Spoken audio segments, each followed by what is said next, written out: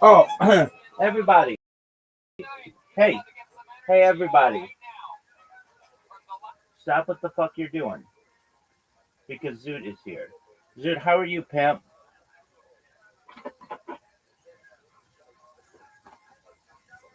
Okay, I'm well, thankfully.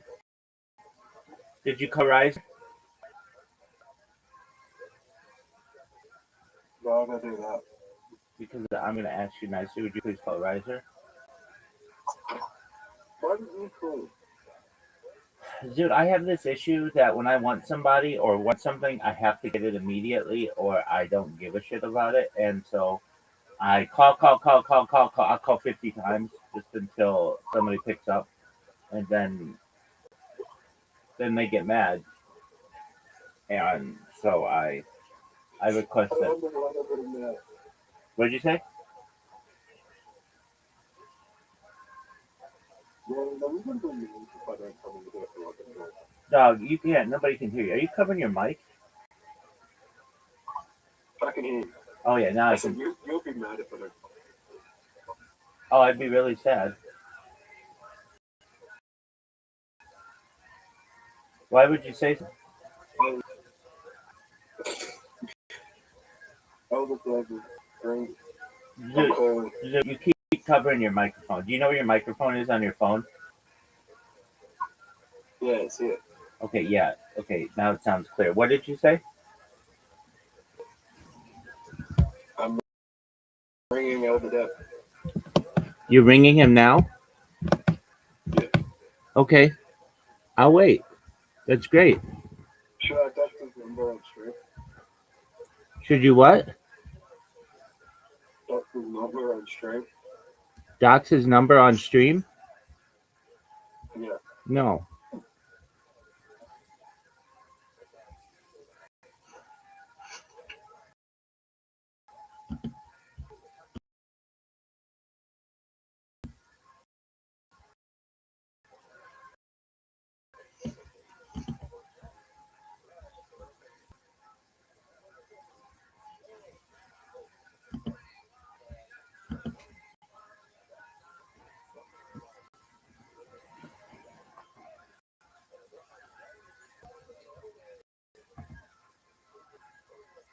Yeah.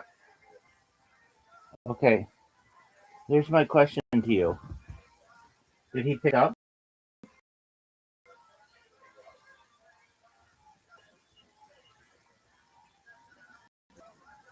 He did not answer your call?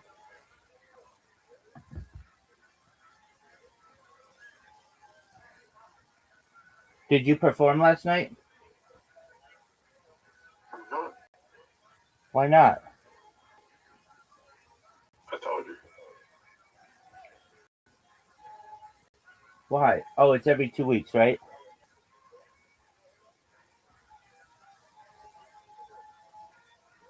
Because it's every 2 weeks?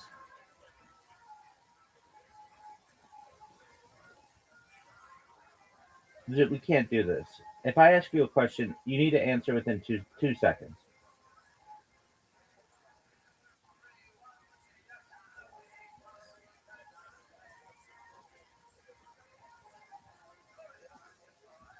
Did you hear my question?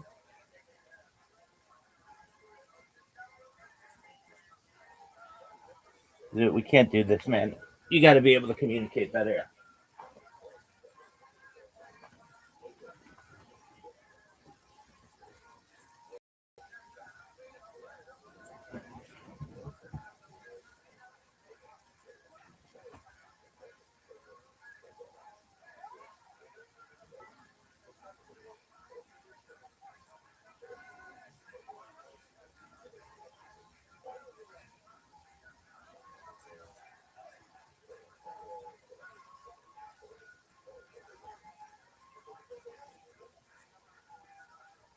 Anyway, Yeah. Rep, you send me an invite. Do you want an invite? It was an old invite. No, Yeah, then. sure. No fucking way. No fucking way. Folks, stop what you're doing. My tail is wagging. It's the one, the only riser. How you living, pimp? Yeah, I'm doing good. Did those people answer? You called. Did those people answer your email? Yeah. I'll wait.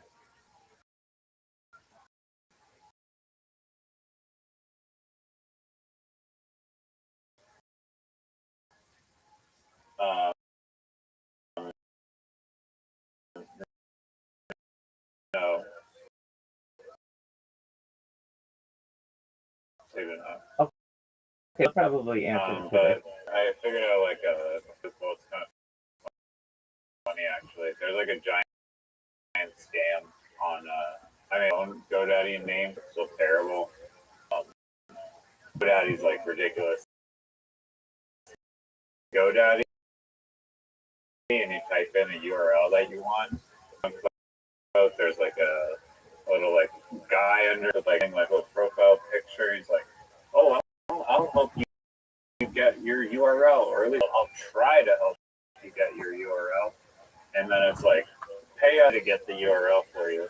And literally all you have to do, like, doesn't matter if it's named or whatever, you go encrypted email.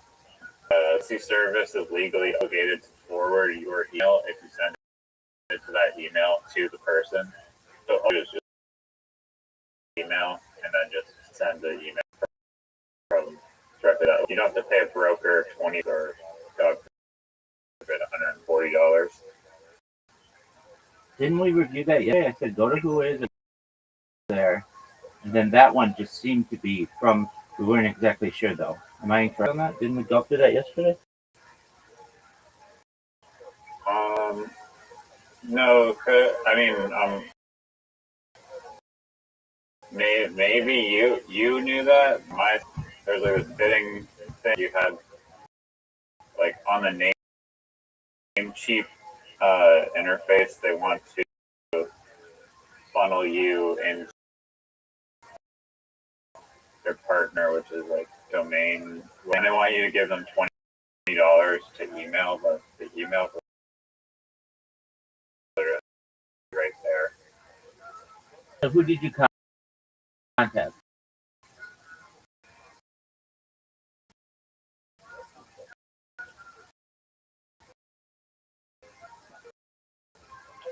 The Parrot Carrot people. Yeah, whoever owned the domain.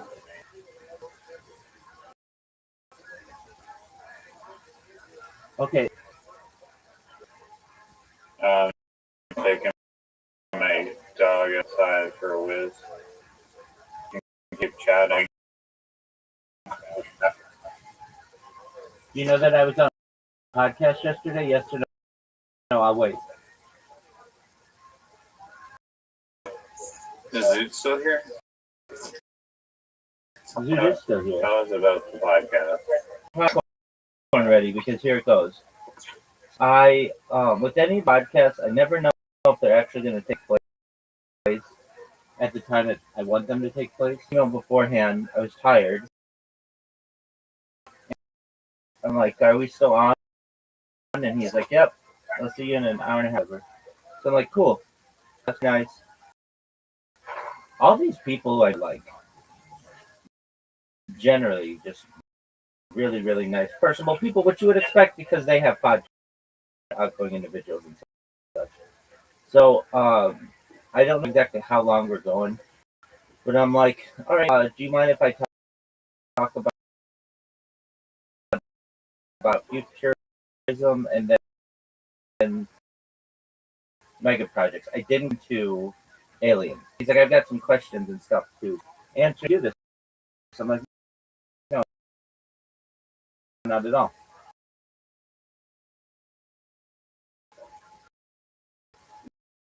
So I go through my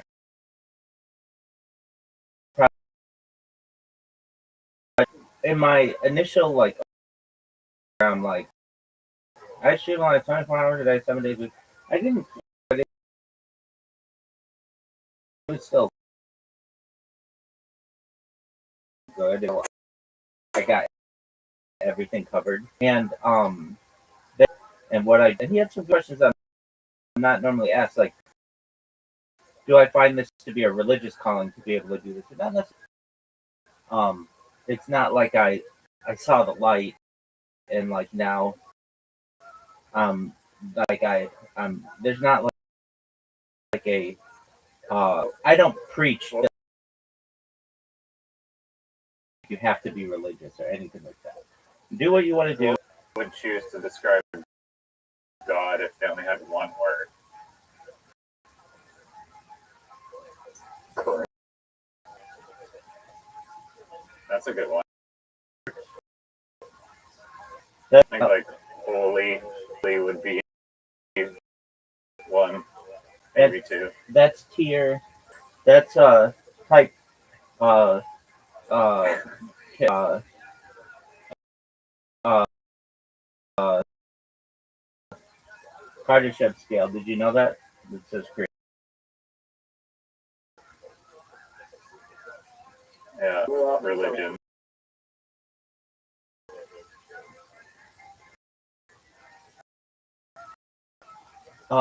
Okay, so Running case path. With based technology.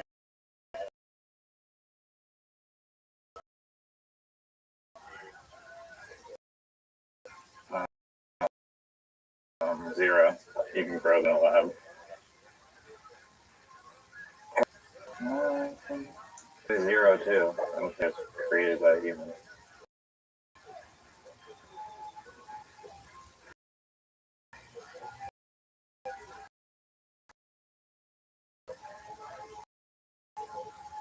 okay, that's great. I was in the middle of a fucking story, so I was I was talking to the people that haven't been.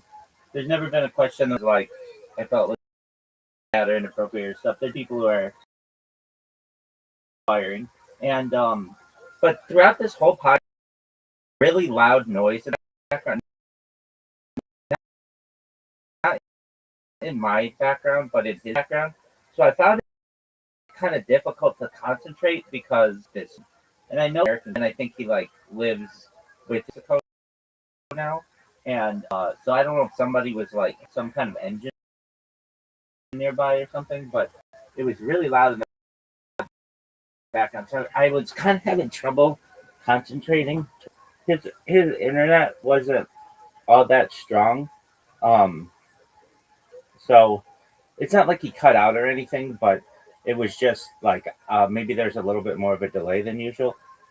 But anyway, I went into mega projects and we talked about building a canal in Mexico across the like isthmus basically, and Honduras as well, and just making another Suez Canal.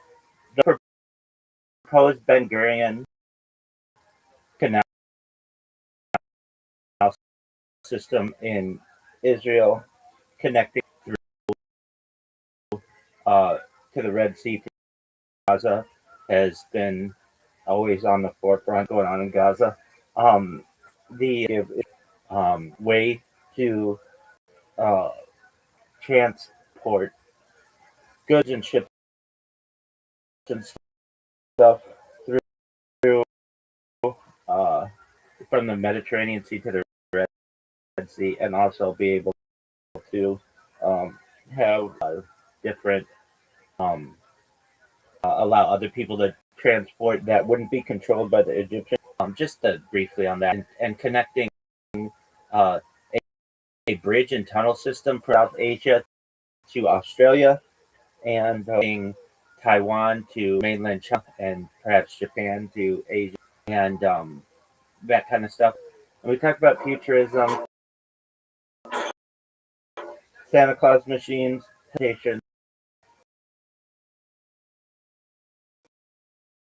transhumanism, and then uh, I could tell that, like at first, then he just let me could tell. Toward the end, I knew like he wanted to do it maybe for an hour, and so we're coming up on an hour, and he had asked me a question about um and So I was able to answer that in like a closing summary, and then we end the podcast. There's like this period of time where trading thing that I had. He's like, "Well, thank you so much for doing the podcast. You're really well for people use," and I'm like, "Oh, okay, let's." And you've done this before. You can tell. He's like, I don't necessarily agree with absolutely everything that you said, but there's nothing that like really stands out that I really like wholeheartedly. It's something like that. And I was like, oh, can you tell me what you disagree with? Because that'll help me to like know like where I have a week or something like that. And he's like, no, not right now. He's like, I've been working all day and said, so he couldn't really tell me. Well, I'm sure we got 99% of things or 95% of things. If I can agree with 95% of things with individuals in the world, I'm much more than most people. And then from there, whenever we do a podcast on this one platform, at least because I'm uploading so much data, time to upload it, it takes like an hour or two. So it took me an hour or two, and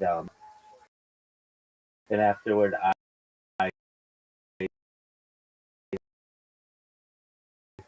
I hadn't slept all day. Went to bed, and then I awoke. I saw that dropped all his content out of here. He's not gone. I just don't know what happened to him. So I hope he's back later today. And then I awoke about an hour ago. I just restarted my streams, and then Zoot came in, and then I was barking at Zoot because he wouldn't answer my call them. And then Riser came, and then I asked Zoot to call Riser. This horrible habit that if I want something, I want it right now, and I will call you, and I will call you, and I will call you, and I call you, and I call you. Now, in my real life, do I do that? No, just with you guys. If I have a friend, I'll call them once. If they don't answer, I'll send them a text or something like that, or I'll text them only. But with you guys, I'll call you and call you and call you and call you and call you because I know that you guys are bound to lose at any of the games of which we choose. So with that being said, Rise, are you back in your abode so that we can play, or are you still jerking yourself off raw? Hey, Rabbi. Yeah, I am back. Okay, are you ready for your Rabbi. invite? Yeah, what up, Zoot? Do you think if enough people died straight down into the earth, and enough people did it, you'd be able to hit space? The earth would break and you'd be able to hit space? No. No? Well, let's talk about it. We're talking with just like a shovel. Yeah, if you dig it, not your shovel, you think if you dig hard enough, break materials, you could go to space. You know, hard enough, you have the right equipment. No. If you're digging out a shovel, if you go like more than it's like, have you ever been at the beach and dug a hole and it just collapses on itself? Yeah. Okay, that's essentially what's going to happen to your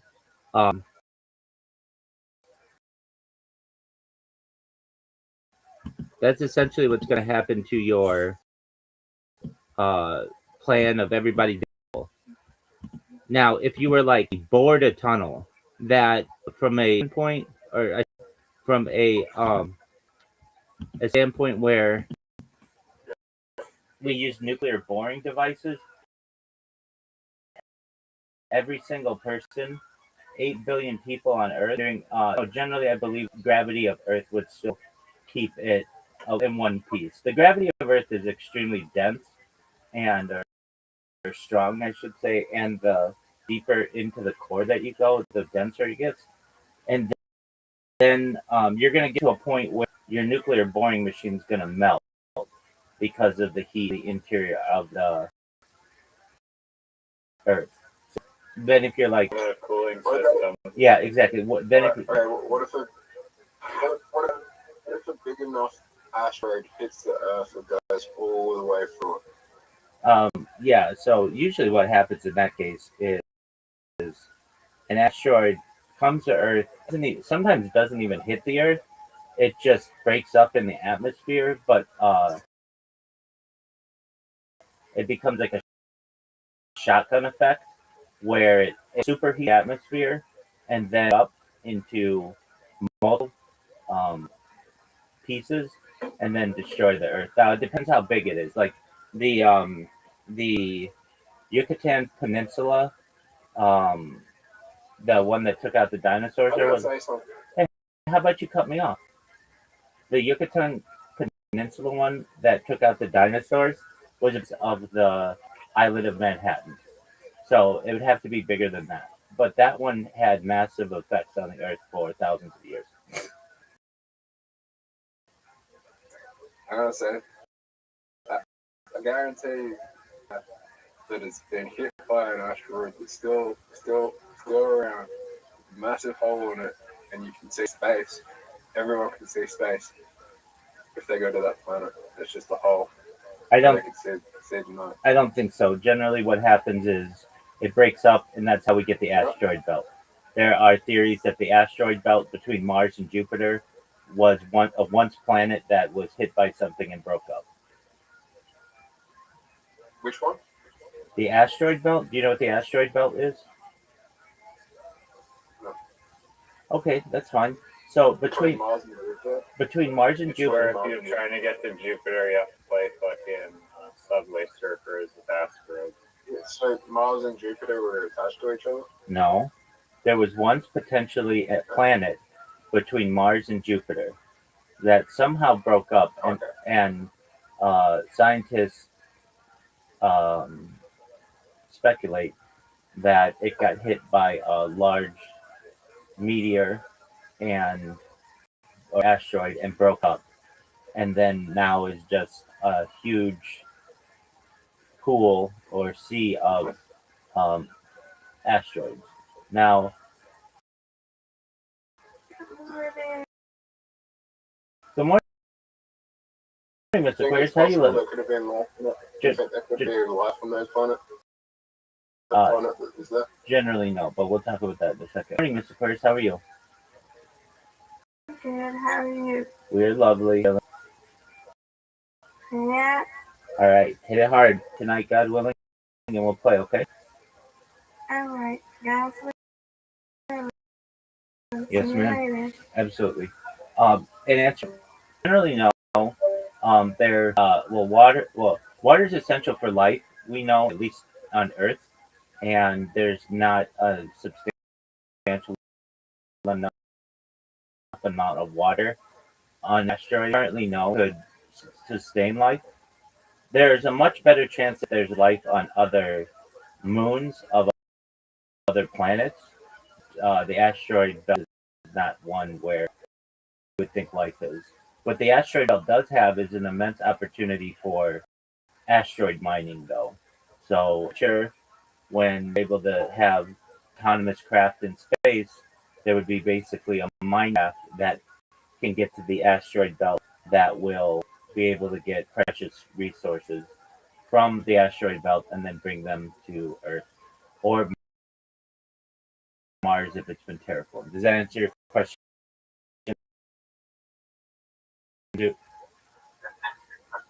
This is a really important question. First, no, that was a really great question. But here's my question: are you ready to lose? Yeah. Liza, are you ready to lose?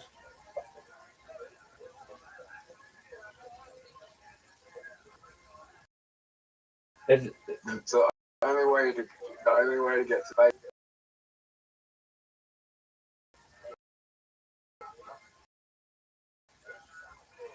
you mean you have to escape? So generally, yeah. Do you remember when I sent you an invitation and I sent Riser an invitation, and you both just sat there like I didn't, and were jerking yourselves off? Dude, what did you do with Riser? Riser, are you there? Dude, what did you do with Riser?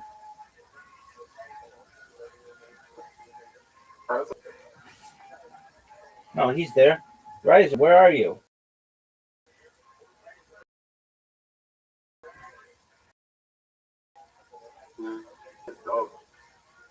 He said he was back in his house. Riser. You, I'm here, but it's fucking too early in the morning for that. I don't want to. I can't. Well, when my brain is still sleeping. Well, hey, Rabbi. It What- doesn't feel right. Like it feels like I'm gonna do significant damage to my psyche if I play. that is a cool story, and no one cares about. What's up, Zoot?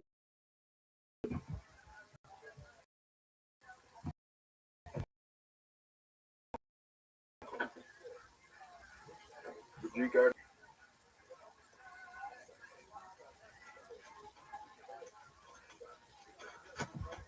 Next question.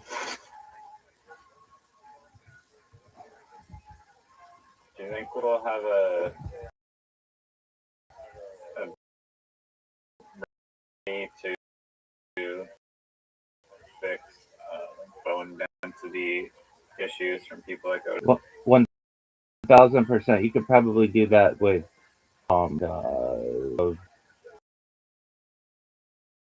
vitamin supplement at this point.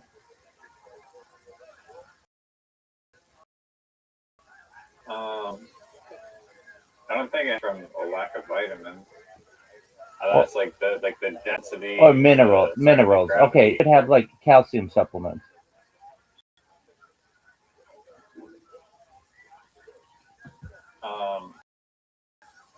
How do you know that calcium is causing the bone density thing? That's like a gravity. It is, but there are probably supplements that you can take that would increase your bone density, and calcium would be one of them.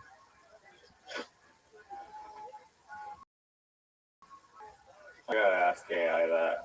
I don't think that wouldn't work. Okay. You ask AI, and then it will say that I am perhaps not correct. And then I'll ask AI, and it will say that I am correct.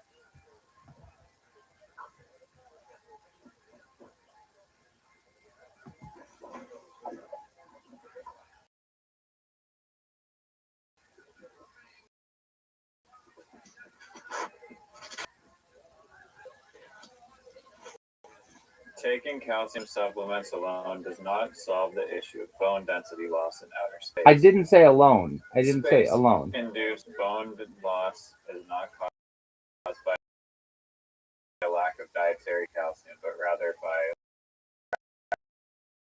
gravity, which causes the body to pull minerals to excrete them in. To actually prevent or reduce bone density loss in MIC is a multifaceted approach.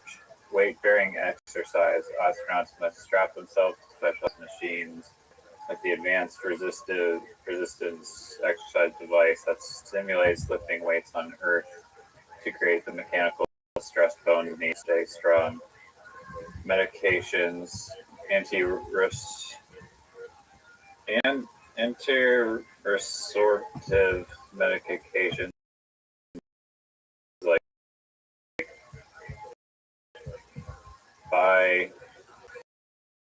which slow bone breakdown, vitamin D and calcium, dietary management. What about vitamin D?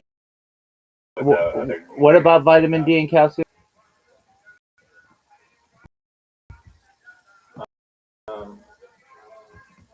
That is part of it, actually. Exactly. Again, I said supplements, not necessarily just calcium.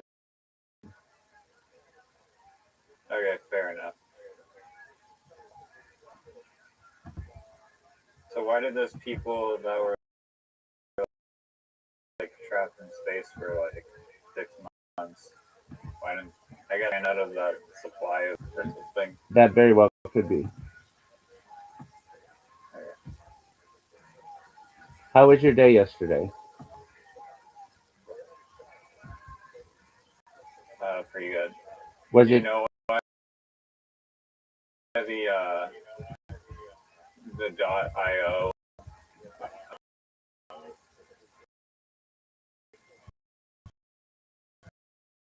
like whatever it's ending of the URL. We'll think it'll. .ai. Why did IO will go extinct? If IO means I owe you, like I owe money.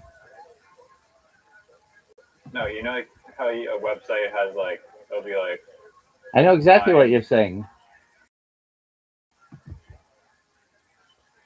magicmind.io. So Yeah. why do you think the .io ending could cease to exist? Someone something. It's like a negative. That's not. It's not an IOU. It just says IO. I know it's like saying I owe. Like I owe something. I know it doesn't say I owe you. It just says I owe, but it means like I owe. Okay, does it have to do with the fact that I can look like a 1 and O can look like a 0? Um, why do you think that was to go expired, like discontinued?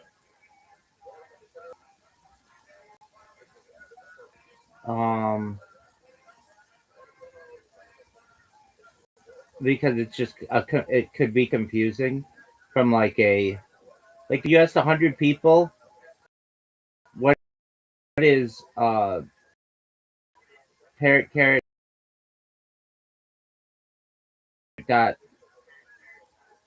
.io. People might say it's parrot carrot . That is a Dog? which I've never thought of. Yeah, that's because I'm a fucking baller.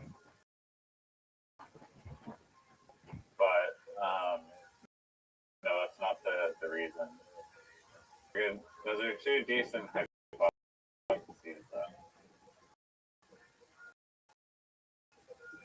Would you like another hint? Yeah. Yeah, tell me what you want to tell me, baby. All right. So .io. I mean, I've searched this up and maybe you know what the .ai stands for too, but the .io when I searched it up, it stands for inputs, which is like programming jargon. But what it really stands for is the Indian Ocean, and what .ai stands for is like some stupid little country outside of like Chile, like Arugula Island or whatever the fuck. So yeah, that's your hint. .ai thing is actually a country name. I get when the countries do not they're not like major countries. Yeah, they're just tiny little countries. Okay.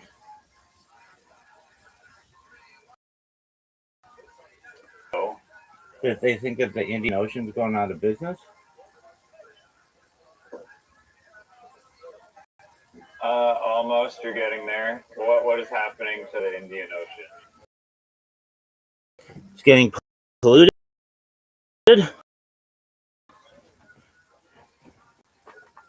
No. Oh, you mean What does the British government decide to do with their colony, whatever? what do they wish to do? Yeah. What are they doing with the Indian Ocean? Meant to do with the Indian Ocean.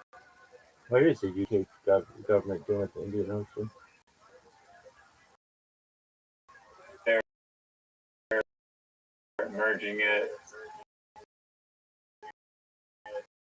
into Maltese or whatever it is.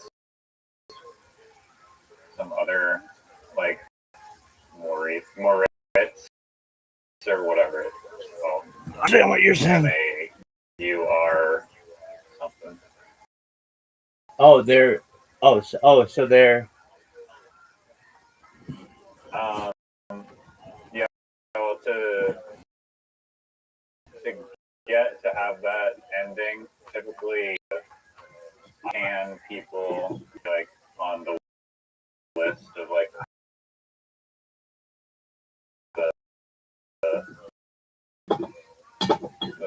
larger amount of funding, but decountryizing the Indian Ocean, people are saying that it could be removed from that list. However, there is, I think, a much larger probability that it'll stay alive because there's examples of the past, like the .su, which is Soviet Union, is still active because there's just a large amount of websites, and it's like it'd be like annoying to force all those people to migrate away since they're already using that ending. So that one still exists, and then also that little .io is like a revenue stream for that country. So the Indian Ocean is, for whatever reason, gets to profit off of all these businesses that are using that little ending, and so incentive for that other island not to want it to shut down. And then there's the possibility that a third party could come in and somehow take it over. Because I think if you want to register your own little ending for the URLs, you have to pay like hundreds of $1,000s if you want your own special ending. And it needs to be approved. Carrot or whatever. So, and it needs to be approved. Yeah. I'm trying to think of the name of that fucking country. I know what you're talking about. It's like the Mara Shield or something. I forget what it is. Oh, it's a fucking tropical island. People go on vacation.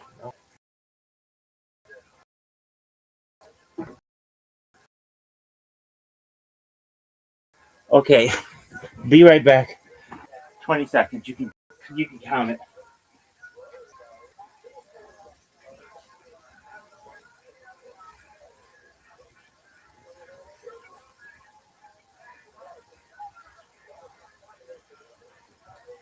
Dog, remember when I said be back in 20 seconds? There's only one 5-star review of the Indian Ocean on Google Maps. What is it? If you just go on Indian Ocean on Google Maps, there's just one 5-star review. Does somebody say it's a good ocean? This place, beautiful nature, beautiful underwater. Oh, Mauritius. Mauritius? Yeah, there you go.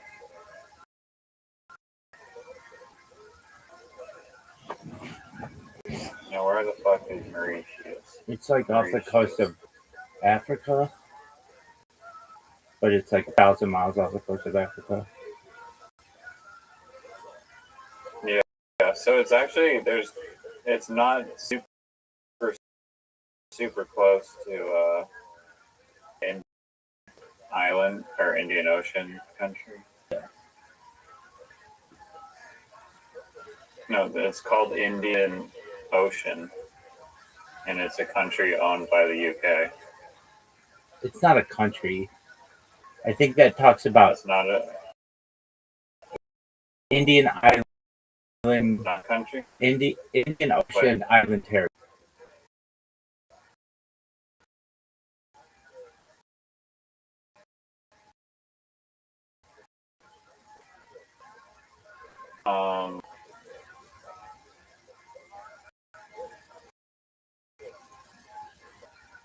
Sure. Yeah, basically. They're like overseas territories that the British colonized. Yeah. And the shortest way is just IO. I could see that. It's called the British Indian Ocean Territory. Exactly. Isn't it fascinating that like the ocean is so deep, but then there's just like these little juts out into the surface that are islands. and that every continent is itself an island. If you, depending on how you define an island.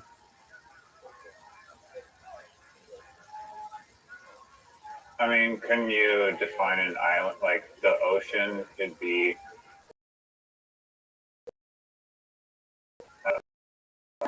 If you define the island that's surrounded by on all sides by water, then the is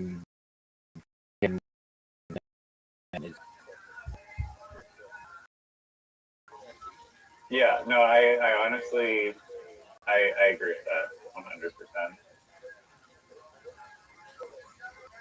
I mean, it's just a large island, but is literally surrounded by water. But I guess not.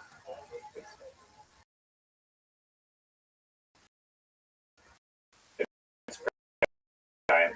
right. Like people define Australia as an island, a continent, and if you call it an island, then it's the largest island in the world. But then why aren't you considering North and South America to be an island? And why aren't you considering um, Europe, Asia, Africa to be an island? So generally, they're not considered an island. Then there's the argument that uh, Antarctica would be an island. So if you don't include those, the largest island on Earth, I believe, is Greenland. And then from there, I mean, can you consider the water to be the island that's surrounded by land? that's not how an island's defined, though. Yeah, I know. If you flipped water and land around, Yeah, then you would just call it like large lake, right?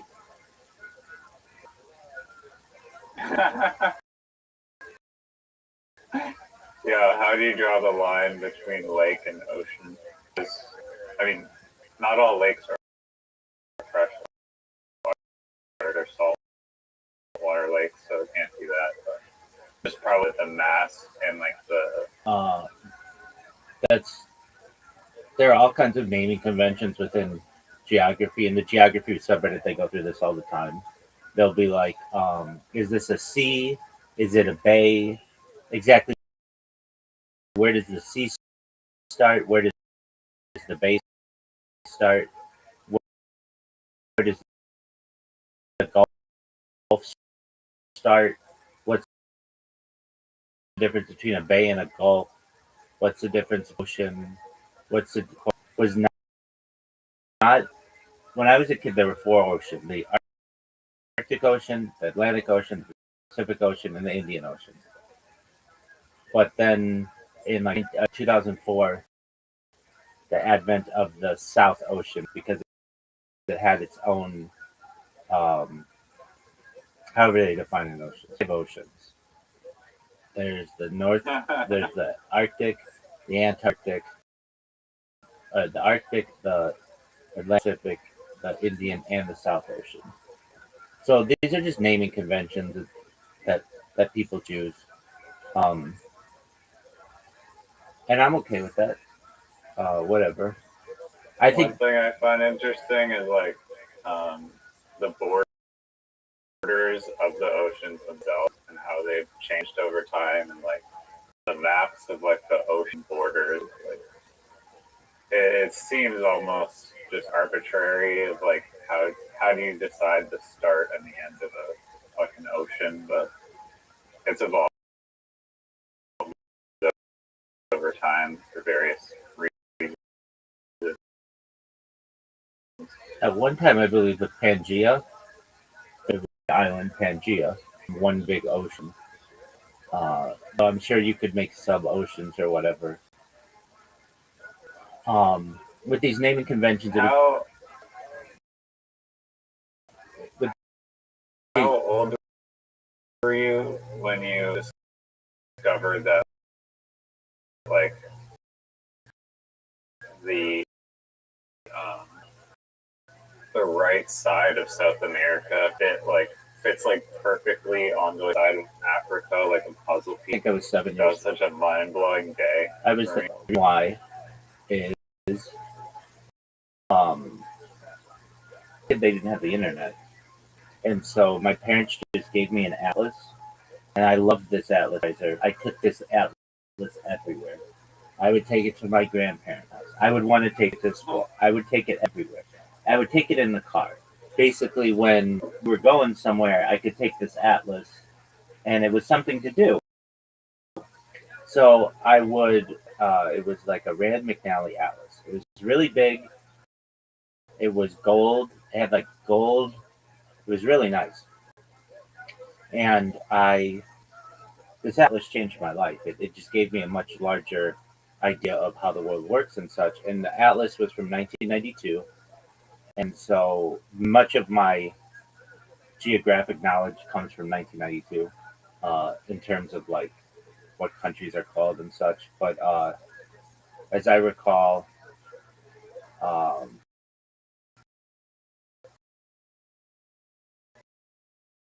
I would just stare at this atlas all the time. And so I realized I kind of did because there was like an illustration that showed Pangea looked like, and then everything breaking apart from Pangea. So I understood it was clear to me. The other thing that I understood was evolution. There was this really beautiful page, really beautiful, that had very top. It had Homo sapiens, and it had like elephants, and it had dogs, and everything at the top. And then from there, it just would bring in ancestors we all had. And at the very bottom, it was like single cell bacteria. And so you could see evolution of like how everything came about. And so when I ever hear people who are like, evolution means that we evolved from apes, that's not correct. Or evolution is we evolved from monkeys, that's also not correct. What is correct is to say that we share a common ancestor of those beings, a common ancestor with dogs and with cats and with the wildebeest and every other animal that's on Earth.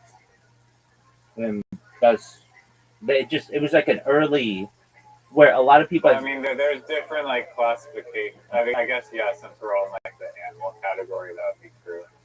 There's like animals, plants, fungi, and some other thing.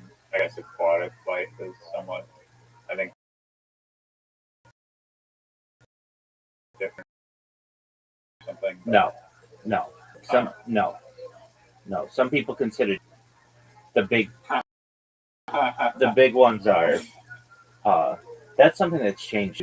Let's just look. I think it maybe has expanded to seven. When I was a kid, it was animal. It's kingdom, phylum, class, order, family, genus, species. That's the order of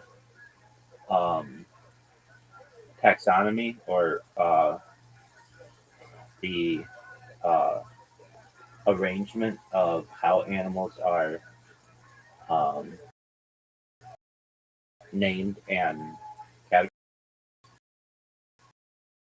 So, like some guy, he came up with like. what are the different kingdoms in the biological world? I've seen expanded though to other species, or alien species as well.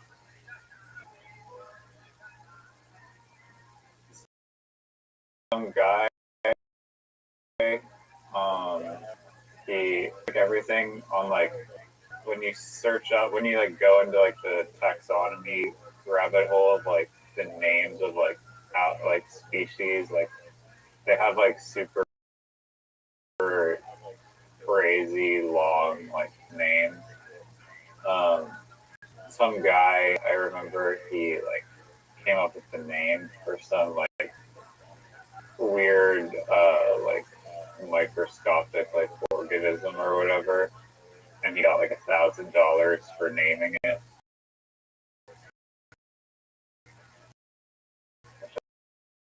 I was like, damn, you can just name. That's dope. So there are 5 kingdom systems. There's Monera, unicellular prokaryotes, bacteria and archaea, protista, unicellular or simple multicellular cellular eukaryotes, amoeba, algae, fungi, plantae, animalia.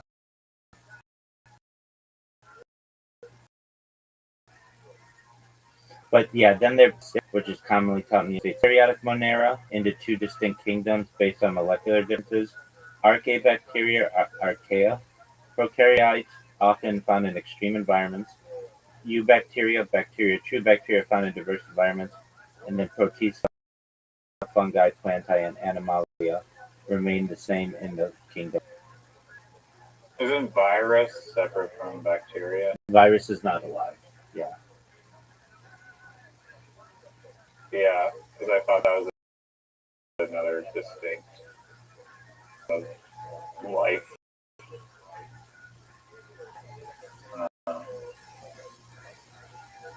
Yeah, I was watching this like crazy documentary, or there's like a YouTube video of some guy explaining evolution, and it was crazy.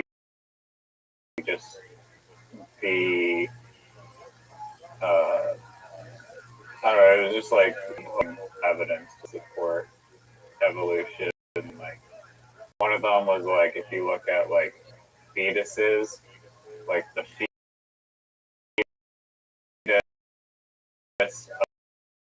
of like a very small like a donkey, they all start being like super similar, and then they like branch out into like their individuality, but like fundamentally like the building block, like the initial building block is like so similar for all forms of life, and like there's like a bunch of patterns on just where those building blocks are, or these. They all do look very similar. And one would be able to like learn computers and be nuclear physicists, and then another just used for food, or like doesn't have the ability to manipulate its surroundings as much. Is pretty fascinating. I find it fascinating as well that the entire like argument about things. I'm gonna tell you this theory that I have. You're not gonna agree with it because it's kind of all that much sense, but it kind of makes sense to me. It kind of makes sense to me, but not really. Okay. It's not a CT, it's just a T. Oh, all my stuff is just a T. I don't CT. That's not my deal. If somebody considers a topic CT, to me, just it is. That's It is extremely new and extremely level 20. Yeah. CT is just a phrase that's been used so that people don't talk about important subjects of the world. And so it's a way to discredit Ad it. hominem attack. Exactly. Maybe. And I talked about that in my podcast yesterday. We were talking about divisiveness and how you can either keep breaking people up and making things more divisive, like, okay, let's say we had 100 people. You and I just don't want this 100 people. You and I don't want these 100 people to get along. So what do? We say it's a right-left problem. So we break up into two teams, right and left, 50-50. And then from there we may say it's an age problem. So we break people up into the silent generation, the greatest generation, the uh, generation X, the millennials, generation Z, and then generation Alpha and Beta together. They can never unify against us. And then we start to break them up sports teams. And we say that these people like Calgary Flames, and these people like the Toronto Maple Leafs, and these 10 people were Canucks, and these 10 people like the Edmonton Oilers, and these 10 people like um, and cohesive. And whenever they start to get cohesive, then we bring up a new topic, like well, people who are on this shade of the color wheel, maybe black and white or black and yellow and brown, are against these people who are like pink and white. Or and then eventually, once they start to all look at each other, we say people who are taller than 5'8". Once they unify, say okay, black hair versus people with red hair and blonde hair, and then we get into it's people with blue eyes and people with brown eyes. I'm probably sure you haven't, uh, but it's called brown eyes, blue eyes, blue eyes, brown eyes. It's this fascinating psychological experiment that this teacher did in like the 1960s, and she came into class one day. She had a class of children, and she came into class one day and she said, "Everyone who has blue eyes is dumber in the class, brown eyes." And telling what is more what is dumber, is inherently, and we should not treat people with blue eyes with respect because they're not smart, because they have blue, and with brown eyes are inherently smarter and better looking and superior people. And she told this to her class. And by the end of the day, all of the kids with eyes made the kids with blue eyes feel really, really badly and bullied them and made them not important. And she said, "Oh, mistake. Everyone with blue eyes is actually smarter and superior to the people with brown eyes." And by the end of that day, all of the people with brown eyes felt badly and were felt small and everything. And then by the end of the week, and she captured this on video. She had like some kind of documentary through, and it's a documentary. It's fascinating, and they would interview the kids, and the kids' eyes were superior. It made sense to me because she said that there was a mistake, and that people with brown eyes were not smarter. Then I felt stupid, and I didn't school anymore. And that what you tell can really affect them in their self esteem and their body positivity and such, and their because of what you. on day 3 did she go back to saying, "Oh, whoops, brown eye is superior," and then day 4 blue eye until they're like, "What the fuck?" I think she cut it off early, and because she saw how devastating this was to the kid's self esteem, and I mean, they figure out that it's just like a floor. no, not back to ground. not at all. And so 30 years went by, and they re-interviewed the kids from that class. They, how they had learned this, and they learned that if you're just told that a certain people are worse than you'll when they're children. And so anyway, it's a fascinating documentary called Brown Eyes, Blue Eyes, Brown Eyes. And then when I was in first grade, our teacher did something like, and all the kids with brown eyes, who had the most brown eyes and who had the most blue eyes, and thought that we were better or worse than anyone else. We just kind of divided up based on characteristics, and because there were uh, more of one eye color than the other, we started to notice that about each other, and almost create like friendships based on that because we had these commonalities. And it wasn't a trait that we had normally paid attention to. Um, but and then we did it with like hair.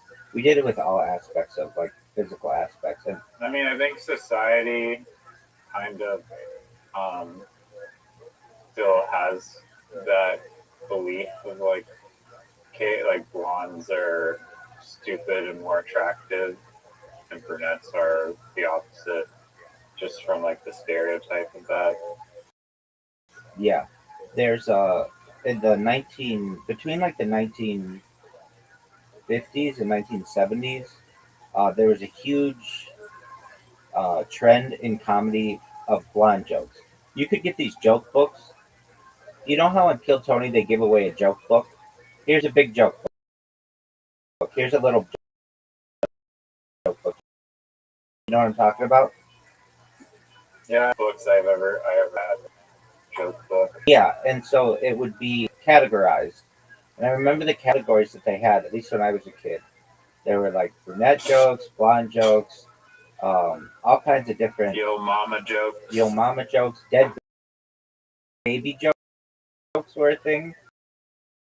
I didn't ever think those were funny, but dead baby jokes were a thing. What's an example of a dead baby? Sick. Dead baby joke.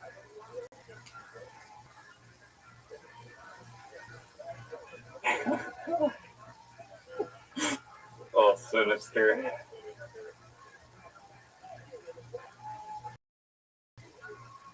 Um, they're dark comedies, so these are big in the early 1960s, possibly emerging from second wave feminist movement rejection of traditional gender roles. Um, so, what's worse than a pile of dead babies? A live one eating its way out. Why did the dead baby cross the road? It was stapled to the chicken. It to me was a way to like um, devalue life through jokes. And um, this was big around like Roe versus Wade, the determination of what it's like in the United States. But Okay. they had Helen Keller jokes, which were really popular, which would be like just making fun of people who are blind and deaf. And since those I people, mean, those ones are kind of. they're Some of not those fun. I remember laughing really, really fun. They're not funny. They're not funny though. This is basically who is blind, deaf, and mute cannot defend themselves. And to make fun of those people, I think today we find to be out of style. But back then, there was an entire section on it, and they'd have Jew jokes, and they'd have Asian jokes, and black jokes, and all the different things. Yeah, there's a theory that Helen Keller, the credibility she allegedly was able to write because they believe that no person that was blind and deaf could like produce such a work, and it honestly doesn't sound like the most far-fetched theory that I've ever heard. I disagree with that. I've known people who are blind, deaf, and mute, and they eventually learn like different kinds of sign language by someone's hands, and they will take their hand and move it up against someone's lips so that they can lip read, and Jeez. that's how Helen Keller did it. Okay. Well then, thank you for enlightening, because yeah, to someone who doesn't, to me it just seems like, oh, there's going to be no possible way for them to learn language, but there possibly, you know how like if you're if you're blind or something, your other sense side of your mind that like becomes super enhanced or something, like you might gain like some abilities just from those other senses not being as strong. So, yeah, maybe it is not too far fetched at all. No, the big one with her is that she was a lesbian. Not allowed during that time, and she spent a lot of time with her teacher Annie Sullivan. Helen Keller came. The reason why she is so prominent is because she came from a very wealthy family, and they could pay for these schools for her, and she would eventually go to Radcliffe, I believe, which is like now Harvard University, and she was friends with Alexander Graham Bell, and she was just seen as this like really groundbreaking individual. Um, but what they don't talk about a lot is the relationship that she had with her teacher, and that they were close like for their whole lives, like, and she never married or anything like that, which was very uncommon of the era, and that she was probably a lesbian. And if she will, or if you see this in the future from reunification or something, I'm just saying that like if it walks like a dog can talk like a duck, maybe it's a duck, but it doesn't necessarily mean that. She could have been asexual. She could have been um, uh, uh, she could be sexual. I don't know. And I kind of see her as a um, trailblazer in her own way. By she was someone who had disabilities. She was someone who had disabilities, and uh, perhaps still able to love another person and not let her disabilities get in the way. Go ahead. Well, I agree with that. This is another. Um, oh, fuck. Well, oh yeah. What were you saying earlier about like how we're always like so oriented towards divisiveness? Um, well, I think like in that's one thing out of my brain is like politics, like especially like the U.S. It's like so how you're just able to just like narrow down to like two beliefs and like two red and blue to me is like kind of wild. Like I don't know, there's no like middle path. There's no alternative viewpoints. Like portion on this side is pro and the other one's negative. It's like what if you want to have a camp that is neither of those or like the opposite of what one like what possibly the word like people say how like phones or whatever are like evil in a sense because they take away from like organic human social interaction and phones or like in general whether it's like a computer or like whatever they they're referred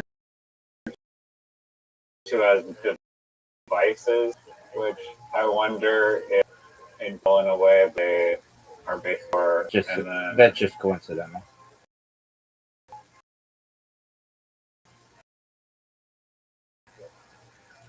and nothing's a coincidence to me for that, but ties into this whole concept is which I find super interesting and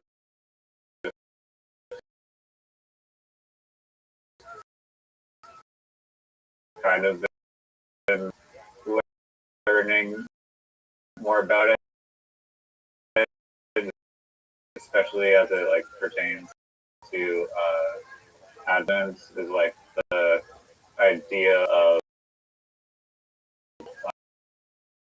herdification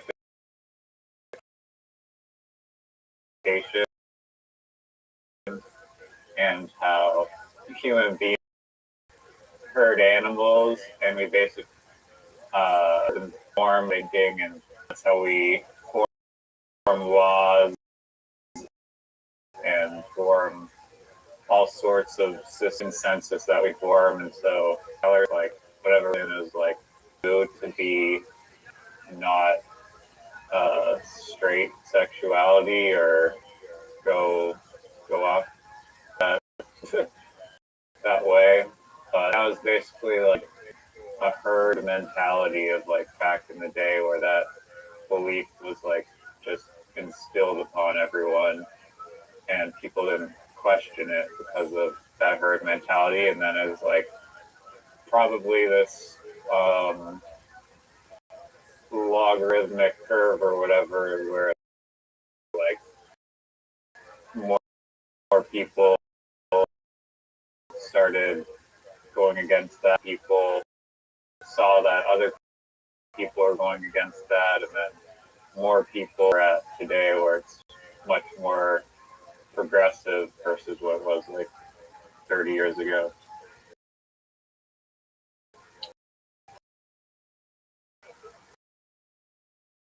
I can say that you and from division. So, but it makes sense that you would call something division. It also can mean range, clan, or tribe. It's 1300s word meaning, Right. But dude, what the fuck are you doing? Dude, get out of here. He's gone. But so perhaps it is related, and why they use that word. This is the same. When you said that, I was initially like, no, I mean,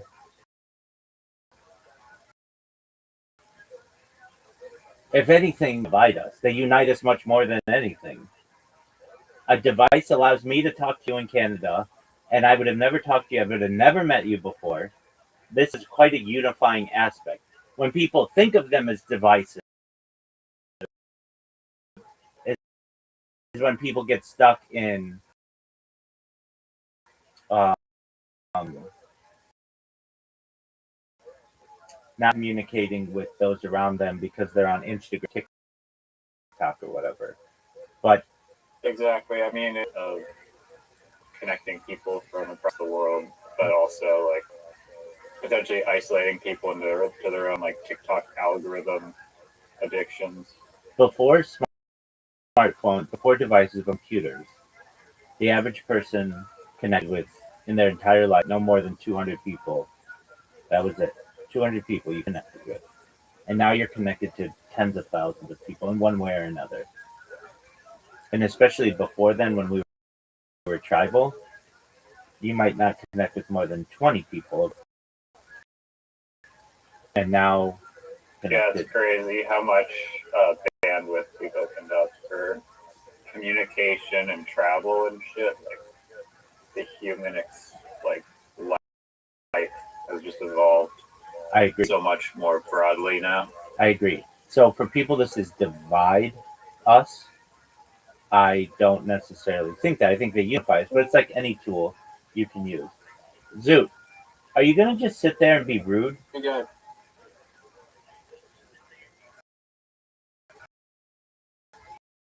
Dude, how many times do you whack yourself per day? Is it Once a week? That's incorrect. I don't believe that. When you're on stage and someone is like, "Boo, you suck! Get off the stage." What's your rebuttal? You're just gonna leave like a leave, hey. Walk off. There he is. When you're on the podcast talking about like connecting the Suez Canal and Israel to the Indian to an alien internet provider, We do not have time to do that. That would take hours and hours.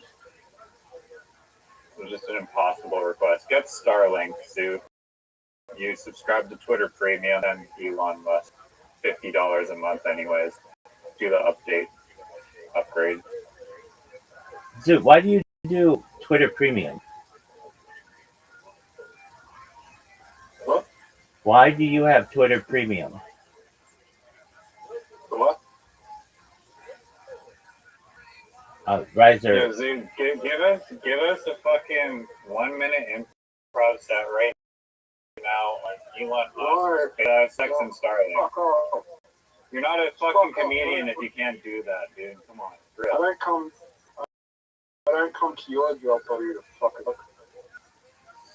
Okay, that's all right. Wait, what did you say? Said I don't come to your job and tell you to fucking work. That's not the phrase, though. It's, I don't come to where you work and suck all the dick.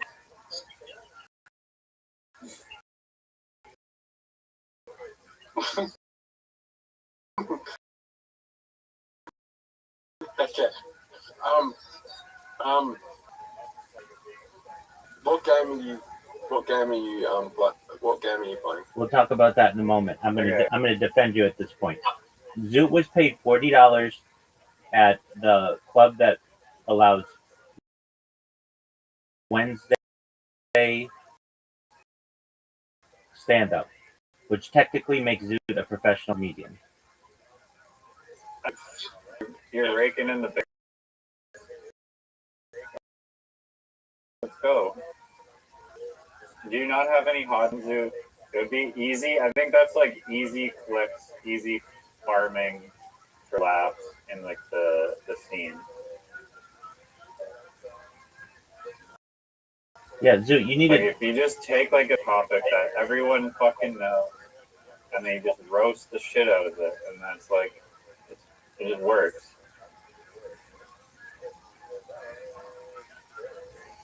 Rabbi, can you do a minute on Elon, Starlink, and SpaceX? Of course I can. If you've seen the recent news, Elon Musk became the first trillionaire. Interestingly enough, a week later, he approximately had $1 trillion more than the next richest person in the world.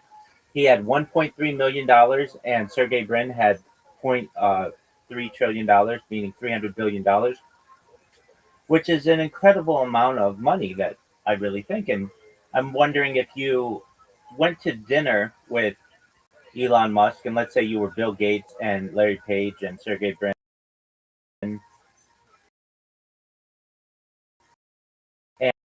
and Elon Musk goes to the bathroom, like the check, he's money.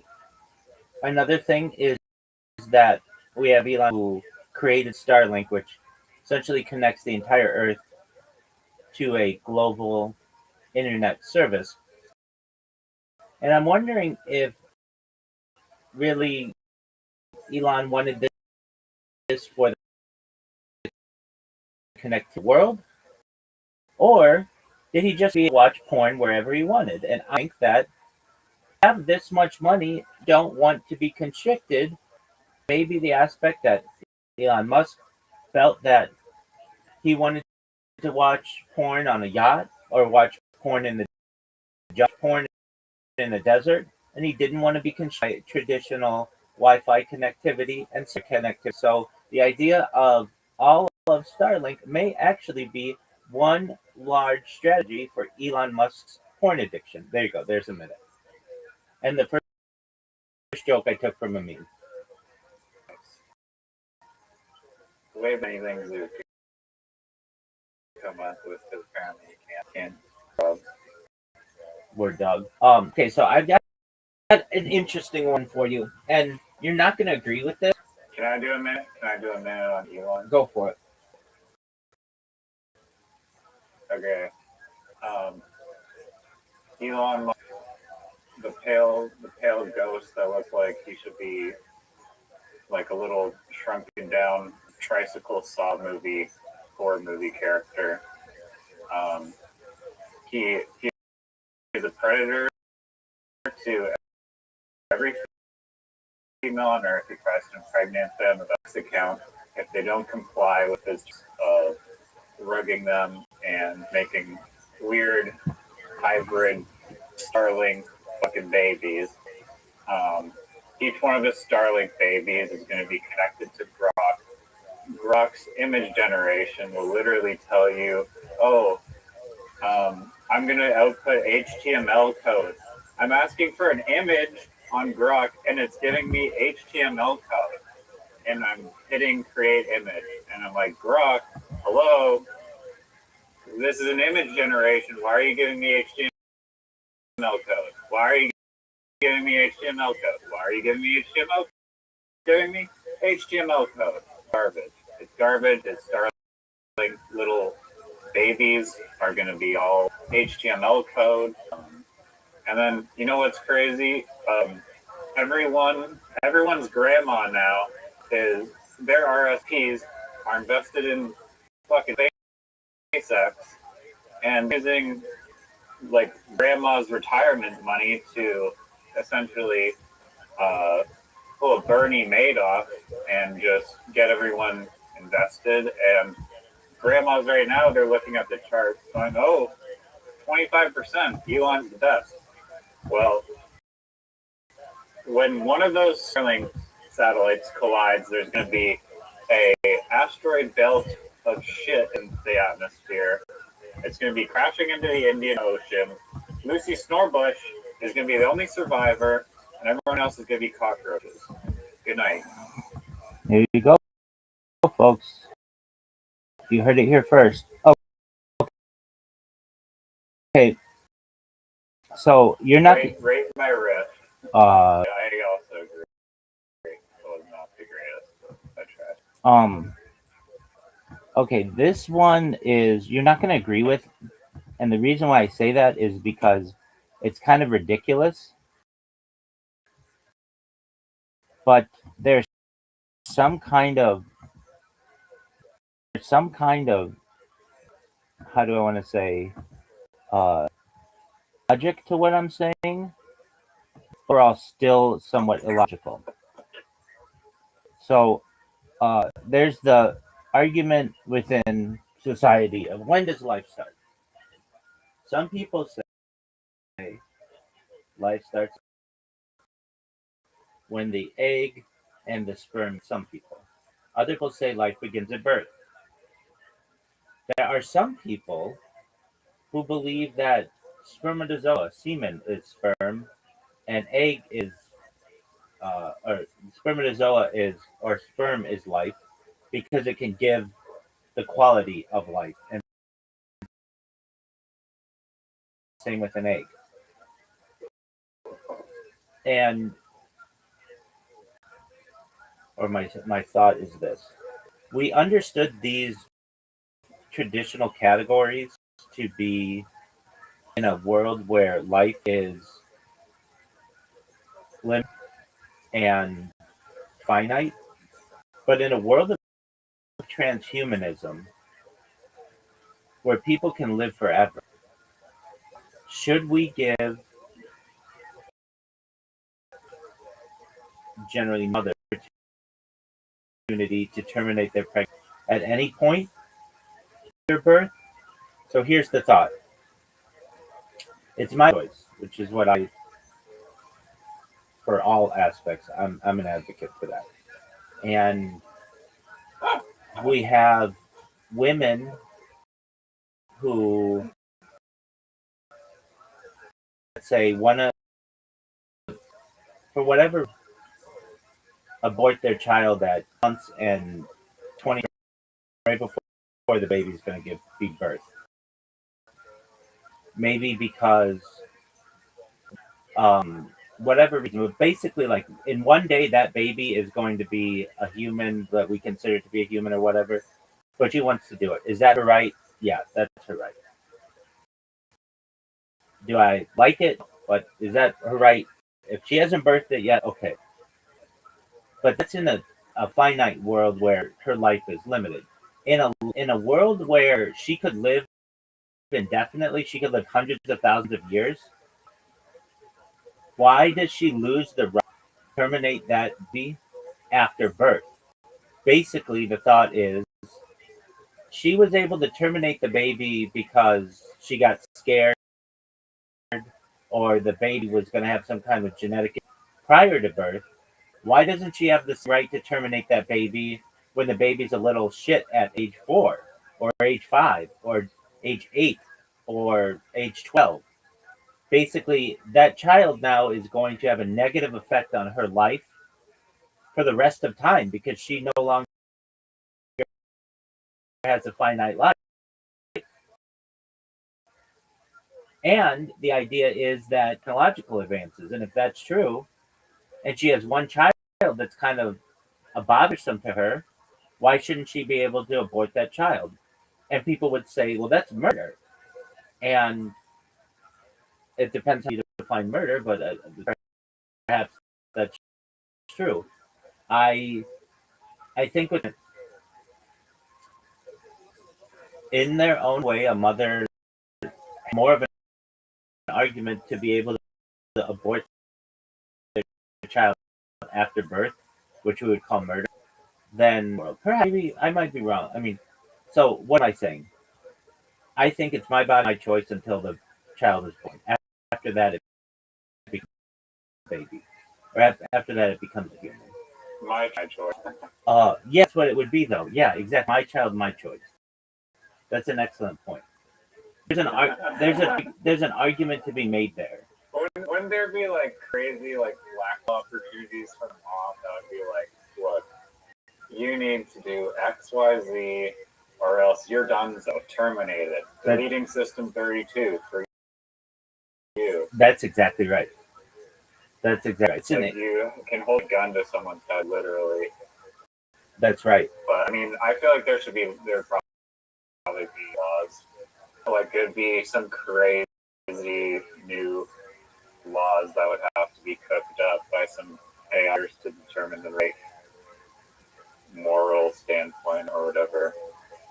The right moral standpoint of being allowed to murder your child. Well, the thing is that already occurs. It's called post-birth abortion. I mean, it happens within. Aren't those under like certain circumstances though? Like no, it's considered murder in like all 50 states. But the thing is, sometimes doctors do it for whatever reason and don't tell anybody about it, and it could be really corrupt. So, like, what would be an instance where this? Because that's just this isn't a case that I necessarily know. But the child comes out and has obvious Down syndrome, and that was not caught in utero. And the mother's like, I don't want to have a Down syndrome baby. And the doctor's like, well, we can just let it try to live on its own. And usually a baby that tries to live on its own for like hours and doesn't get any food or anything will slowly become dehydrated and die. And then they just let it die a natural death. And they say that that was just part of the birth complications. Exactly. So my idea on abortion, I can tell you from my own experience. This was one of the of my rabbinical journey. This was one of the strangest things that I've ever had occur, and it was so I'm a member of multiple communities, both Orthodox, actually more than two, but I when I was attending synagogue, I would attend 2 synagogues every single day, just depending on which one was having it. Like one of them was really big, not really big, but one of them was bigger than the other. And with one of them, you have like the community and everything, and the other one was like a boutique synagogue that you had a lot of connection with the rabbi. And so this was around when Roe v. Wade was being redecided or whatever. Around that time, maybe this was around 2018 or so, and I was in a Gemara class. I was in a Talmud class, and never missed class for years. And I never missed shul, never missed synagogue for years. I was more consistent than the rabbis, and which is one of the reasons why my community was so adamant. This is your path. This is what you need to do. But at the time, I was just being a good Jew, and the issue of abortion came up, and I was in one synagogue, and the rabbi there was like, "So you're going to hear different arguments and when life starts." And he went and he used this one rabbi who is a prominent um, rabbi, but also a science. Life began uh, at the argument. It's really a really complicated argument, but basically, from a simplicity standpoint, there is a offering that's given to the Kohen and the family of the Kohen in the Talmud. Basically, the family of the traditional priests within um, the lineage of Aaron from the traditionally.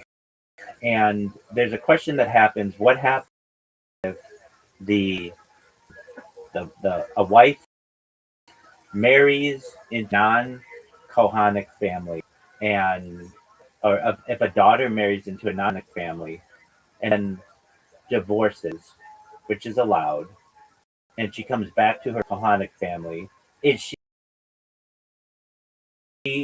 does she get to take part of that, or is it like she no longer gets to take it? And there are and and the Talmud doesn't necessarily say one way or another. Now the Bible says basically um, if there's a pregnant person and you accidentally trip and fall and cause a death of that baby, you don't die, but you have to pay for the damage that would have been done to that child. Basically, retribution, financial, not like a life for a life. It is arguably if that person were an adult. So there are these arguments that are made. So anyway, this is a really really deep, long uh, halakhic or Jewish law that I don't want to get into right now. But I remember one of the rabbis talking about this, and so um, and then basically there's made Talmud that life begins when there is something called uh, it's like the argument is it's 30 days after the woman visits a mikvah. And a mikvah is a cleansing pool that women who are menstruating within Judaism, married women, um, will uh, will cleanse themselves once a month before having relations with their husbands. And there are other reasons for a mikvah. Some people who are just looking for to do some type of uh, cleansing of their vacation soul, they will do that. And also converts dip in the mikvah, whatever it may be. It's a ritual pool, and it's very important within Judaism because a woman when she has relations with her husband, it needs to be clean, and if she is menstruating, she is seen as untouchable for that period of time. So within an Orthodox home, a man will not generally touch his wife for about 2 weeks out of a month or so. About that, 10 days or so. So anyway, we're within around the table or whatever. And I go to this other shul, and the other shul is very pro-life. And this is the big shul, and they're like, begins when uh, you when there's a or what when what well oh life begins at conception. There's that to be made because there are some poskim, some rabbinical authorities that say uh, that once the man and woman have had relations, that if it goes untouched,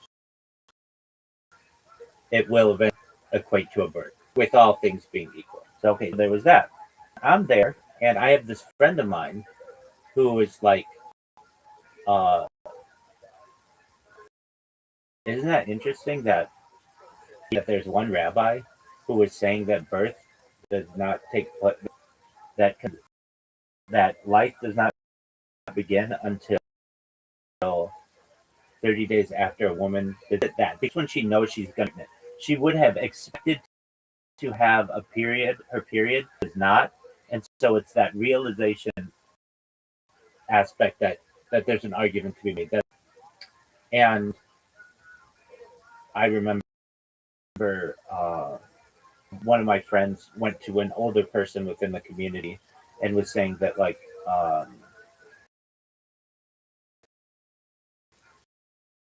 one rabbi was saying one other thing, and or maybe I was making that conclusion that hey, there's not throughout my life. Generally, within the Orthodox community, life begins at conception. Generally, but then in more liberal aspects of Judaism, it's a woman's right to choose and all that other stuff. So,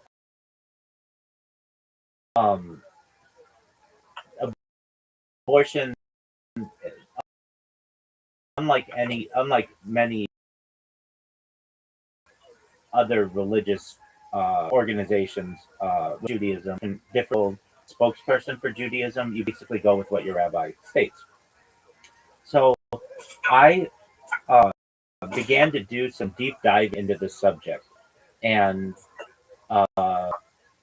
there's like the greatest centrist Orthodox sage of the 20th century is a man named Rabbi Moshe Feinstein, and everybody goes with this guy basically within mainstream Orthodoxy. What this guy says goes, and I did all this work and found in one of his writings. It's not even his writing. It's someone wrote down what he said. He stated, and in this book that he has called Igros Moshe, and it's all in Hebrew, so it's really difficult for a native reader. It's even difficult for native Hebrew to read because it's very complicated. But especially for someone who, where English is your first language, it's extremely complicated.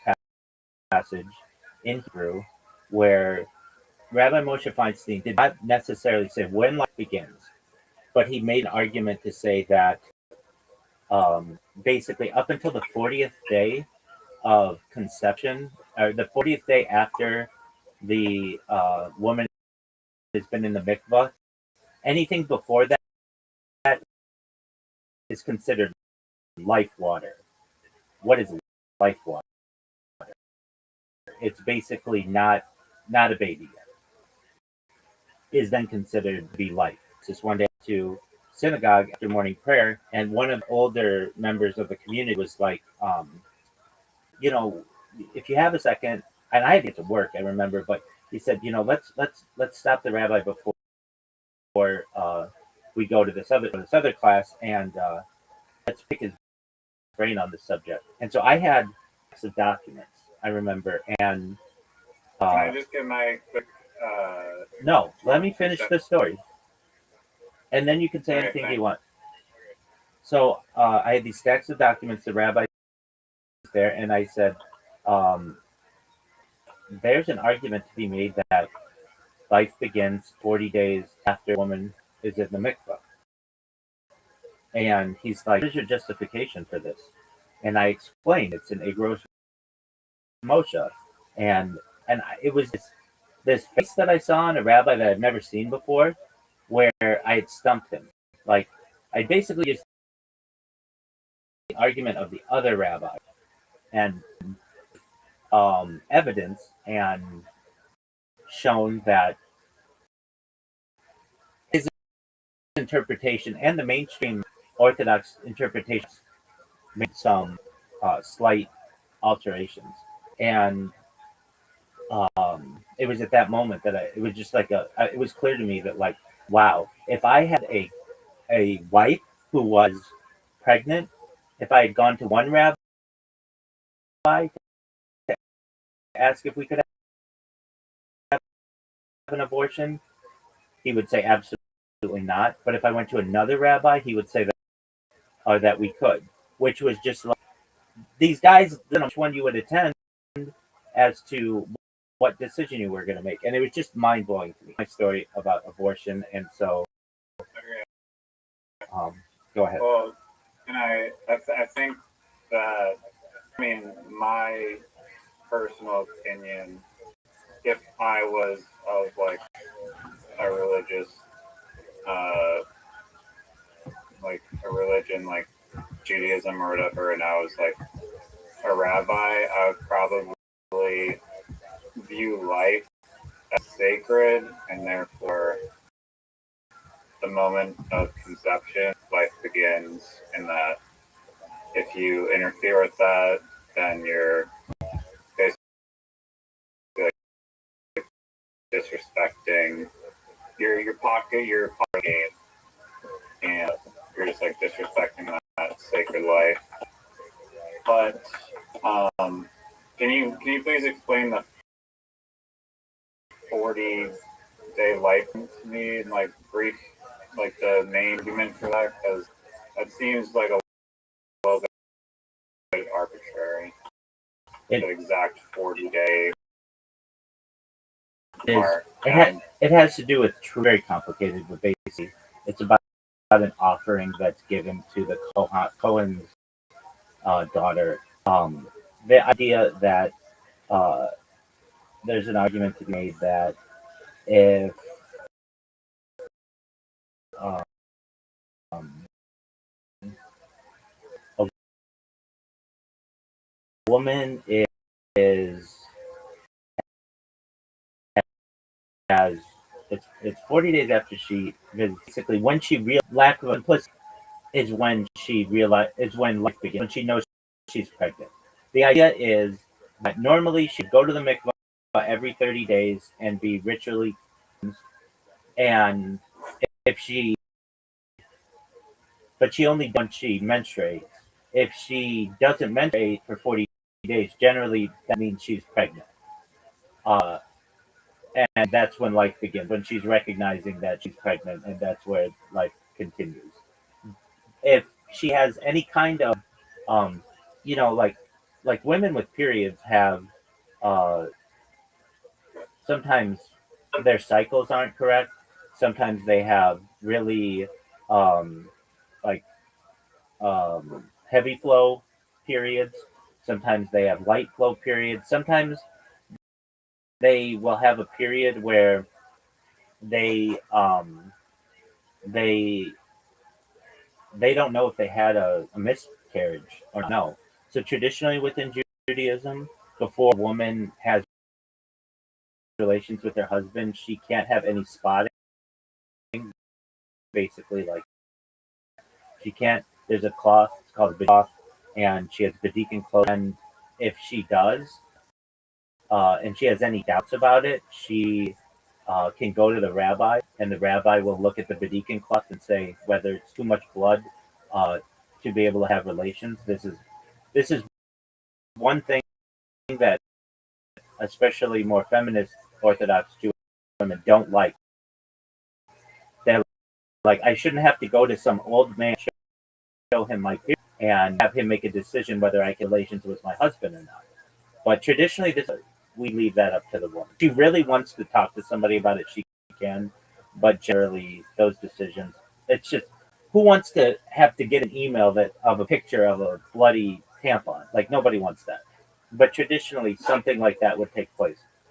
So the idea is once So that like I'm assuming when she's not bleeding, that means that she's more likely to be able to conceive a child, and when you're on your period, you can't conceive. Correct. And so they want you to be able to conceive. Yeah, it has to do. Every time you have a relationship, it's for the sole purpose of reproduction. That's correct. Yeah. And Really? yeah, and a woman is considered to be in nida, which is untouchable. So in strict Orthodox households, husband and wife won't. I mean, really strict Orthodox households. There's something called shomer negia, where a husband and wife do not make physical contact outside the confines of the home. So there's no public. There's no PDA, public displays of issues. When I've been really strict in my orthodoxy, where I won't shake hands with women, certainly don't hug women, and women. That's cold. Yeah, I mean it's just tradition. Um, and are aspects within the house where you can do that to your direct relatives, your children. The woman and her being ritually purified to be able to have relations with her husband. Because from a psychological standpoint or theological standpoint, the argument is it's like a woman. How have I heard it described? It's like a new. It's like a new honeymoon period every month. So within some relationships, some people may have anal sex, some people may have vaginal sex without a condom, some people may have vaginal sex with a condom while a woman's on her period. Some women will just give oral sex. It depends on the people. That's in like a secular world. But within strict orthodoxy, a husband and wife do not even sleep in the same bed. They are two separate beds. And a woman wears like a special kind of cloth. It's very many feminine consider it to be it's very dated, but certainly. But this is just the way it is. If you were the norm, other people around you would have these types. Is there like a is there like a clause or whatever in the Hebrew Bible about like questioning authority and whatnot? Like in society, if you like go out and rebel against society and go do over the you're a rebel, you're not considered to be a good person. Even there's an argument to be made. No, you're putting art into the world for free. You're expressing yourself. So when it comes to like these, like you think almost. I mean, I understand like the person who wrote the thing or translated or channeled it or whatever, that you want people to conform to the rules and not. But it's almost like protect and guard and shield your kid, and then just try to break the rules because the rules are too strict. Whereas if you're more of a parent that allows flexibility, it'll be more beneficial to have like that. So everything is based. Yeah, I do. Everything is based on the decisions of the past. So if you are going to have any kind of argument to act against the trend, you have to be able to use the decisions of the past. Now, there are people who rejected this, and some of them are known as Christians, and some of them are known as Muslims, because there's an argument to be made that Islam and Christianity are just offshoots of Judaism. So if you're wondering, like, well, what do you do if you don't like this? Okay, then go be a Christian, and you can go apostatize or break off or assimilate into a larger community, you're allowed to do that. Uh, the So if you want to stay within the Judaism framework, but you don't agree with certain rules, are you like Yeah. Sean? Do you think like the correct way to respond to someone who feels that way, or do you think you should say like, you can disagree with some things and that's fine. This is just like a framework, and if you want to follow it, that's cool. But we're not gonna shame you and guilt you into conform with things that you don't think are right. Well, we look at that with the secular mind today, but 1,000 years ago or 2,000 years ago, nobody was thinking that way. Everybody had their own doctrines, and so someone who didn't conform could be brought to based in house of judgment and could be for their actions. There was also, especially in the last 1,000 years in Eastern Europe, something called the Kahila, which was like a police force, would go around and make sure that you were giving the necessary um, offerings and following both Talmud and Hebrew Bible as closely as you could. And if you were not, you would be lashed. You could be whipped. So that's what kept everybody in line. And if you didn't want to toe the line, then you didn't have to, but then you would be excommunicated. Um, Usually called the process of uh, nidui. Uh, and this was only done in the rarest cases, not going to sittings of a certain um, a certain religious body. Generally, though, people toe the line and they live their lives within their shtetls, their East European little hamlets, their little towns, and no there was no competition within Judaism until the 19th century when Reform Judaism starts and um, conservative Judaism starts. When people started to say, "Hey," especially something called the Jewish Haskafa, basically the Jewish Enlightenment, uh, where we have science, we have technology that's emerging, the industrial revolution's taking over, and this is bringing into light a lot of different developments. How are we supposed to live this extremely conservative while still balancing it with advances in technology? And so you have within Judaism over the course of about 100 years, you have the Hasidic dynasties that really are the most conservative. You have something called Orthodoxy, which became large in Germany, and a lot of people don't necessarily fit into one of those perfectly. I, in my past, have been a part of both Hasidic shuls and modern Orthodox shuls. It just really depends on what's available to you and the people who you want to be around, and um,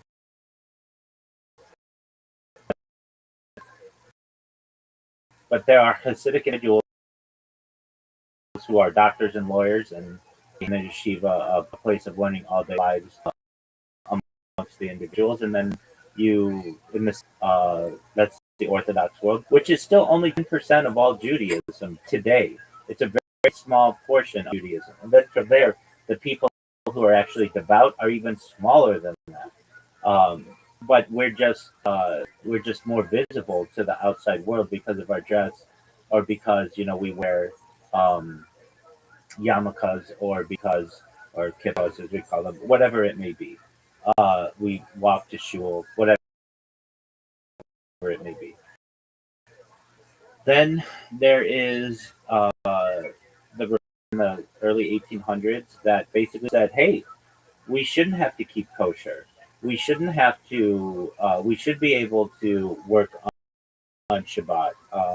We should be able to not have to keep the laws of Nida, like the the laws of family purity and stuff.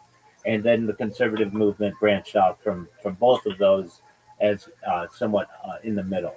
So, What about like facial hair if you shave and you don't want to be beard? yeah, so basically, um, there were Canaanites who were, their practice was to shave themselves, and uh, the tradition within Judaism to wear a beard comes from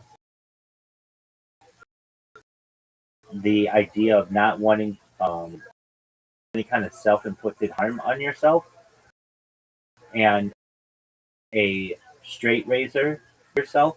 And if you do that, especially in the desert 2,000 years ago, that can cause infection and you can die with any of that. And then also it identifies you that you're not one of these outsider communities. And you will find So people. you still have to cut the beard, but because of the beard, I'm nervous. Like getting your skin and cutting your skin. Is that the idea? Yeah. So in the modern So it's age, not the principle of like this hair is like super sacred. Like no. I can never trim my Not- pubes, not- so I need not- to cut my pubes so that if I cut them, I'm not No, gonna- that's we avoid the trimming our from a male perspective, so that like men, so that we don't look like women. There are They're allowed to shave their genitals, but not men. generally, yeah, it is necessary from a cleanliness standpoint, and these are A little bit contrasting. welcome to religious Judaism. There are many contradictions. Wait, yeah. So you can never shave for your entire life. No, you can trim Or them. No, you can trim them, and if you wanted to go and be someone who was clean shaven, had clean shaven genitalia, this is allowed to some extent, but you use an electric razor. So an electric razor, when it was invented around the turn of the 20th century or so, there was an argument to be made that Jews didn't have to wear a long beard anymore and could look more like the an electric razor. And the reason why you use electric razors, and I mean, I've lived my life wearing them. In the my early streams, I would wear my beard the way that one of my rabbinical colleagues would wear, which is like a 5 o'clock shadow. I would just have a persistent 5 o'clock shadow, and I would trim with an electric shaver. And the reason why I would do that is because it's cool. It's like not as hot. You get food and stuff in your beard, which is a pain in the ass. And I had more of a modern Orthodox look, um, as opposed to more Hasidic look with a long beard. Now, uh, what we avoid is straight edge razors. So like your Gillette razor, that has like Mach 5 and all that, we avoid that. The reason is because that can cut the skin. Even safety razors can cut the skin. So we avoid all of that. But if you ever see an Orthodox Jew with a who doesn't look like they have a beard, they probably just shave with an argument is that electric shavers do not with the skin. There's like a fil in the middle that allows the electric razor to be able to cut the skin, and the cutting of the skin is almost like scissors, as opposed to like rubbing a razor against the skin. So that has been seen as a an allowance for so I mean, isn't there like the argument that like the reason why living 3,000 years ago is because it could cause an infection? Those are not near as severe today as they were then. So shouldn't it be like like how they update the iOS? yeah, Like exactly. a little bit that they can do. And that happens, but it has not in this counter this as well. We want to look like the general public. We want to look differently. one of the reasons why we wear a kippah. In addition to being a yarmulke, in addition to looking different than the other populations and being able to identify each other and keeping reverence to God, it allows us to be different. There's a reason for Jews. There, it is within our doctrine to be one on earth. If you want to join Judaism, you can. There are ways. But we don't want to bend our rules to be like everybody else. Riser, or pardon me, Zoot, how are you? Are you ready? Are you ready to jerk yourself off? Because you've just been coming and leaving. Zoot? That's cool, Zoot.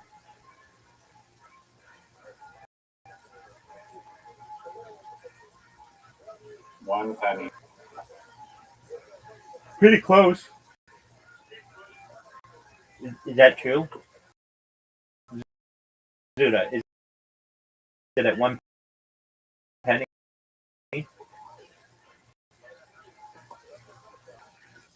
What? Okay.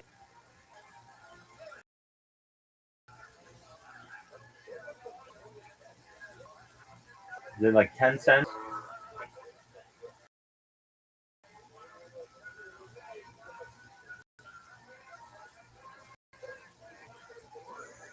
What?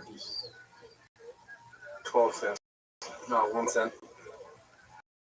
That was right. It's not at 1 cent. Isn't it 12 cents? No, fuck 1 no. cent. 12 cents is like 80 million market cap. No, 12 cents 12 is cents 100. 100. It's 12 million market cap. No, 12 million. yeah, it'd be 10x. Oh, okay. So 12 cents is 12 cents. 12 is 100 million market cap. Yeah, that's right, because that was 36. Okay, so it's at 0.012 cents, correct?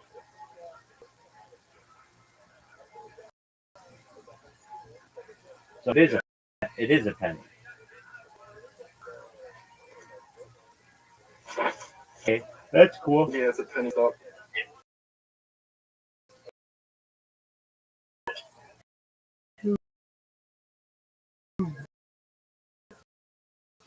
Right, are you ready to play yet, or are you just ready to jerk? I used to play a game with my friends in middle school all the time. During half the day when we went to this English side, it was just like you could just fuck around with all day. Dude, fuck. Are you gonna? What do you want to say, dude? Say so important where you have to interrupt. Rabbi, Fuck you. SpaceX says that they're going to land on the moon in 2028. Do you believe them? Shut the fuck about. Shut up about space. With humans? You had your talk about specs before, but then what? With humans? Next year they're going to do it. Well, next year they're going to do it the rock. So next year they're planning to get the rocket to space without humans, and then the year after that they're planning to do it with humans. I don't believe the Van Allen radiation belts are still a major issue. That's not true. That is not true, dude. I Joe Rogan even acknowledged that's not true. I don't give a fuck. There's a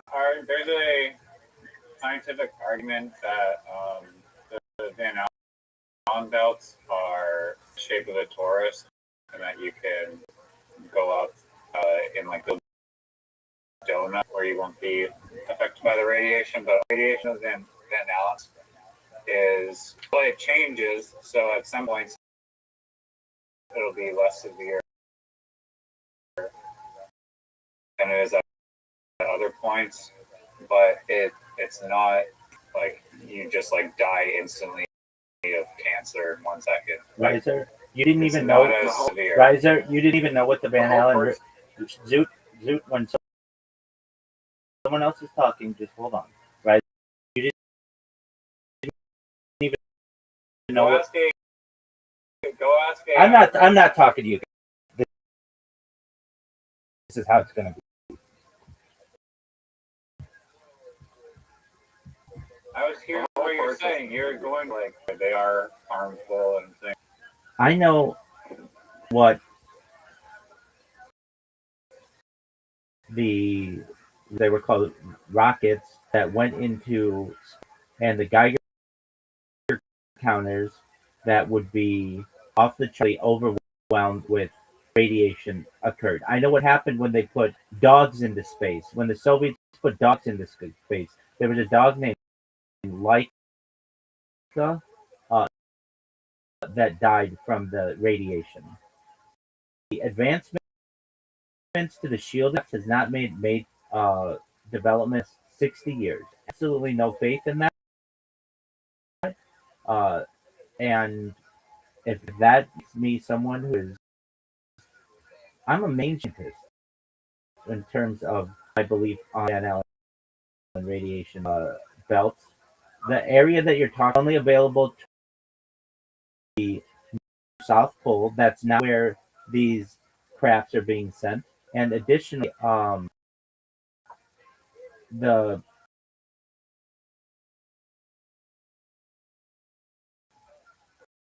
Van Allen radiation, like through the amount of radiation that causes massive issues with electronics, and we have not been able to solve those issues within the last 60 years.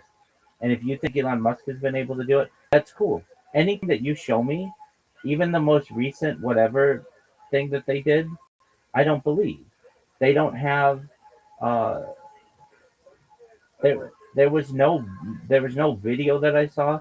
There was no image that I saw of the Earth that changed my mind on this subject. And what would change my mind on this subject? A real time camera where they're flying from the Earth with everything live streamed, and the stars being videotaped as well, because that's really hard to fake, which it could be faked with AI and stuff. I'm not saying that's impossible. That's what I need. I don't need of people floating in space to convince me, because that doesn't convince me. That didn't convince me when it happened 60 years ago, and it doesn't convince me now. They are destroying the whole thing. Why didn't they do it with the most recent one? Because that's a test. I don't want excuses. It's not a test. If it's a test, then the perfect way to test it is to live stream it. Wait. What most recent one? The one a couple months ago when they went around the moon.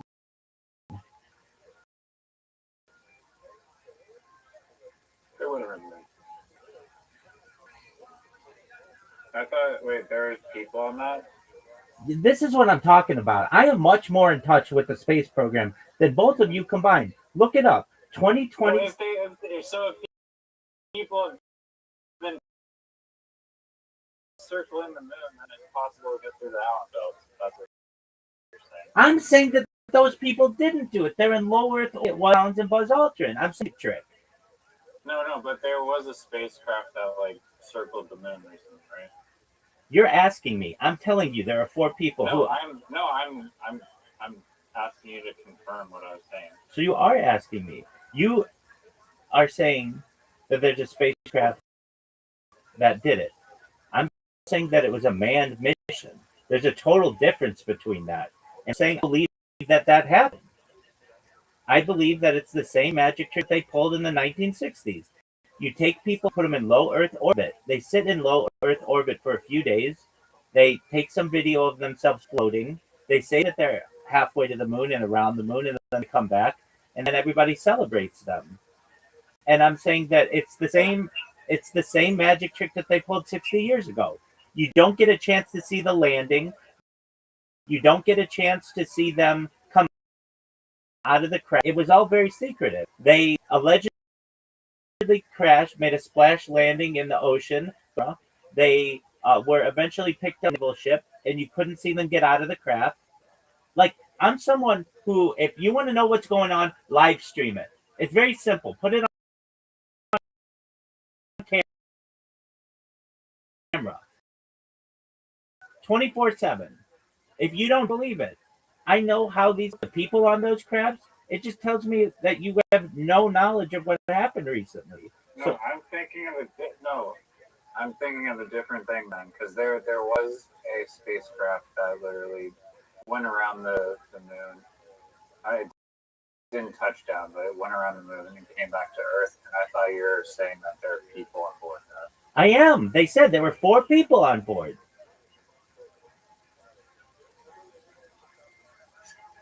Okay, what was it called?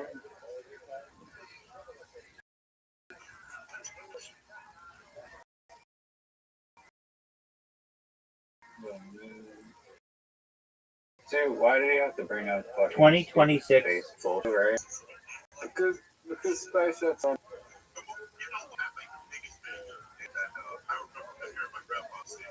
Hey, dude, thanks for playing Kill Tony in the background. Appreciate that. Okay, I'm so not playing it with the rest of the primary 2026 lunar mission, a historic crewed flyby that launched on April 1st, 2020. So April Fool's Day, which is kind of a joke that they did that, and splashed down on April 11th, 2026. The mission marked the first time humans traveled beyond Earth orbit since Apollo 17 in 1972.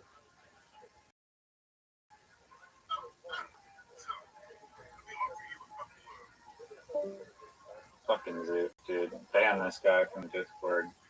Literally just ban him. I love So him. fucking annoying. I love him too much. Okay, so Riser, let me ask you a I question. don't. Let me ask you a question. Dude, no, we need a timer. Like if he does join back, so whatever, like a punishment that just keeps doubling. I reckon 4-hour punishment, 8-hour, 16, like, because it's just bullshit. I recognize that and I understand the frustration, but you have to understand that it would affect other people too. Don't do it purposely. Brandon has accounts that come in and out. I'm not. Did I say that the punishment applies to Brandon? Does Brandon constantly like rug in and out? Absolutely. No, he does. I had to talk to him about it yesterday. All the time. Those are not. So you're basically saying I Yeah, need I'm saying this applies to Zoot. Like he Okay. needs a timeout if he does that. it's frustrating. I understand. Okay, back to the question at hand. So 4 people for the first time since 1972 allegedly go around the moon. And do you know how many people watch this on it? There were 100 times playing Fortnite, Twitch in England. There were watch this. People don't believe this. You can tell people that it happened, and that's cool, but people don't believe it. Wait, did he just use Fortnite to discredit a rocket mission? Yes. That's such a random statistic. There's just a shitload of people playing Fortnite. It's like you're saying, like there's more people playing Fortnite than is watching the USA soccer. The USA soccer didn't happen because more playing fucking Fortnite. I'm saying that if you wanted people, if this was a real thing, then it would be a channel like it was in the 1960s. Every channel carried it in the 1960s. I don't even think it was a real thing then. But this way, it's like, oh, people are distracted already. Not know that he went around the moon until 10 minutes ago. 5 minutes ago. 5 minutes ago. There you go. I just saw some random YouTube video and it just like did a little loop around the moon. Okay. Wait, but do you recognize?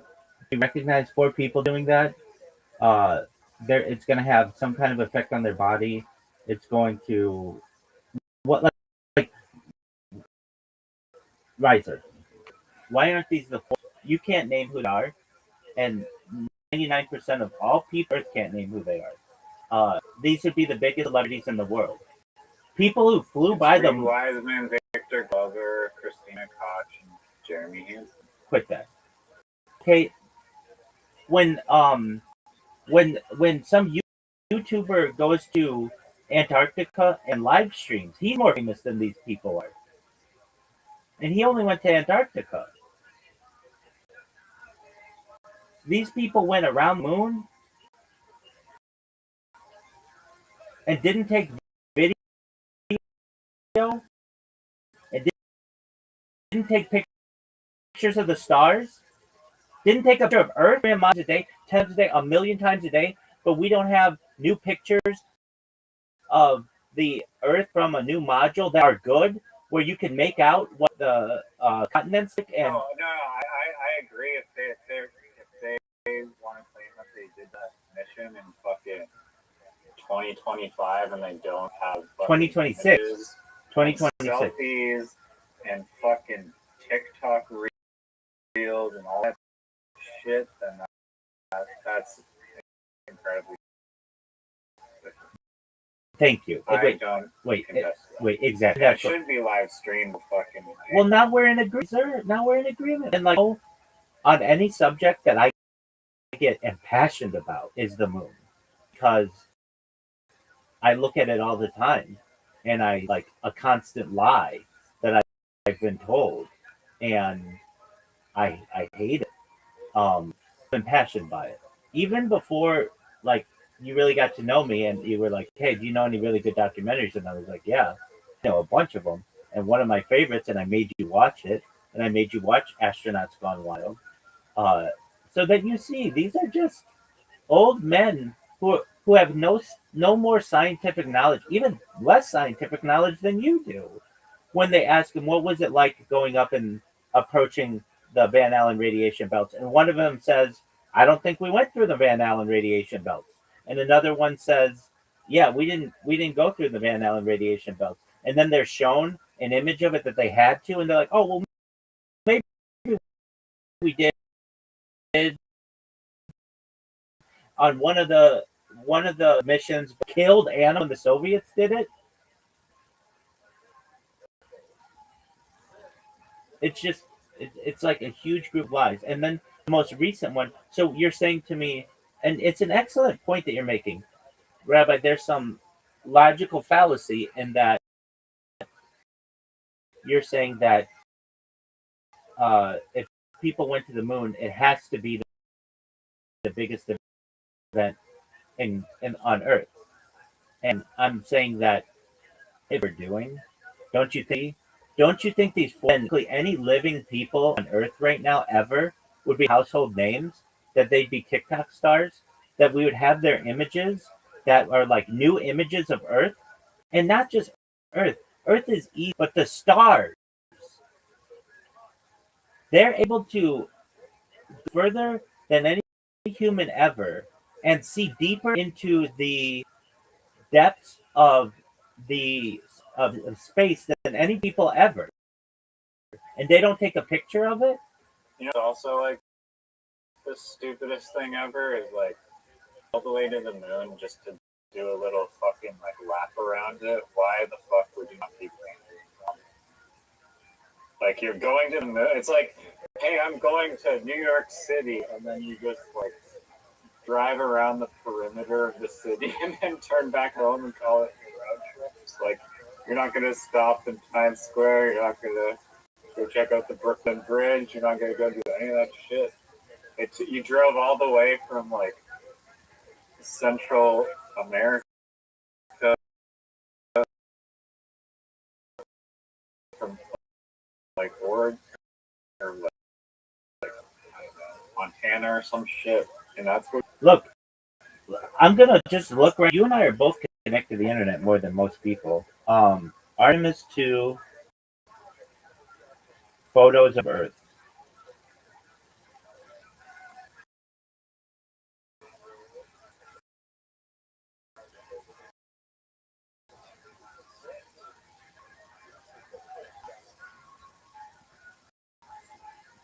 Now, the pictures that they take, selfies on Earth. I don't give a shit about that.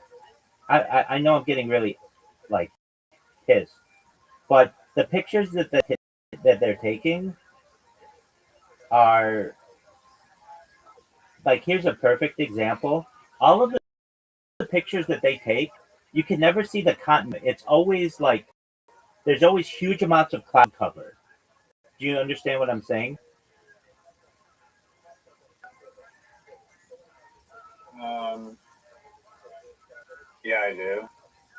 Like, um, There happens to be hurricanes covering the whole. but that's the thing. That's the thing, right there. That does not equate to what the weather was like on that day. There wasn't like a 7,000-mile cloud across North America that day. That just doesn't happen. That's hilarious. I'd fucking die laughing if if I could verify that right now. I mean, it's not that I don't trust you or whatever, but I'd love to just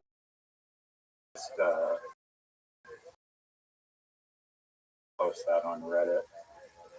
Let's Be like, what the like? I haven't know where you're looking at like those photos. so let's do this. It's from NASA.gov. It's from NASA.gov. Okay, and go to just type into go. We'll just look at these together. Type in Artemis 2 photos Earth, and you'll get and like you'll get a you'll get a uh it says Artemis 2 multimedia. Do you see that?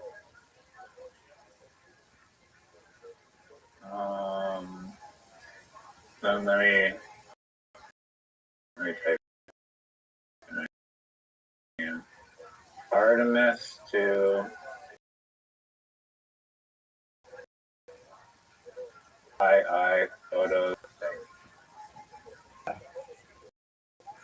I have Hello World, Artemis 2 Journey to the Moon, Thinking of You, Starstruck, Artemis 2 Flyby. Hold on. If you want that, no, don't believe that. The exact thing is NASA.gov. Don't tell me what to believe. NASA.gov / Artemis II multimedia. NASA.gov / Artemis ARTEMIS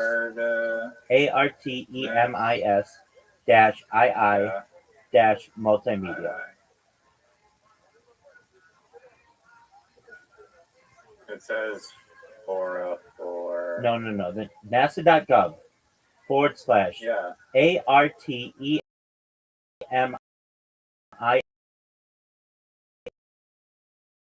ARTEMIS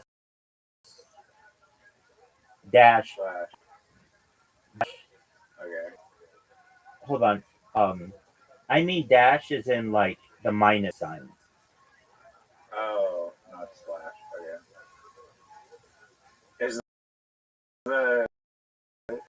Isn't it a slash after gov though? Yeah. NASA.gov / Artemis stuff of the moon and stuff. I wouldn't share selfies of the splashdown and recovery. That's the first thing. I don't care about I'm going to images. You want to go to multimedia versus. Just scroll down. It's at the top. Should say Artemis 2 multimedia. Do you? Yeah, no, I'm seeing the splashdown and recovery. Okay, so why are you showing me that? And notice it's mission images. Wait, and notice it's not a video of that. It's just then mission images, whatever it is, Canada and the United States. Okay, then the next thing, Artemis 2 lunar flight, 86 images. Journey to the Moon gallery, 45 images, 16 videos. Artemis 2 launch gallery, Artemis 2 astronauts gallery, Artemis 2 flight day highlights gallery, Artemis 2 mission science gallery, NASA's space launch system. So, of all the pictures they took, it's 86 plus 45, which is 131 of their whole trip.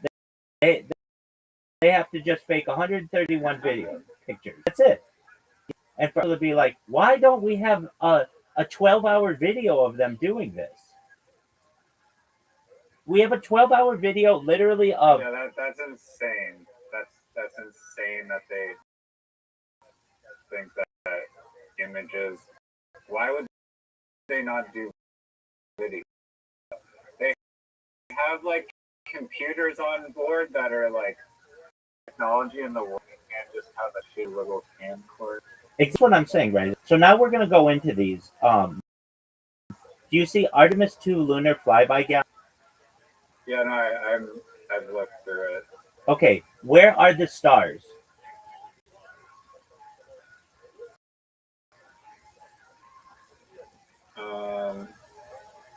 I don't know if it's dust on my computer. Oh, it's dust on my computer, apparently.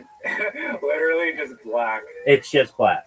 which is interesting because from Earth, if you go to like Hawaii and you're not in like a light universe, looks like it's like It's- this unbelievably dead cluster of fucking stars. You know what I'm talking about. You can see the Milky Way cutting, splitting the Earth's like the hemisphere of the Earth. You can see it, and you have to imagine there's more light pollution in Hawaii than there is 250,000 miles of Earth per city, and you recognize that they don't see a single star. Unless they're saying there's somehow light pollution from the spaceship, or it's like light off the moon. That's their only defense mechanism. Riser, Is that there's not the one. the moon is super bright. Riser, Let's be honest. no, It's blinding from no, it's not. It's not. It's dark on the dark side, which is where they were. They went around the moon. It's pitch of the moon. There's nothing there. Picture of the stars, not a single star. The sun. No, here's one of the moon, and there are stars. Okay, I'm gonna look. It's on the last page. Hold on. Which photo? The third page. Planets shine bright. Hold It's on. from the very, very back. Is it page 3? Yeah. Planets shine bright. The sun is eclipsed by the moon in this April 6th image from NASA's Orion. It is called zodiacal light, which describes interstellar dust. Hold on. I want to be. So, from the, are you at Artemis 2 lunar flyby or Artemis 2? Yeah, it's the second last image on page 3. Okay, thank you. That's what I needed to know. Second to last image on page 3. The planet shine bright.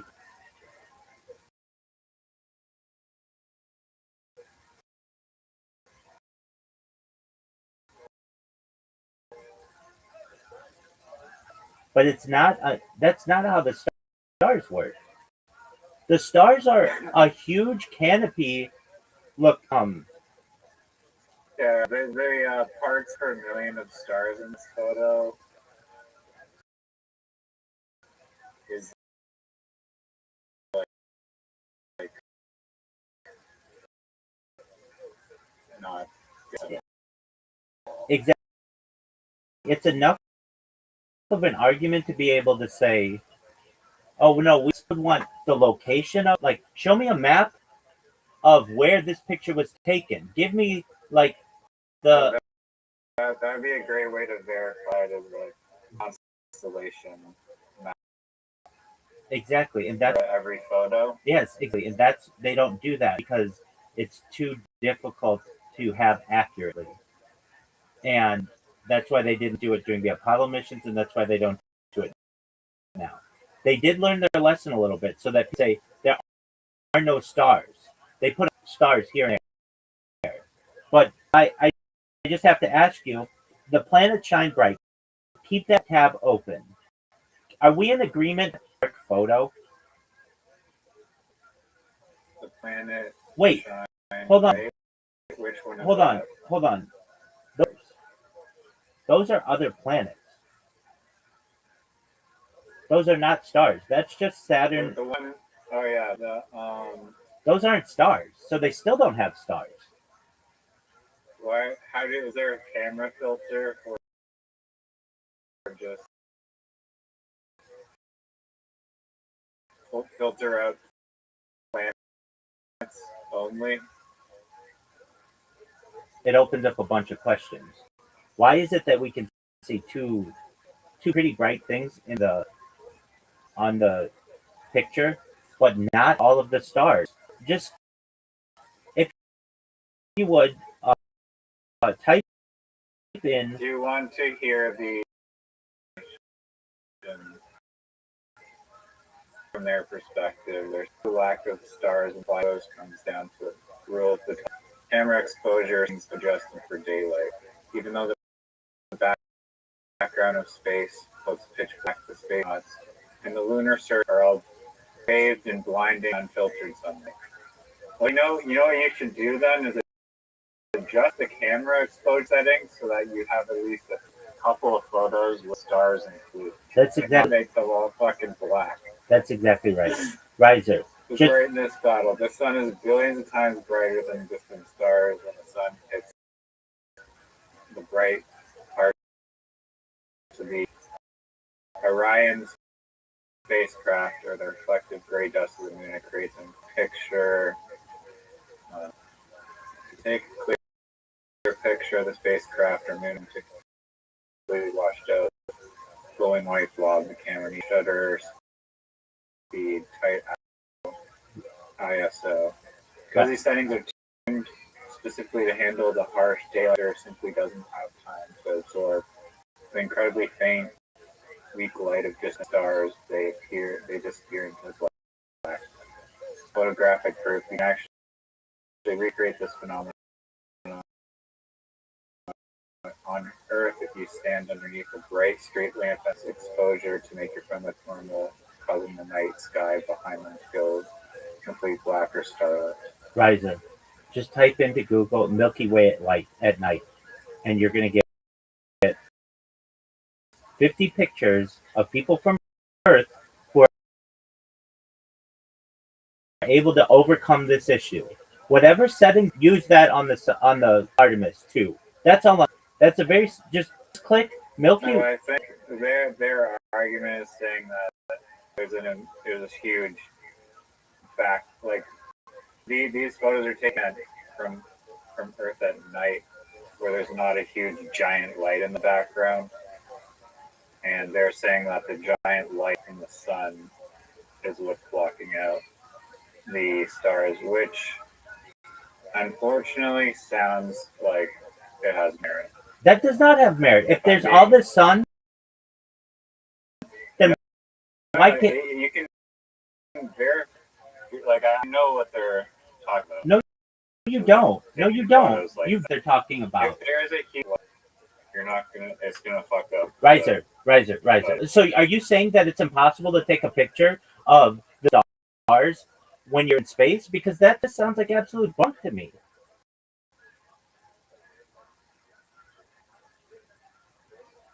Yeah, no, you could be. Come on, man.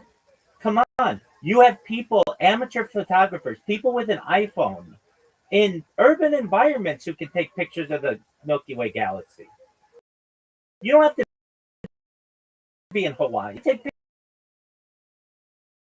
pictures of it from Earth, from downtown Los Angeles. There's not necessarily. How come you can't see the stars during the day then?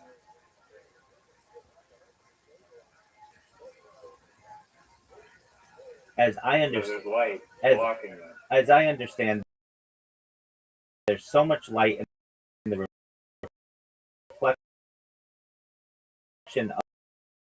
of the atmosphere makes it so that we see like the water molecules, and that's why it appears blue. Exactly. So you're. You see.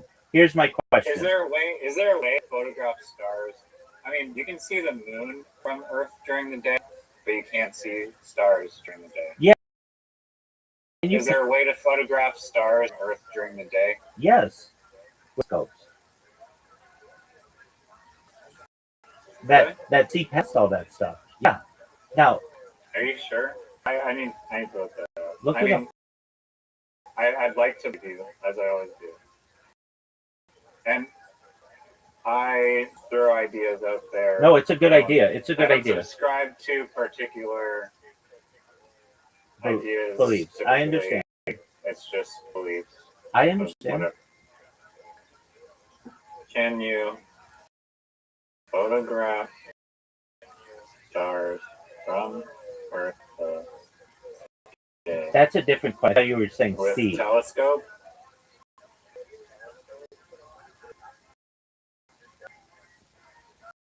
Yes, you can photograph stars during the day, but it's highly challenging. You need a high contrast, low flare telescope. So they should have just brought one of those into space. So there you go. Low flare telescope. So there you go. On Earth, you can photograph stars during the day, and there's way more light on Earth than there are in these pictures. Riser, would you please just type in Milky Way at night and go to images? No, I've seen it. I've seen it. I know. Just so why don't they just use those set of camera at the moon? You're not. There's one scenarios for the reason I just explained. One, there's immense light coming from like the back or whatever. Right. For this, like the same exact reason why it's extremely difficult. That's some fucking like obscure scope to see stars from Earth during the day. Right. So then why is it when people go into space they say how immense the amount of stars are that they can see with their bare eyes?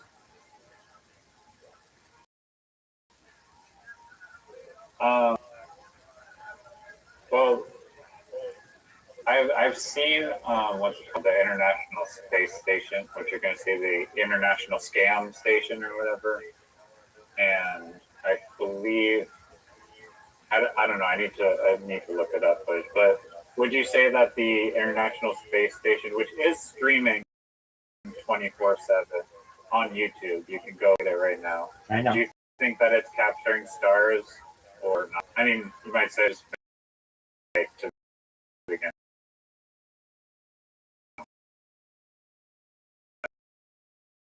It's in low Earth bit, and I think they have the camera settings so you. And they had to put it on a tape delay when people seeing UFOs flying all over. That people would just watch it just for UFOs, and so now they have to edit those videos, and they just do giant loops of those videos too. They've been caught just looping 24 hours for long periods of time, and it's really difficult to be able to tell the difference because their videos don't really change that much.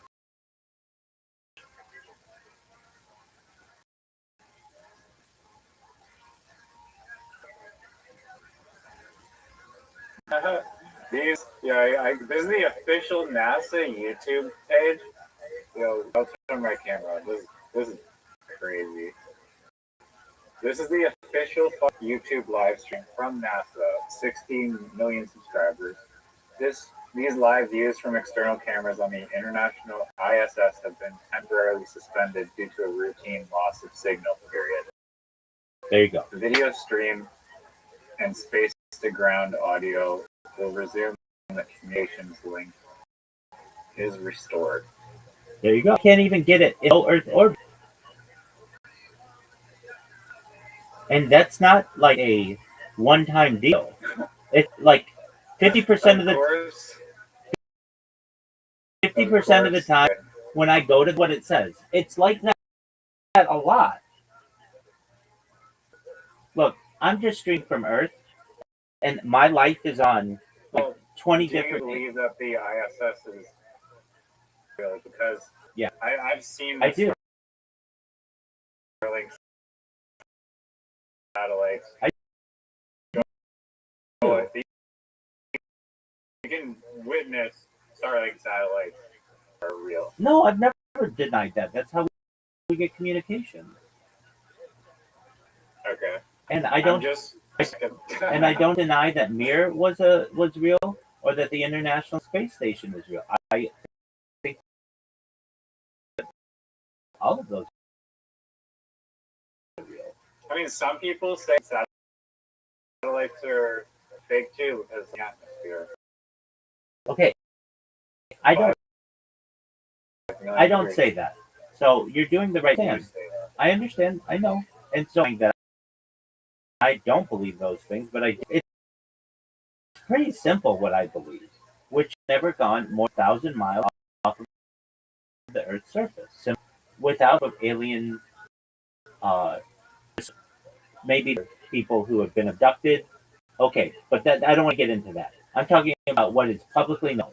Humans have never been more than 1,000 miles off of the Earth's surface. The reason why is because anywhere between 500 miles and 1,000 miles off the Earth's surface, the Van Allen radiation belt started.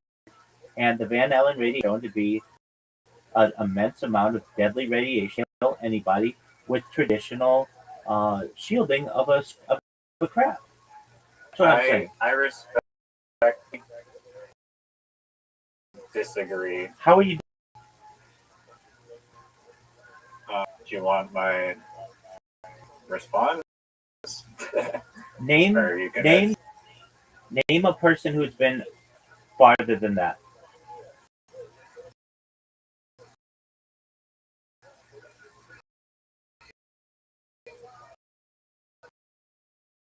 No, I'm saying, well, Arguing who is going to accept the really so ad hominem attack. Cool. no, that's not what I'm saying. I'm saying that if you're going to believe what the what NASA tells you, that's fine. I didn't say I believe what they told me. I said that it's not impossible to go through. About those 4 people, you know nothing about them. Less than an hour ago, you had no idea they even existed. Less than an hour, I knew about the Artemis ship and I knew about the Van Allen belts. Hold on. No, about those 4 people. Who taught you those things? No, I that from my research, the Van Allen belts are not this incredibly lethal, dangerous thing they are. Riser, this is the logic that you're presenting to me. I tell you that earlier this year, allegedly 4 people went around the moon. You said that happened. I said yeah. You said okay. I didn't know that those were manned missions or whatever. I said yeah, it's 4 people. Less than an hour ago, you didn't even know these 4 people existed. So all of the information that you needed to verify that these 4 people actually did this happened within the last hour. You did not know these people existed. And before then, the only other people who are said to have done it go back. If we just last hour back of your life, you Riser, believe prior to knowing that those people were on that spacecraft that you could go through the Van Allen. No, that's not what I asked. That's not what I asked. Aside from those 4 people, name one of the people who went past more than 1,000 miles outside the Earth's surface. Because you didn't even know about those 4 people an hour ago. I'm not counting them. That's not what I. You didn't even know they existed. I didn't claim that I have a personal Riser, lifeline to a single person across through the Van Allen. That's not what I was saying. Wait. I'm saying that there's evidence to say that the Van Allen belts are not this Riser. lava that you. Riser. You didn't even know what the Van Allen belts were before you met. You didn't even know about these 4 people going past the Van Allen radiation. I heard of them. I definitely heard of them. You didn't. I remember teaching you about them in a toroid shape and showing them to you on an image. Okay, so you admit that. I always have admitted that. Yeah, absolutely. That's part of And then it. you can go through the poles and the poles. If you take off directly from the pole or directly from the South Pole, but we don't do that. Okay, so you can get through the Van Allen belts if you go through the poles. You can also do it with adequate shielding.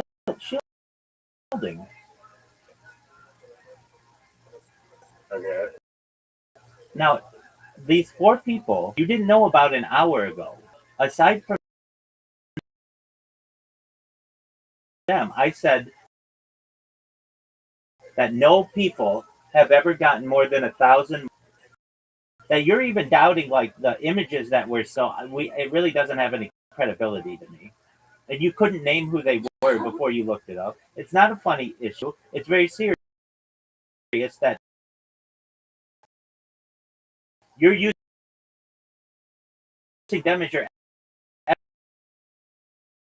evidence, and you didn't even know they did this. We're going to put those people in name who made it more than off of Earth's surface. You're injecting Me off. You're cutting me off. I'm saying that humans in spacecraft are able to go through the Van. That's all.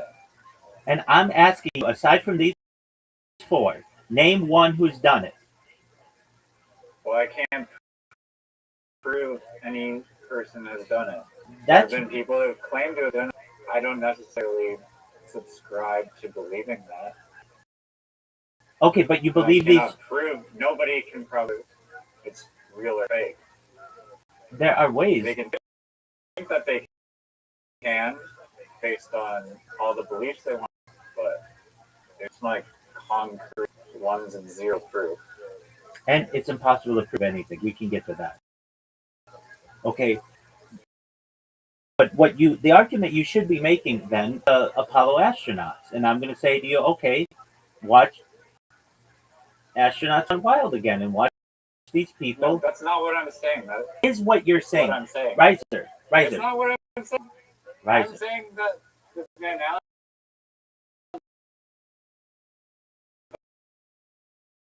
belts are not this impenetrable monster Goliath thing. Right. I'm not saying that the 1960s is totally real. That's a separate argument. I'm saying that the Van Allen belts are not impenetrable. Okay, so then let me just ask you this. How thick of a shield do you need to be able to get through the Van Allen radiation belt? You don't know. No, here's the thing. It's like a child talking to an expert subject. You don't know what the walls are made of what thing that they have. You don't know. Aluminum metal hull of space energy particles can with unshielded electronics, causing bit flows radiation hardened electronics to prevent this. You don't need lead walls several feet thick to stop this radiation. Does that answer your question? Then why is it when you take film, put it at the airport, does it film?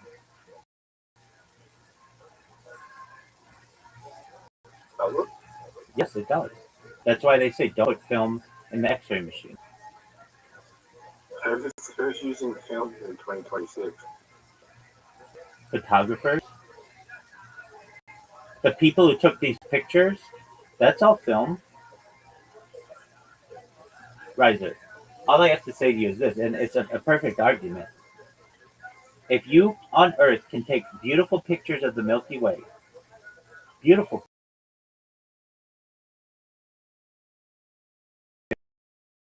pictures, why wouldn't you just use the same type of setting? I'm a guy, and I can't believe you don't see the. Right. I was saying earlier about the backflow. You don't know enough about photography to be able to interpret any of that. You don't either. Clearly, if you backlight with the ability to capture stars. The picture of someone on Earth, and there's a sun behind that person, it's going to totally fuck up the photo. You can still see the person. You can still see the person. No, it totally fucks it up. No, it doesn't. You can change the settings to be able to make their face very clear.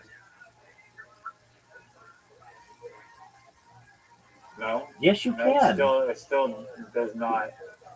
Like, my mom, every time she takes a photo, is like, okay, we're not going to take it directly into the sun because that's going to be the worst shitty photo in the history of the world. Okay. Let me ask you this question. Imagine your mom is on the Artemis 2.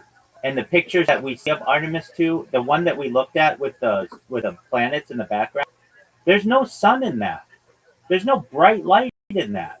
It's a dark picture. Even your mother could take a picture of you and be able to make it out. You're saying the one like on the dark side of the moon? Yes. It's dark. Yeah, no. No, it's not. You're on the dark side of the moon, and there's a giant light. Wait, then why doesn't it blur out the planet? If it's so bright, you're able to see planets that are really small perfectly. That's what I pointed it to you, and I was questioning. Wait, but I don't just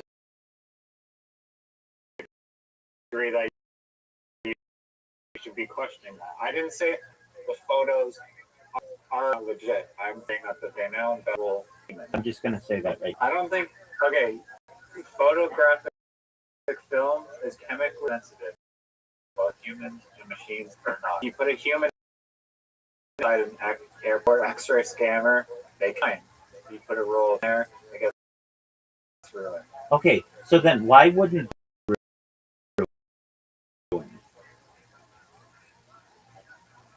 because the Van Allen bells aren't that harmful. You don't know that. You don't know that. It killed. You don't know that either. It killed an animal, and it killed a chimp. I can tell you that. You know that data's not rigged. They have pictures of them. They have pictures of them coming back to Earth. So the film didn't ruin those pictures. Well, is what you're saying. How does that make sense? No, they have. How does that possibly? Would you let me finish? I'm not going to have this argument if you keep cutting me off. Okay? We have pictures of the animal that's on the ground dead. We have pictures of the animal of the people who have died in space and their burned corpses. I'm not right when they died. You're saying that can't be.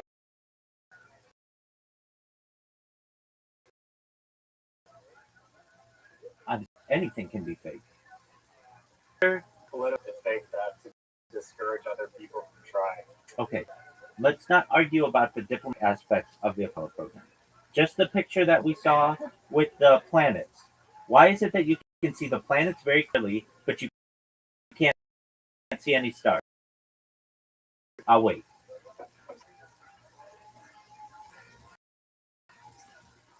I'm the one who brought up that question. That those photos, I don't have a conclusive opinion on that. I literally just are looking at it. Okay. I would love more than anything to disprove those photos. Believe me, I'm on your side. I don't know about I'm impartial enough to just look at the data presented and try to see both sides. We're just looking at one picture. I think you are coming from a biased perspective where you just automatically disbelieve everything. I don't have that. Skeptic. I'm a skeptic. If you've lied to me multiple times on this issue, then I'm going to be a skeptic on it. Of course I'm not drink the Kool-Aid. Of course my senses are going to be heightened on this issue. Of course. I'm not saying that's bad, and you have every right to do so. I look at the data, and I try to look at it Right. So let's just look at that one single picture that you brought up. And hey, if you want to say that you brought this issue up, that's fine. I'm the one who brought it in that issue. Where are the stars? And that's still my question. Where are the stars? And you're saying, well, if it is, and the way that my mom takes a camera, which really doesn't have anything to do with the way these pictures are presented, but if you want to use that kind of logic, that's fine. I don't want to insult you. Backlight. Listen, you can see the other planets that are there perfectly. Why can't you see a star? One star. $1 million question. Exactly. Okay. Let's- Wait. Let's see if we can Wait. mine any No. data on that. Wait. 'Cause Just show me a picture from the Artemis craft of a constellation. That's all I'm asking. show you what? A picture from the Artemis craft of a star.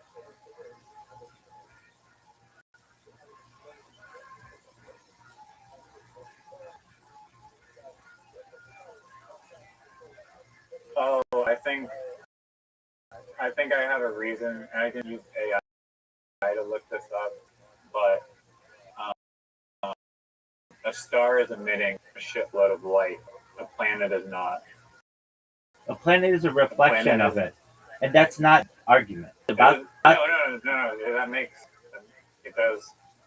It's one explanation, and I think that would be the validated. That's just my theory. your theory sucks. Okay, it's about the amount of light that's presented to the viewer. It's not about whether it's being emitted or whether it is being reflected. The light, it reflects light at night. You can take pictures of the moon with a camera.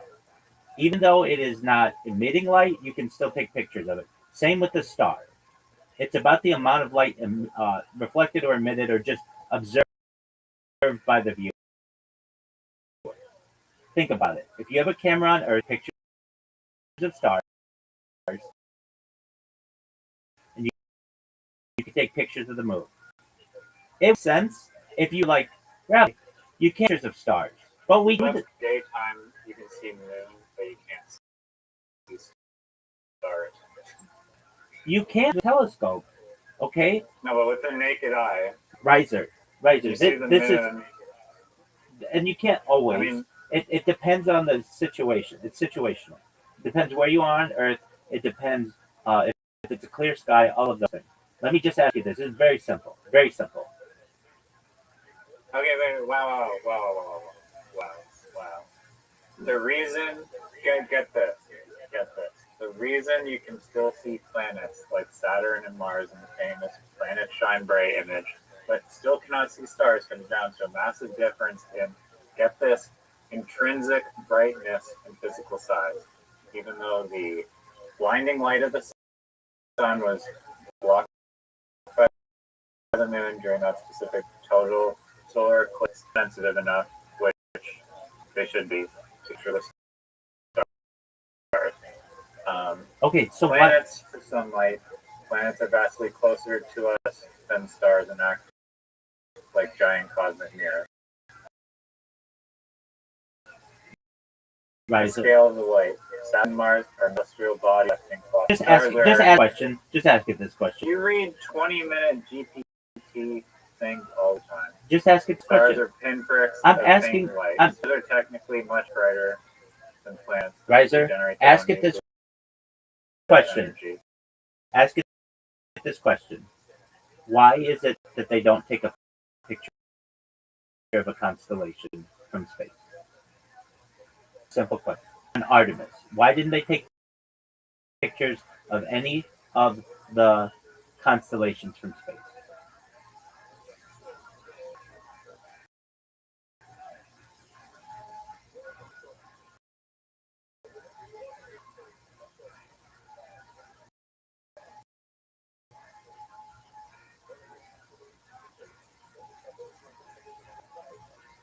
Okay, now this is such a, what's the word?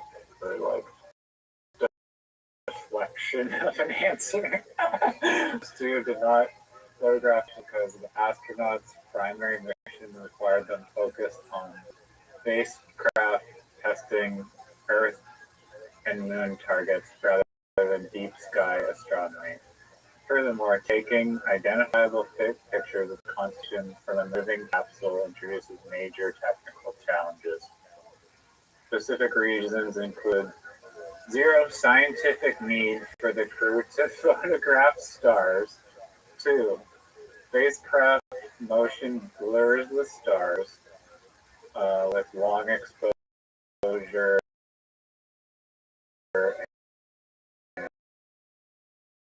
and lack of tracking gear. When map traditional constellations, astronauts did take a few opportunistic low light shots during the 54 minutes they spent in the pitch black shadow of the moon's eclipse. Commander Reed Wiseman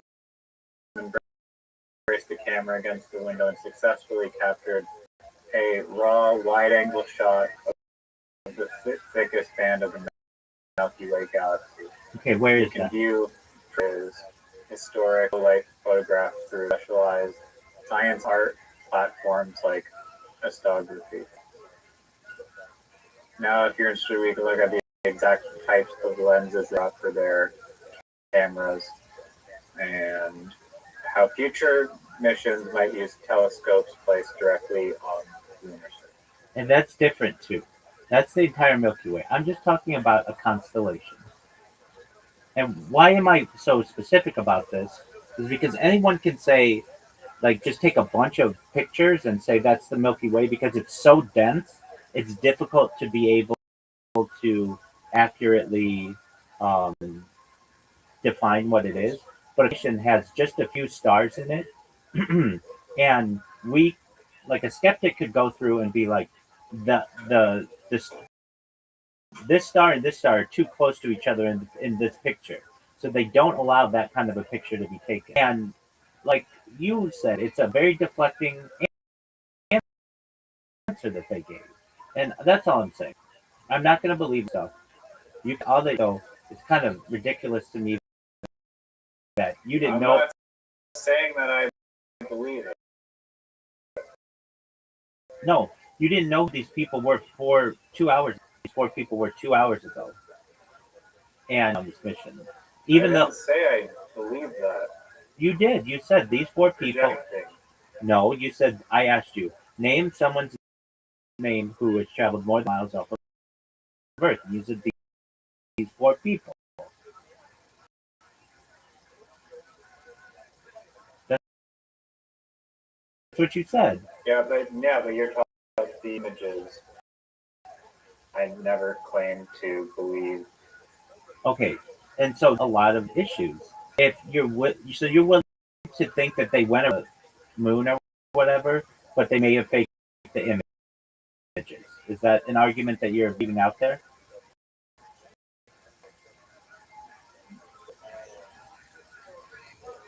If um, I mean, yeah. I mean, I'm skeptical of You're the reason that you stated that there's exactly. no constellation evidence. It's like you're married to someone and they've cheated on you already. We have evidence of them cheating on you already. And they say that they were at the library. And when you ask them for the evidence of the library, you see that the provided has some inconsistencies in it. And you already have them lying to you in the past of going to the library. This time, because you're good hearted, you want to believe that they were at the library. I'm saying to you, they lied to you. We have evidence that they lied to you. And they're just lying to you again. You're muted. Yeah. I mean, I don't think what you're feeling is like completely like off the rails. anything. I think that's valid questions, and it's valid to be skeptic, but I think that actually of stubbornness and research on the Van Allen belts. We're not talking about that. I'm not There's talking not about. I don't want to hear the phrase Van Allen radiation belts from you, because we aren't going to agree on that. We're talking about this subject. Okay. Well, all right. I mean, I don't really have anything else to put up there. I get that. I don't want to have a No, I get that. But it's just spacecraft it's basically. photos that fucking Zoo brought up. I Because know. fucking hang out for 2 I know. seconds. Let me ask you this. This is just a good question. They were in the blackness of behind the. Would you ask AI this question? I mean, I can do it, but I want you to read it yourself. They were in the darkness of the behind the Earth's moon for 54 minutes. Why didn't one of them get their iPhone out and record during that time? Like, that would be great. 54 minutes behind the Earth thing between these 4 people. That's a point. Why wouldn't you just record that as a video? Is that not a good question? Yeah, you know what's the joke answer that I got when I asked this earlier? Of like, why didn't they stream it? What is it? This one made me like, wow, you can't be to the moon. Streaming continuous high resolution video all the way to the moon and back is incredibly difficult, although it wasn't for the 1960s fucking mission. To physics, I mean that also is like a huge like discredit to the 1960s mission. If the 2026 mission could not stream fucking video to the moon and back, like, well, how the fuck are they doing it in 1960? Exactly. And they're blaming it, which I acknowledge is, yeah. It's very difficult, incredibly difficult due to physics, bandwidth limits, and mission safety priorities. Are you fucking kidding me? Like, the camera's gonna explode? Right. Because you hit record? Exactly.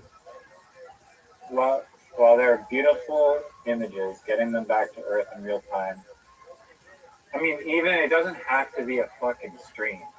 Just record a video. It's not like there's not like 256 gigabyte capture cards in every like camera since like the 2000s. Window and lighting, perfect high quality photograph. No one says that has to be perfect. Is a massive lighting challenge. No one says it has to be perfect. Literally, if they just Ryan's windows, the thick multi-layered radiation shielded windows naturally create reflections and distort. But I thought that the camera side to the is that's a website that nobody sees. My question to you is this, and this is I'm going to ask this question because I don't want you to have to do all the work on it. I'm going to go to ChatGPT, and I'm going to ask. I mean, I'm the heavy hitter. I'm the main skeptic on it, and not just that. 50% of the population agrees with me, so I'm not a minority here. And the global population, 48% of the population. The global population, fewer than 50 believe we went to the moon and back successfully. On the Artemis 2 mission? The global population, at least of the Apollo missions. Artemis 2, I don't know if there's been a poll on that. But here we go. On Artemis 2, there were people who were at the dark side of the moon for 54 minutes. Why didn't they take a video of them on the dark side of the moon? Even just within the capsule, showing what the human experience was like.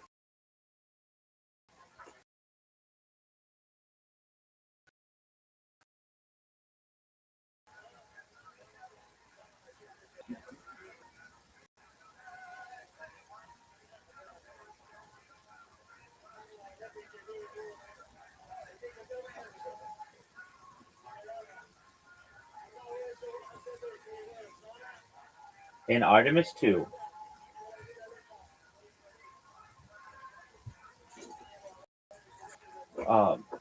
I hate this so much that you're like, what happened? Um, if my storage is at the maximum amount, my phone do voice to text very well. If I can do it all the I do, but my storage is always maxed out. So just a moment, I've got to delete like a video or something, and I'll be able to perhaps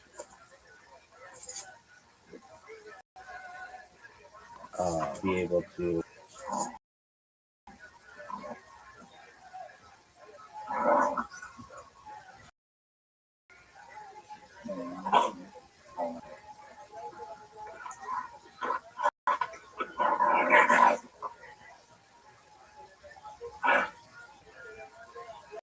I'm gonna restart my phone and let's see. Are you playing tug of war?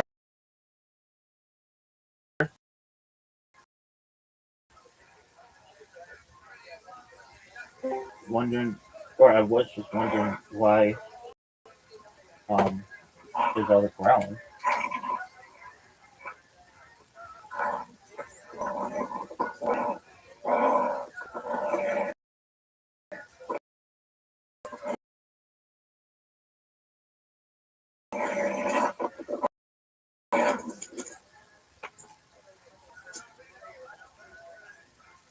What's up, Tony?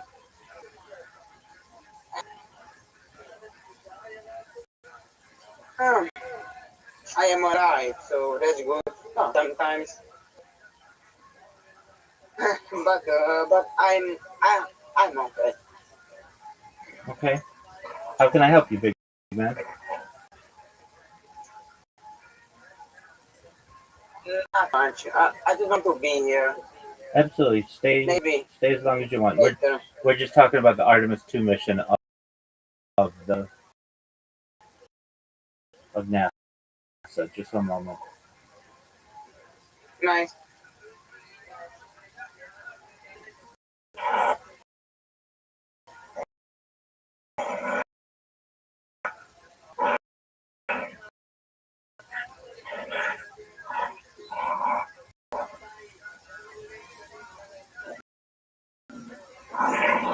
In the Artemis mission, why is it that the astronaut darkness behind the moon?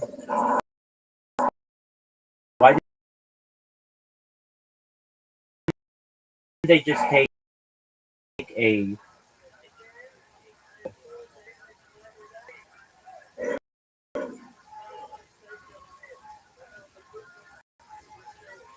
They absolutely could, and almost certainly did record things inside the spacecraft. The communications blackout behind the moon only means that it lost radio contact with Earth. It does not mean that the astronauts lost video, audio, or telemetry. NASA's Orion spacecraft has onboard cameras and data storage systems specifically designed for this purpose. When communications resume, the stored information could be transmitted back to Earth. For using an iPhone, there are avoids consumer devices. Certification reliability. Everything flown on spacecraft goes extensive testing and electromagnetic. Mission priority. A 41-minute blackout is a procedure performed rather than simply documenting daily life, but that's what's important. Existing equipment, Orion already carries cameras and recording systems integrated with this, making a separate phone on the handling. NASA prioritized truth and transmitted later.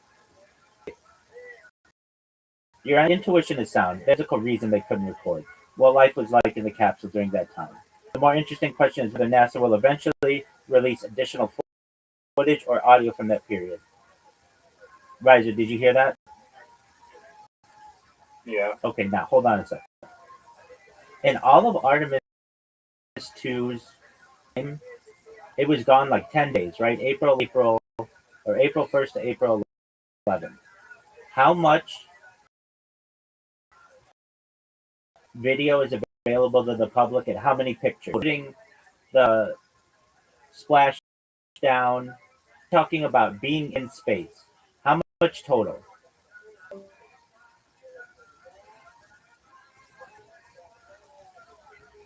Based on what NASA has publicly released so far, the amount of imagery available mission is surprisingly large. NASA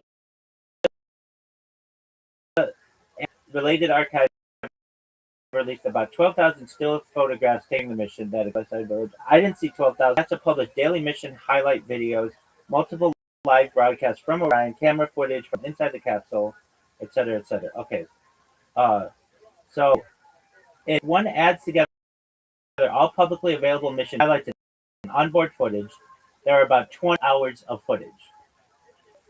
So that's less than 1 day that they were actually recording.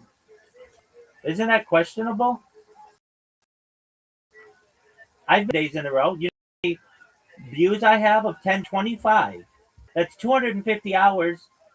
More than that. Of 10 days, it's 2,500 hours worth of wealth.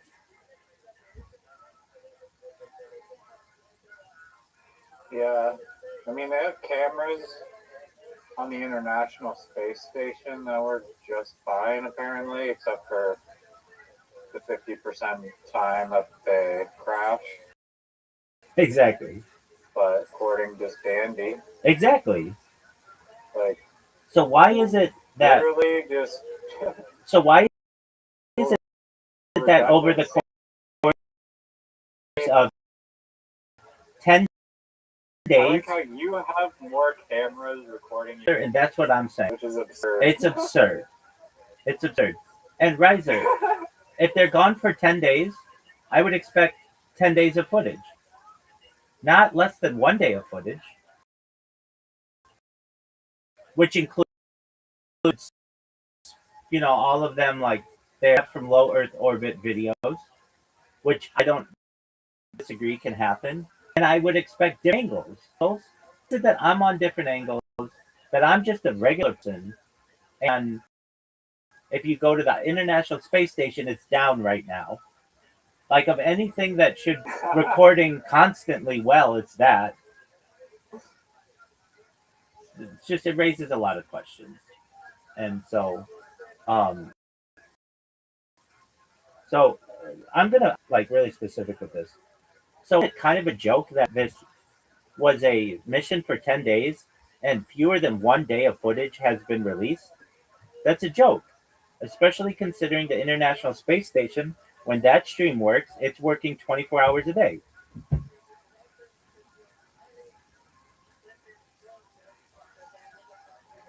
I think it's a fair point. They just not even record the mission. Like, what the fuck? Wait, that's what happened with Apollo 12. Apollo 12, they said they lost all the footage. And they didn't record it. So they should be extra cautious this time to not fuck it up. That's exactly right. And so even when I go to normal ChatGPT and don't ask for steel manning and stuff, they say, I think it's fair. Many people expected. A 10-day asset released over 12,000 photos and more than 20 hours of video. That means the public has seen less than 10% of the mission in moving images. Compared to the internet around the clock, Artemis 2 can feel sparse. The International Space Station benefits from near constant communications from relay satellites and has a mature media infrastructure built up over decades. Artemis is a relatively short deep space mission, and its communication system continues public broadcasting. That many observers have made the same criticism. Discussions on Reddit and elsewhere repeatedly ask why there are not hours and hours of window footage, capsule footage, and informal videos, especially considering that the crew had modern cameras and even reportedly carried an iPhone 17. So even like when they're like, oh, NASA doesn't allow the iPhone in the craft. Apparently, these guys brought whether it is a jib. One perspective is, from an engineering standpoint, Artemis 2 was a tremendous success. From a public engagement standpoint, expectations in 2026 are much higher than they were during Apollo. Given today's storage capabilities and cameras, many people reasonably expect something closer to a 24/7 documentary record similar to ISS.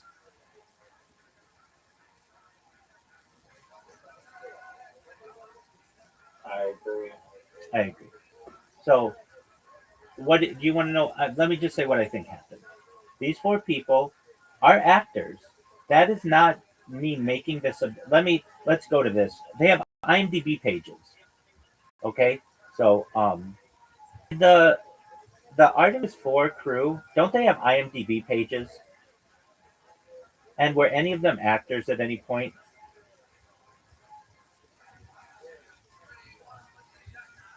Yes, all four Artemis 2 astronauts have IMDb entries, but they are because of the appearances of themselves on television and documentaries, not because they were professional actors. Hold on. Um, One of them had something. Uh,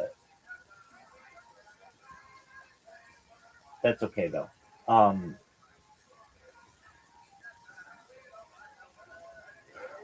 Riser, and here's another good question. Look, I'll just put this out there. Um, Considering that like YouTube and streamers have prioritized people like Mr. Beast and PewDiePie Mr. Beast isn't a streamer. and I guess not. just influencers are pushed on the American psyche, or astronauts who allegedly completed something, they've gone further into space than any people ever, are relatively unknown. Why isn't it that they aren't on the news with sit down interviews talking about what they saw? With documentaries, 2 hour I documentaries. mean, NASA's. It's not like NASA isn't publishing stuff about it. It's not like NASA doesn't have.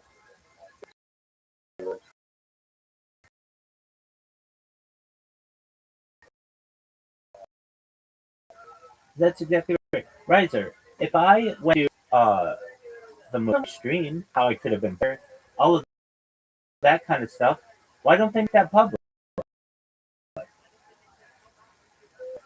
Talking about it. Because they didn't go past the Van Allen. They went into low Earth orbit, the Apollo mission, so that it shows them floating, and they can do some. They can do some. They can do some experiments. Camera. Camera tricks, exactly. Camera. Exactly. And NASA realized when they did this previously, it raised questions, and they actually got caught. That's where that footage is that Bart Brell has of them repeating the shot like for 50 minutes until they got it down correctly.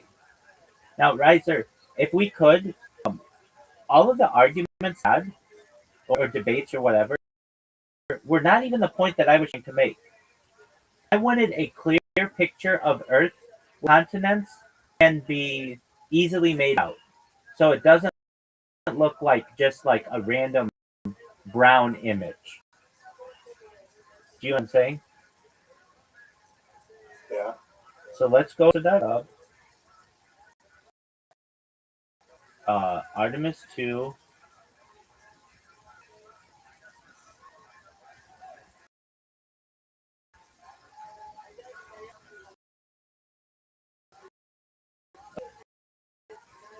Artemis 2 Multimedia. No, you can grab it. Well, I can't find a picture. You know how it released 12,000 images? Why aren't there 12,000 images on this website? I see I don't know. 11 images from the return to Earth, 86 images from the flight, 45 Yeah, images. no, there's not 12,000 or whatever. Exactly. There's like barely 500. Exactly. And you know how they said all this video footage or whatever, hours of it? That's not available on the website.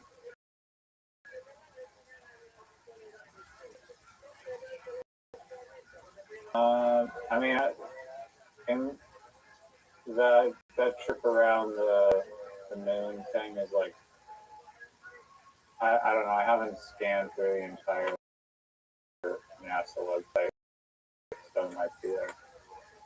Don't assume. Yeah. Multimedia. And they have 17 videos that are available. That's it. Let's look at one of the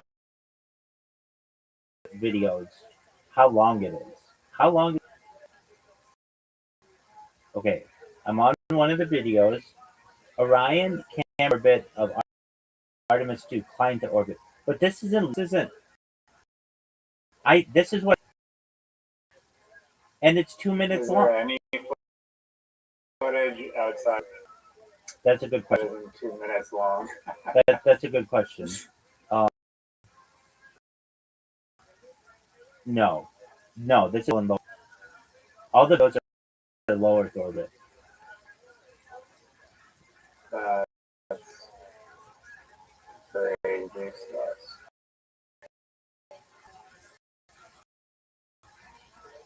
I agree. And you know what's even crazier?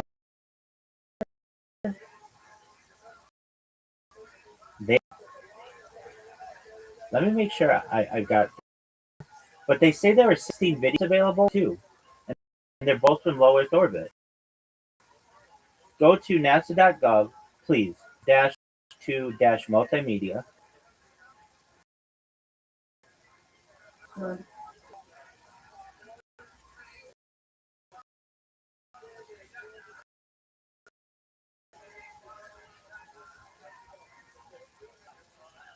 Will you please know when you're on Artemis 2 Multimedia? Yeah, give me a minute. Take your My time. computer crowded. Take your time, and we don't have to go into this anymore because you've never heard me get as mad or angry or upset or whatever you want to consider it, just in passion. In any conversation that we have, you can sit here and tell me I lost and shit in my face and all that kind of stuff. I can take that. You can't insult my intelligence when it. Hey, Artemis 2, it says 16 videos. Yeah. Journey to the Moon Gallery. Yes. So click on that, and I only see 2 videos. Maybe I'm missing something. I see one at the bottom right, the last. Yeah. That's one, and then go to 2, one video. Yeah, there's one in the back. Yeah, NASA can't even make web. Oh wait, no. The second page is loaded up. Okay. There's a bunch on the side. Okay. So I then, took my computer.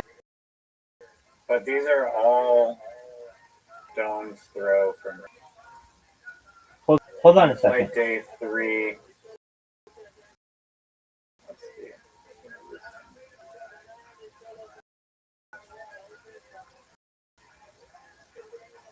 Oh. 1 minute of teams.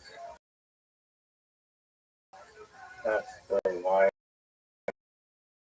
transfer rate, which means the frame literally a frame a second, and they call that a video, and you can't see. Really, it's not even. It's just 1 frame a second. Let's see if there's 20-second videos at all better than that. No.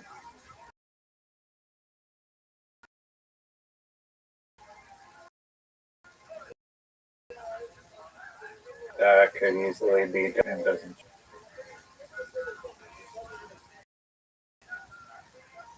These videos are all so short.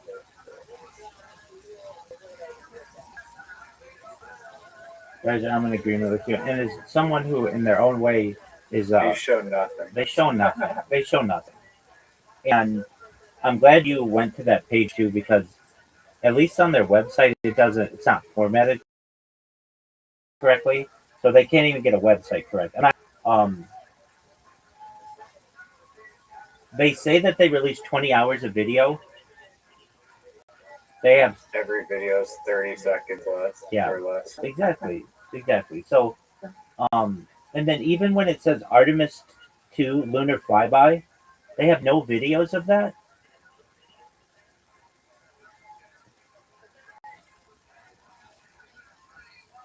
Hmm.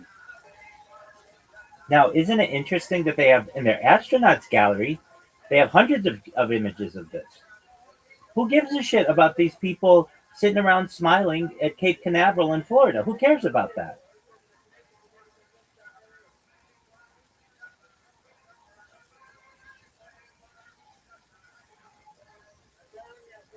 Looking at the Mission Control Center, I'm like, I don't know. Well, there's an immediate anomaly that doesn't make sense at all. This guy's screen just doesn't even make sense. Okay. If you look at the Mission Control Center, it seems a little... They're like random holograms everywhere.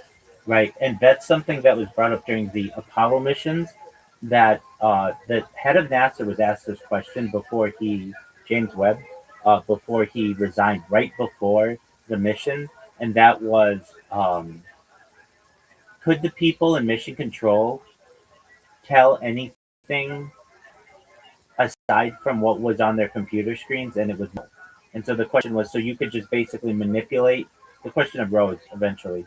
So you could manipulate what they were seeing on their computer screens, and they would know no different. And the answer is yes. And they get these really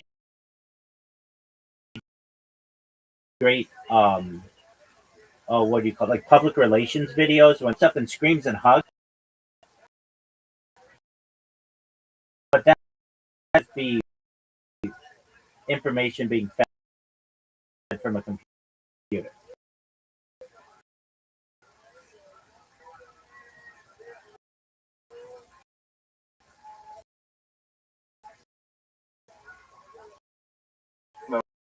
Oh, yeah.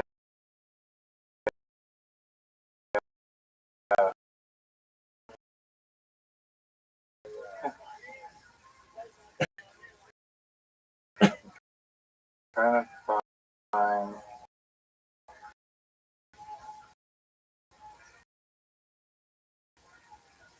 I mean, you can't even read the screen because the resolution is so shit on the photo that they released. It's like you can't even zoom properly to read the screen. So it probably is just... Look at Artemis 2 lunar flyby gallery. Actually, Artemis 2 the moon game. That's the one with 35 images and 16 videos. Lunar flyby gallery. Looking up that earlier. Oh, that one, Yeah, Artemis right. 2 Journey Gallery. It's, Oh, yeah. okay, from Earth, where you see. So do you see the second picture? The first one just looks like sweet or pic with all kinds of clouds on it.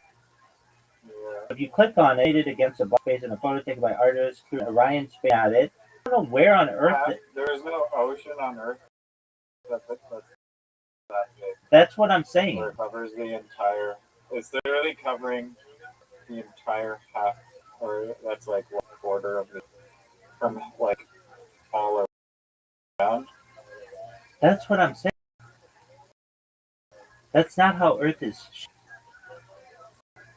Even if it were, we could go to the Doppler data of that day and know where the weather systems were and see if that is accurate.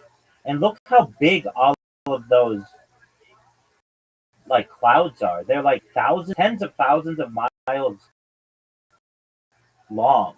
They're huge, or at least thousands of miles long. The United States does not get cloud cover from California, New York, the whole thing ever. There are breakups in it. You know what I mean? Canada does not get one big cloud. The cloud on the right is like that is a giant fucking cloud. So you get what I'm saying. It's like, yeah, the size of like North America is the size of that cloud. Right. And I don't remember saying to you, hey, did you look outside and see the giant cloud that's over like a third of the earth right now? No. It was sunny skies and like, but even still, without the cloud, tell me where there's any. Why don't they just like Photoshop at least some content? Wait. Oh, there is one of the continents that Hold on. only for a second if you scroll down. Okay, look at it. Which one? That giant cloud thing that was right. It's called Hello World. Yes. What continent is that? South Africa. Wait, but you don't know.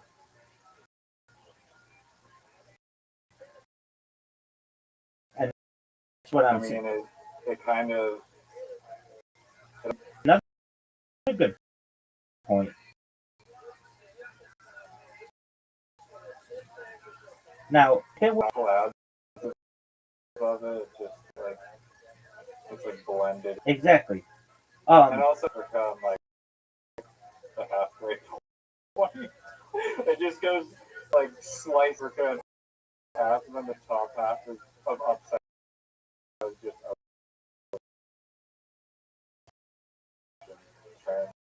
So you're thinking this is Africa, but like cut down. Do you see at the very corner? It looks like what could be Spain and Gibraltar. Like, But there's also lights from the visible in daytime. lights on How Earth is light clusters of the city. only at night. Yeah.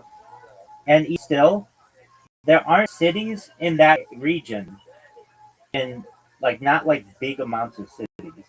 Let me see if Africa even looks like that. I mean, I'm pretty sure that like the bottom half of Africa is in a giant ocean. Right, exactly.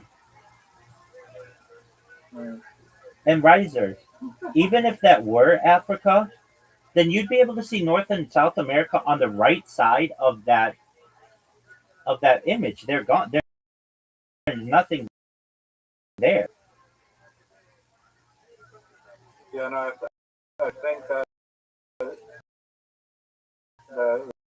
would have to be like Spain connect to Morocco and that little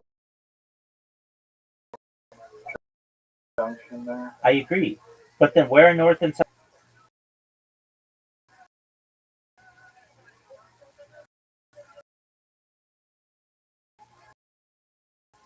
And where's the bottom part? Like, where's Southern? It's cut off by some clouds and then disappears.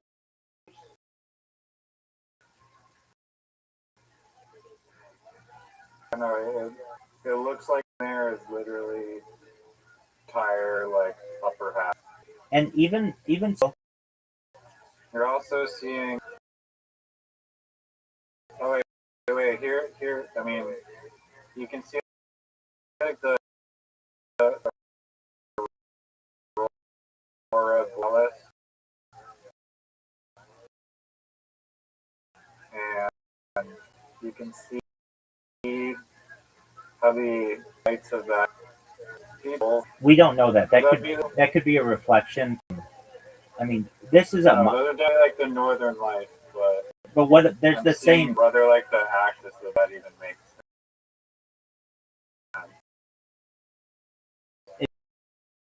It does not, and there would be southern lights as well because it's at the. Alright, so um, And notice they don't say in the picture. This is an wait. This doesn't make any sense. They call that a nighttime picture of Earth. oh, there is southern northern lights as well. That's what I'm saying. That's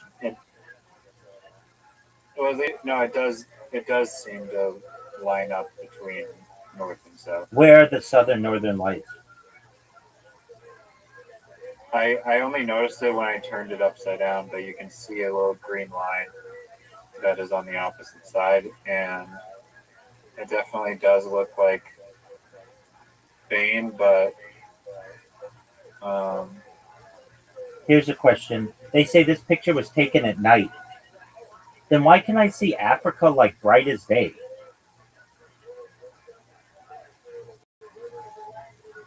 It says in the thing, this nighttime picture of Earth was taken on April 2nd, 2026. That looks like it's the brightest daylight picture I've ever seen in my entire life. I mean, it depends on where you. I mean, it's probably like what time zone are they claiming it? This photo is taken from. I guess the time zone that's over like the east part of or the west part of Africa. If it's a nighttime picture, it's dark.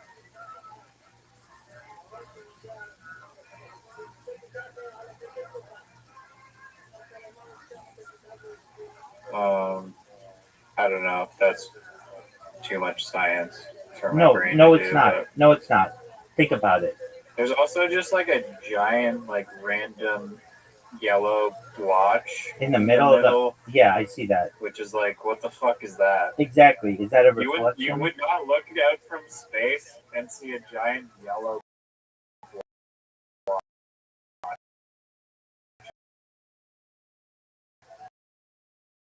That's like shaped like a fucking square. That's true.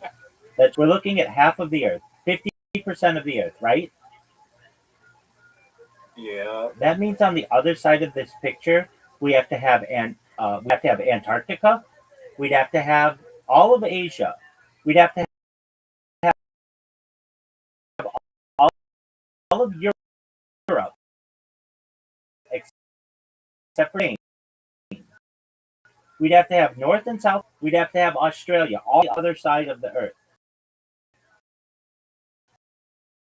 That's what the Earth is.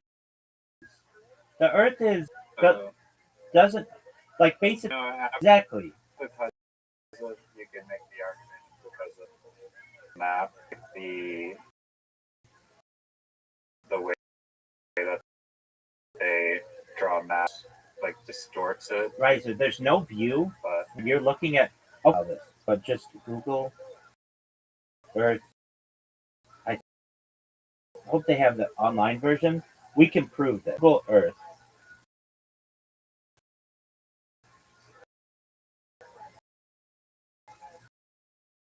And we're just going to look at the globe. I don't want to have to do Earth. Okay, a virtual globe is all we need. A virtual, and we just need to see if any point you can only see Africa and none of the other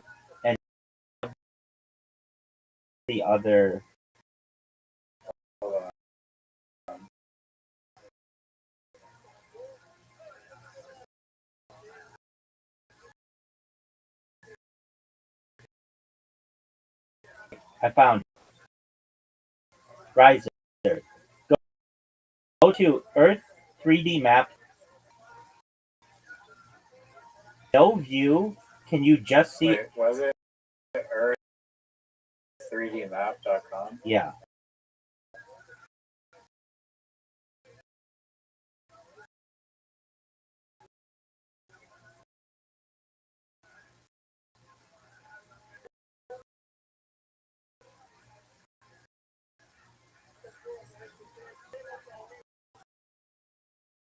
Okay. No view. Give it a second to load. And you well, let's keep scaling. Do you only see Africa without South America and North America? Yeah, I have to click something. Africa up. It seems like You still see South the America. image. You see South America. Yeah, I know, but I have to turn my laptop up to it again. I feel like there's this faint border on the left side. That's not a planet. South America. That's not. You would see land. See land. It's like you see in whatever that is. And frankly, we don't even know this is Africa. So No, that has to be. well, we don't necessarily know it. The shape and the size. No, I get that. The one who I believe said it was Africa. Okay, now here's another point of interest. Look at Africa's coast.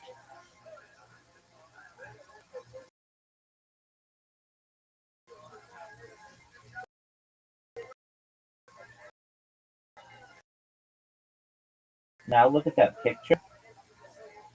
Oh, that's a good point.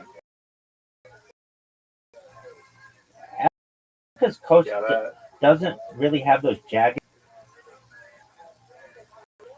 no, it kind of does.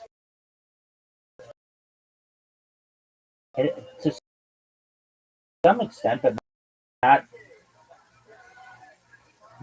for me to have. Let's look at space. It follows the exact same line as, in my opinion. Okay, But there should be islands off the coast. That part of it, and visible from this photo.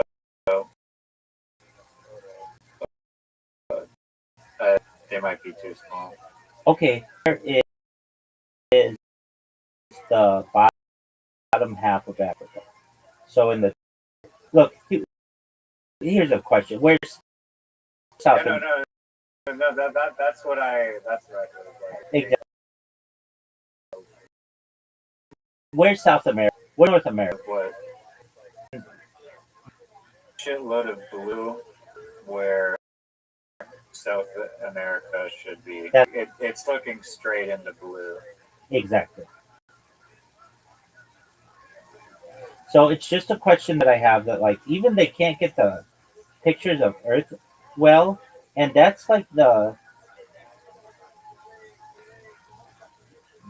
like that's There's one of like this giant fucking cloud again.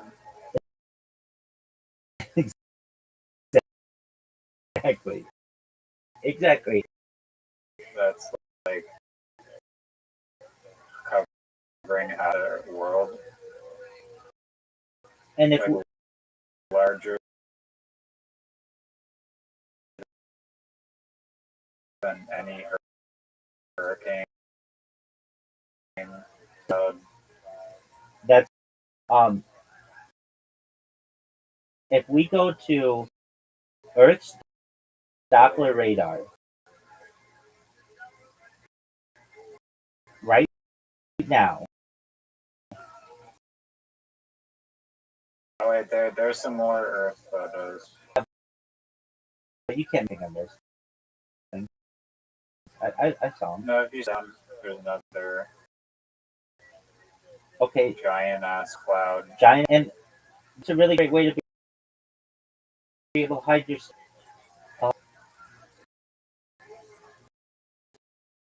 If we go to,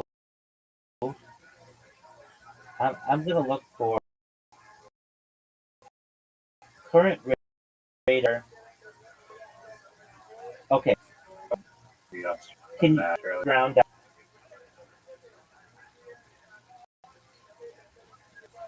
W underground.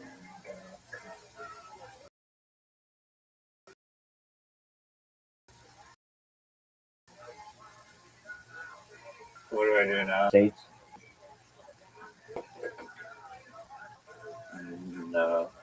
Okay, does it show you Canada? Just telling me soccer headlines. World Cup key could be most dangerous in these cities. He played Stetson record. Yeah, maybe there's a thing. Oh yeah, apologies. Okay, W underground /maps /radar Is / that it? current CURRENT. So it's W underground /maps /radar Current. /maps /radar current. Okay. What's it show you a map of? There's current radar parentheses W. W U. Current radar interstellar radar summary. Okay, Your satellite hold on. images. wunderground.com /maps /radar current, right? Yeah, it just redirects me to /maps, and there's a bunch of different maps here. There's a catalog. How did you spell current? CURRENT. Yeah. So, okay, I'll go to maps. Oh, just do maps and radar. Let's see what happens then. Okay, perfect. wunderground.com /maps. Oh, it takes me to maps. Okay. So it says maps catalog. Do you see it says radar? Yeah. Even in like a stormy day, does it show you the United States? Yeah. Even in a really stormy day, like there's not that much cloud cover.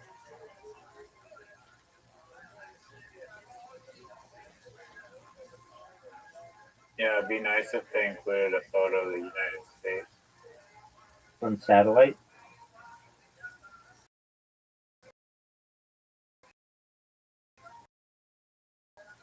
Yeah. Yeah. In this mission. Yeah. That's a great point. And they don't. It's like, give us the timestamp, but you could still go through the 24-hour period and be like, is there a giant fucking cloud just Australia covering all of, like, is Australia surrounded by giant ass clouds that entire day on April 4th, 2026? They don't want you to know where they took the picture. Like, good photographers geolocate where they took the picture from and what time. And you go to Flickr right now, like where like. So anyway, there's no need to argue about it anymore. You can.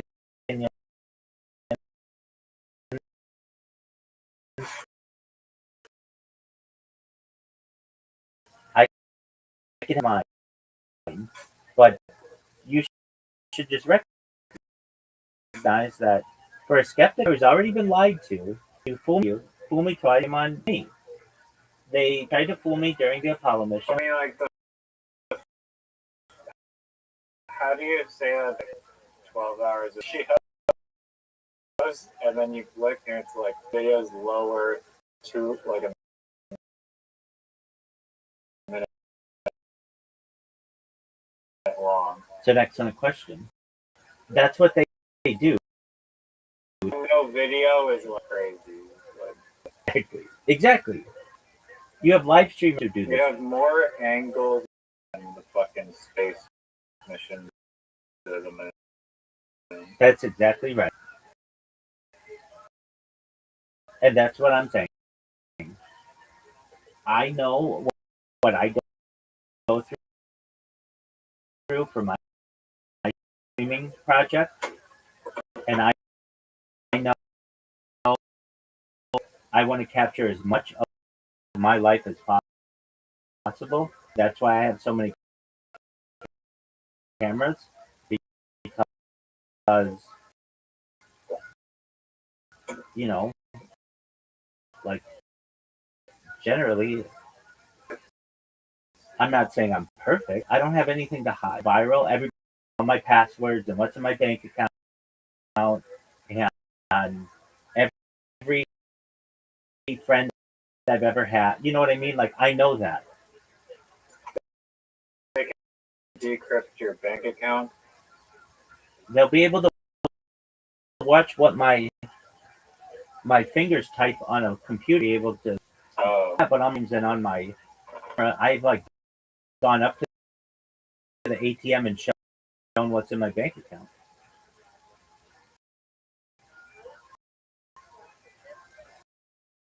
okay. That might, You just I guess, you can hide that if you wanted to. Go viral. Have that account. I could care less.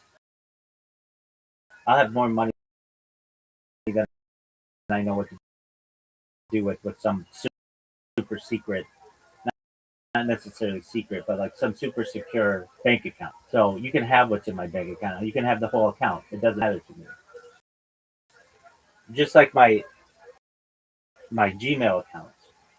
Go viral.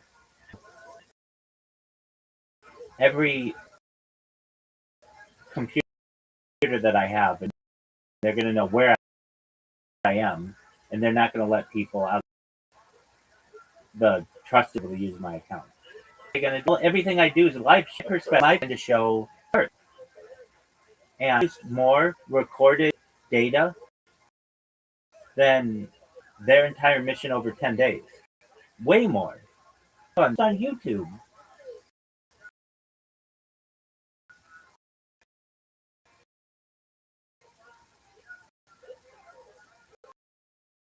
Yeah. I mean,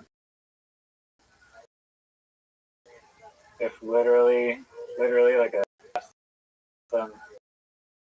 should you record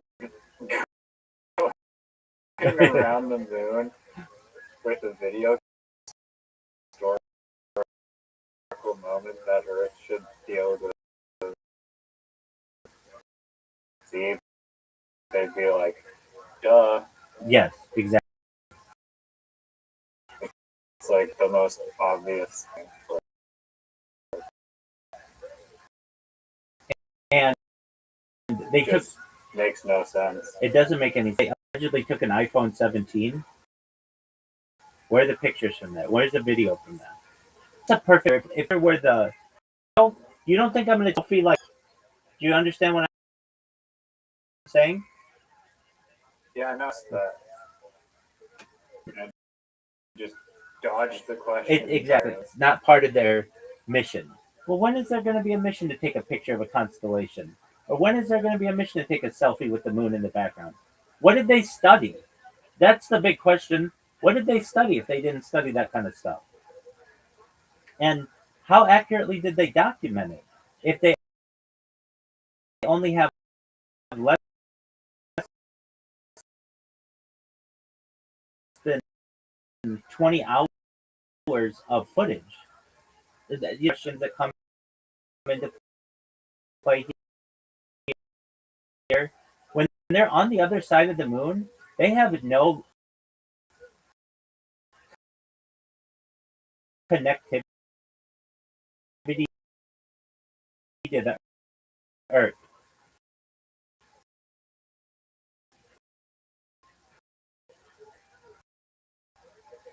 It's a dark period because you can't transmit it through the moon. So wouldn't you think this would be like a really scary time that they'd be like, look, let's start the iPhone up and like in case we in case we die or something this recorded.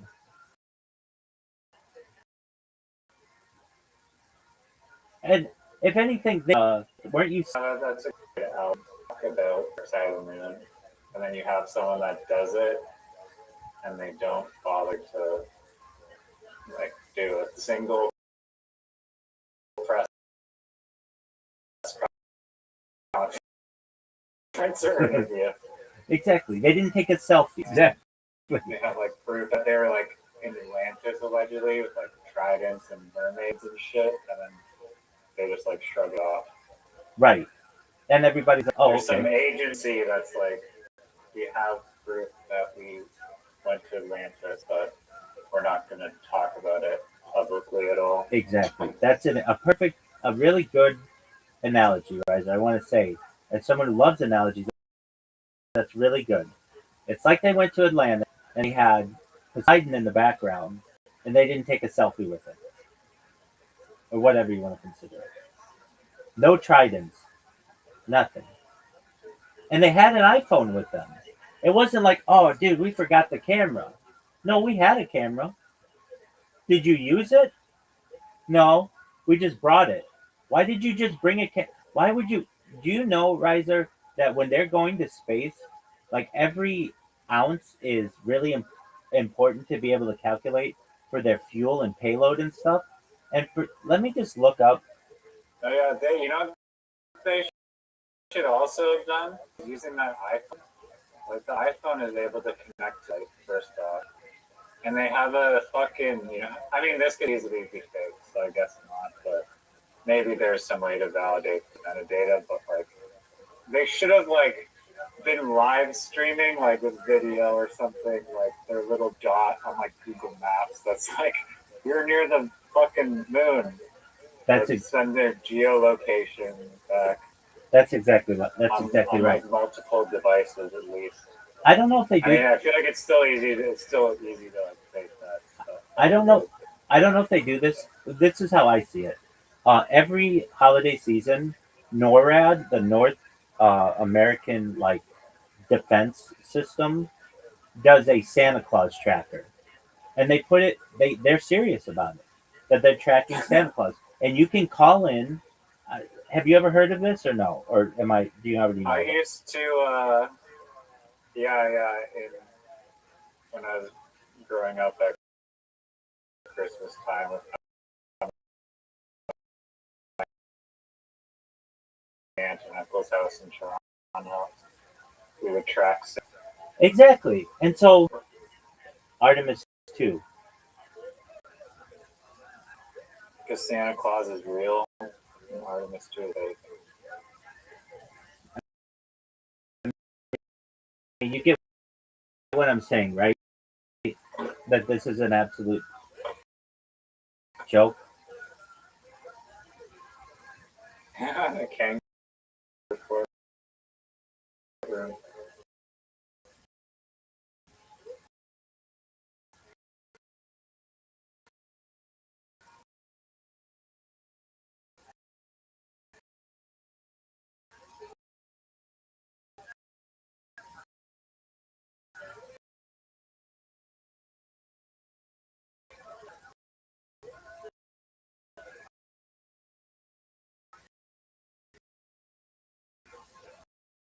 It's like the government admits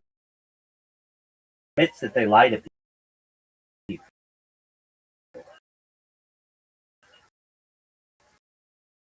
With this NORAD tracking anything, and they have been since before the Apollo missions. This goes back to 1955, and everybody's okay with it.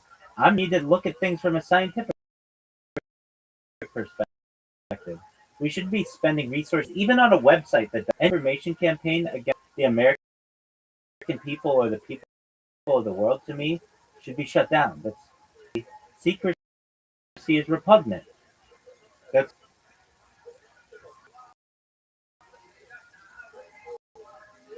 but anyway, you can believe whatever, but you can see why I'm a skeptic. Clouds, and they say they put out 20 hours. I put out. Yeah, no. Here's an easy proof. I mean, in every single one of those NASA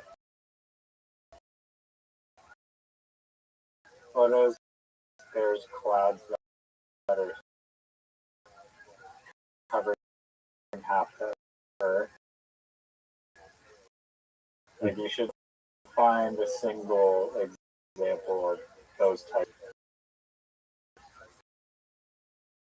The area coverage of those clouds. Exactly. That's exactly right. So, just you can see I'm a skeptic.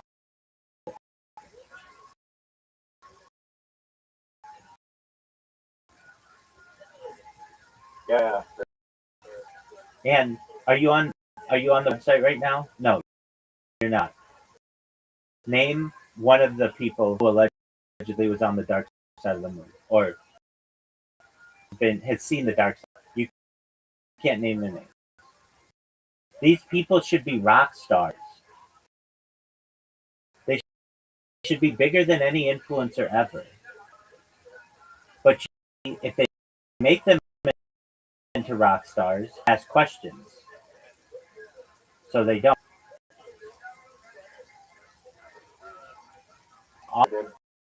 I mean, and this isn't like.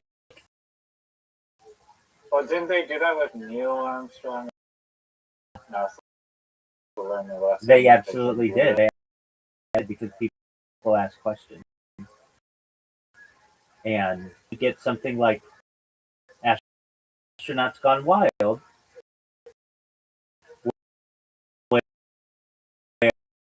where you don't have NASA and you don't have the CIA and some random guy, Bart Sabret, who, in my opinion, is an absolute hero, even though some people think he's kooky, to go up and have the courage to go up to these guys and they're like, oh, well, I've never been there. And did you go through the bill? I don't think we did show NASA, right, sir?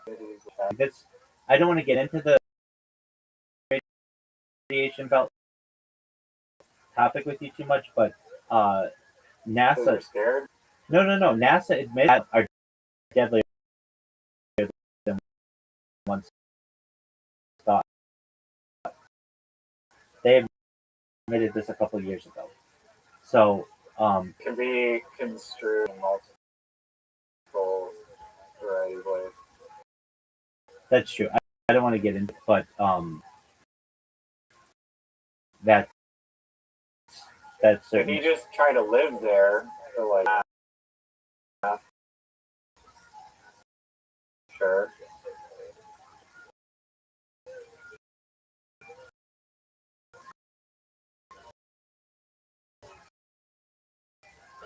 I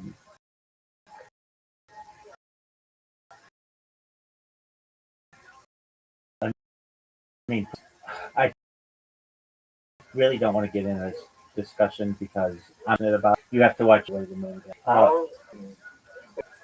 So.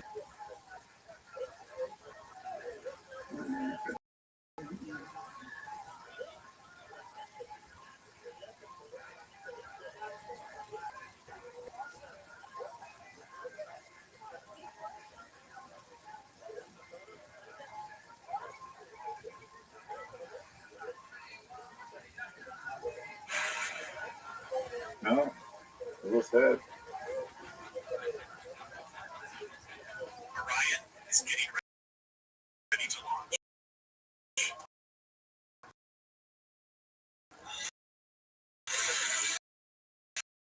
This might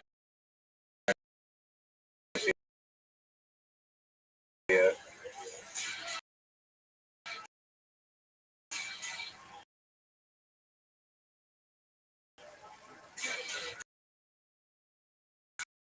Fuck off.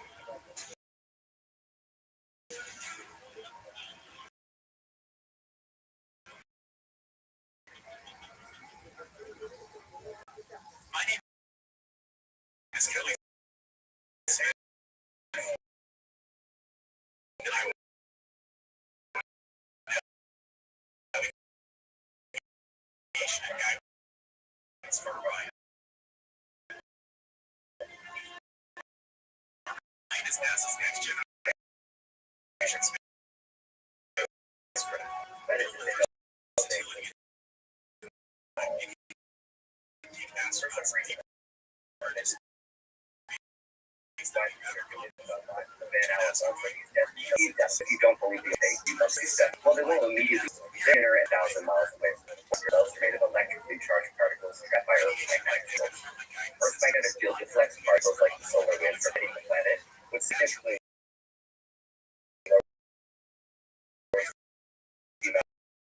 radiation experience on the surface. But a lot of these solar wind, the particles in them range from electrons to protons to the nuclei of atoms. These particles can be harmful in large doses. If they were all hitting Earth, we'd have a problem, which is why it's good we have magnetic fields.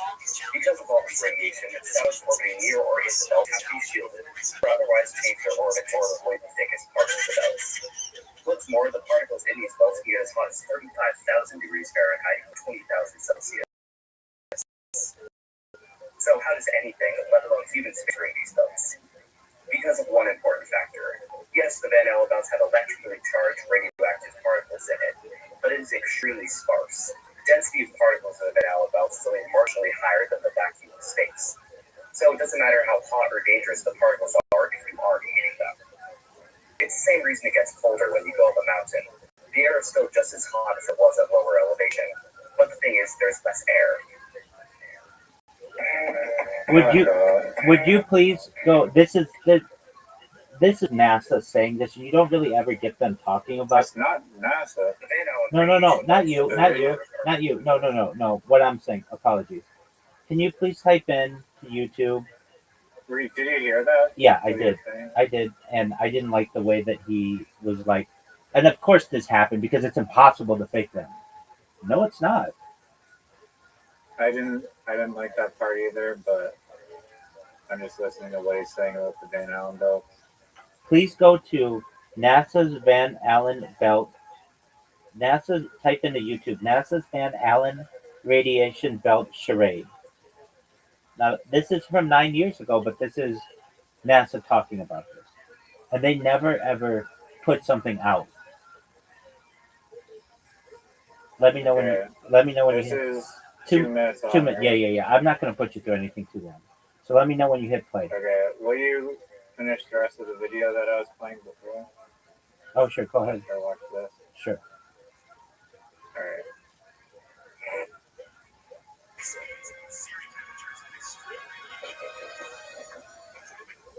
Oh my god.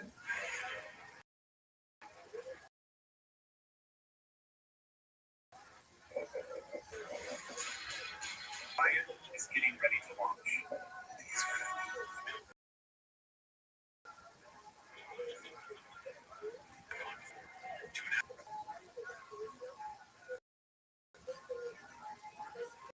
What is this intro? My name is Ellie Smith, and I work on navigation and guidance for Orion. Orion is NASA's next generation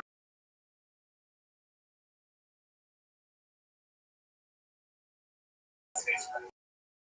Persons who have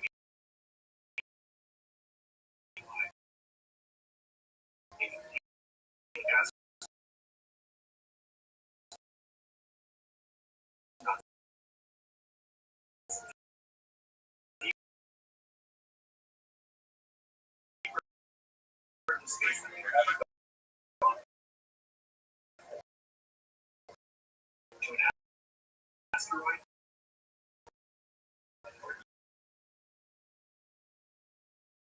Even launch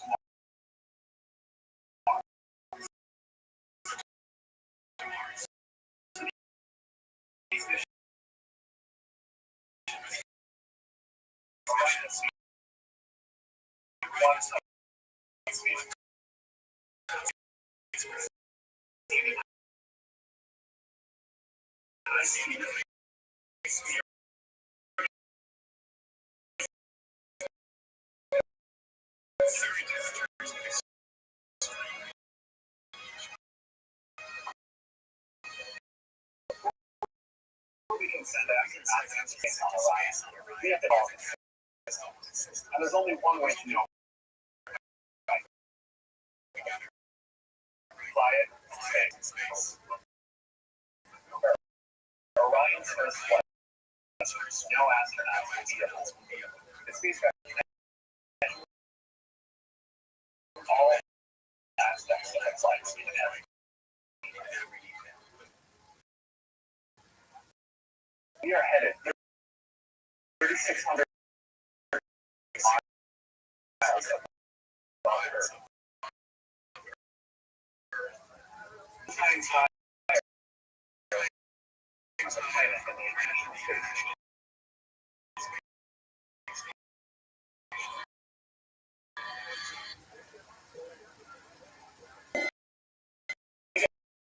Further away from Earth, we'll pass through the Van Allen Belt area of dangerous radiation.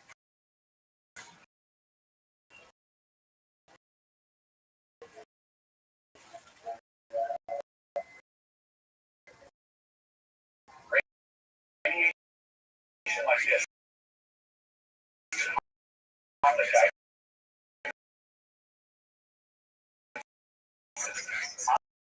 For computers or other electronics.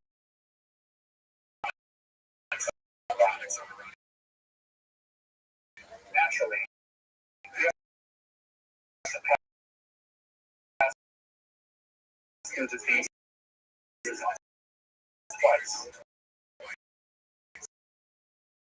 Once up, once back.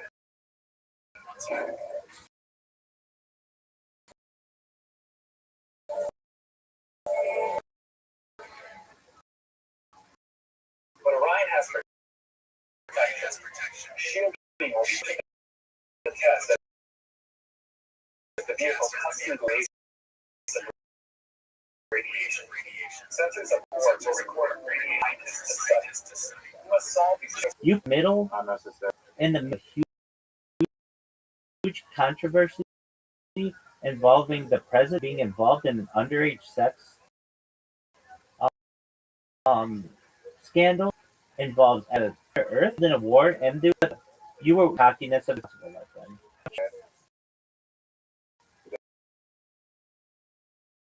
Doesn't have any sources that I see immediately.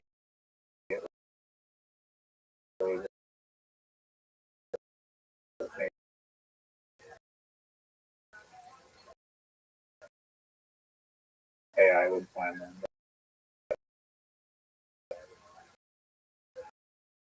Yeah.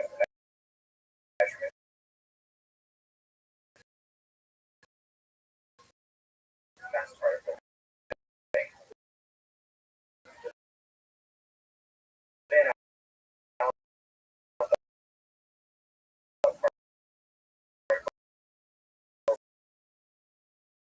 aren't hot in the sense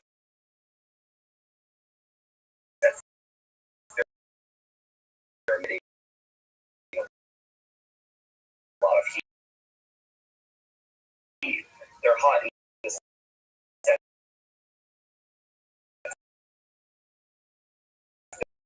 they're moving very fast. They're being so rarely, it just doesn't matter. The Van Allen belt for a short time. Polaris belt. How fast are you? The belts is just change orbits. They mostly stay exposed to the belt. Adds up over time. The belts does fluctuate. If there's a solar storm toward Earth for a period of time, letting you know the existence of a temporary belts on Earth are harmless. That does harm. They become given a long voice, or if you spend a long amount of time in them. Other than that, they're perfectly safe. Earth isn't the only planet that has them either. Jupiter's radiation belts are far more extensive, and those are the actually dangerous ones. The Van Van Allen belts around Earth may be annoying, but Jupiter is another story. Jupiter's moon Io is right in the middle of a large radiation belt, and it's so massively irradiated that even if you were standing on Io, you dead in a matter of hours.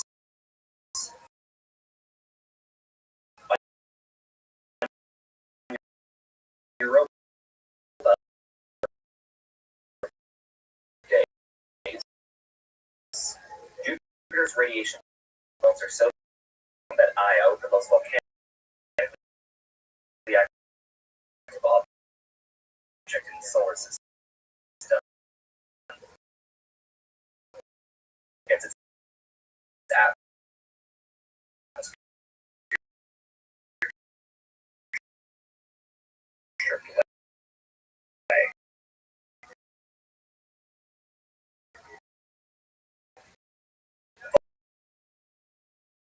Volcanic gases are really good at building atmospheres, and the only reason Io was airless is because Jupiter gets rid of its atmosphere faster than anyone. If you're looking for dangerous Van Allen belts, look no further than Jupiter.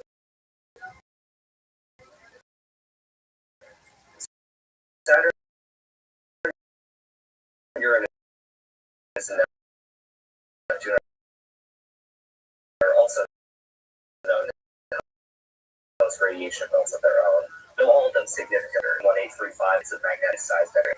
So now that we know what radiation compares to the other, Apollo did this at something from the orbit around orbit with particles and making safer Question: orbit. Space storm. How do we? Thing was planned. This Pattern. The sun is. Yeah, but probability of that happening. So- if the probability was 80% chance of being a solar storm, they may not have gone. If it was like a 1% chance, you'd be like, okay. So, are you admitting that the Van Allen radiation belts during a solar storm will kill someone? Just be honest. He said video that's problematic. I don't know if I don't think you're there, you're spending enough time in it to get fried, but especially since you're not going to take the trajectory that's the grinder, you're going to take the dense, like easiest way out.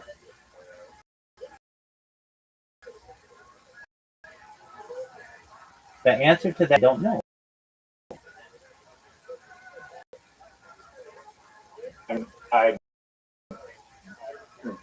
haven't ever searched it up, so yeah, I'm not even. There you go. That's all you have to say. I don't know. That's I don't know what that disproves or whatever. just say I don't know, and that's no big deal. I don't know how to predict a solar storm, or if they do predict solar storms. That's an interesting question. No, not just that. That if a person.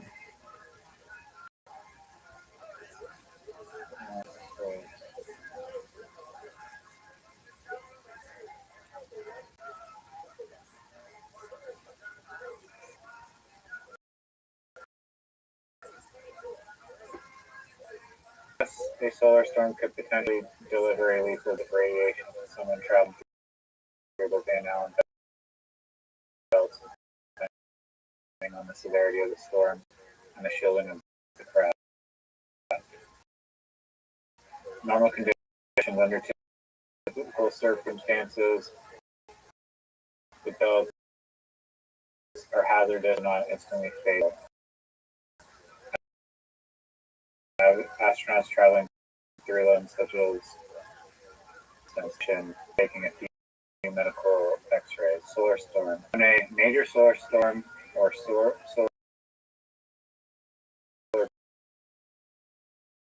part of which occurs, the sun erupts, a massive wave of energetic protons and ions.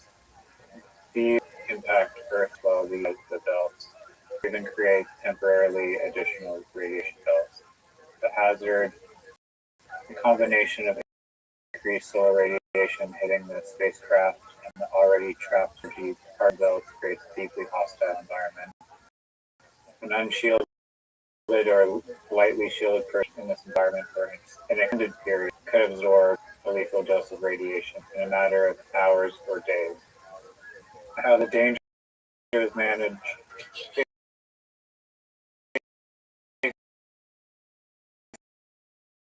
Agencies do not blindly travel through the radiation belts. NOAA closely monitor the sun. Manned based scheduled or delayed based on solar activity forecasts to avoid transits during active storm. Spacecraft shielding, they have shields. So apparently they do monitor and predict the storm.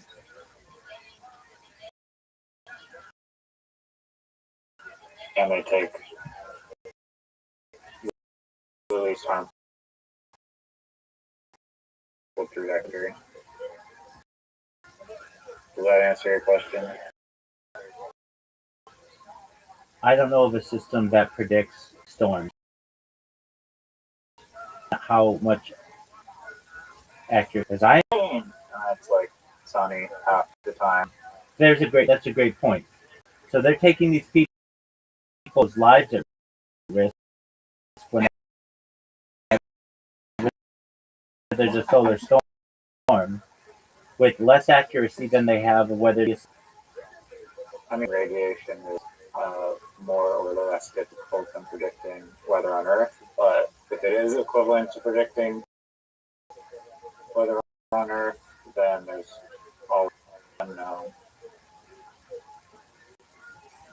Yeah, exactly. And it's When like, you look, and wouldn't it be a here's great question? question for you. Wouldn't it be a great question to ask the astronauts? Weren't you scared when you went through the Van Allen radiation belt?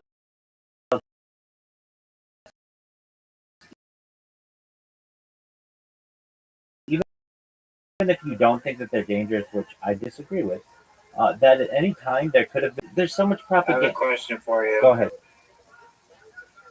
When you look at a sphere head on, what percentage of the sphere surface are you able to see?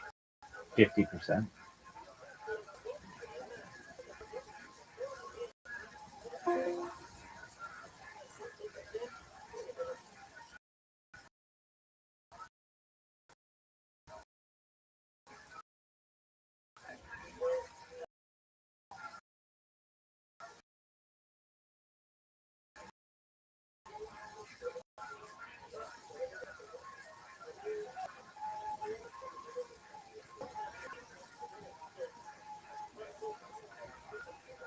Well, Yes, sir. Can you hear me?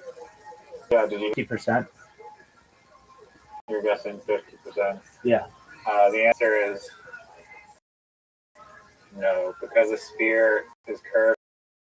The edges of your field of view fade away into the distant geometric view. You can also see exactly up to the 50%. You're an infinite distance away.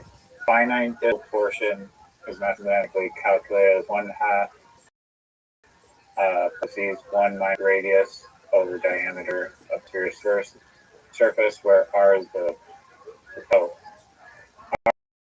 r is the radius and d is the distance from the sphere's center. So, but you're approximately seeing. Doug.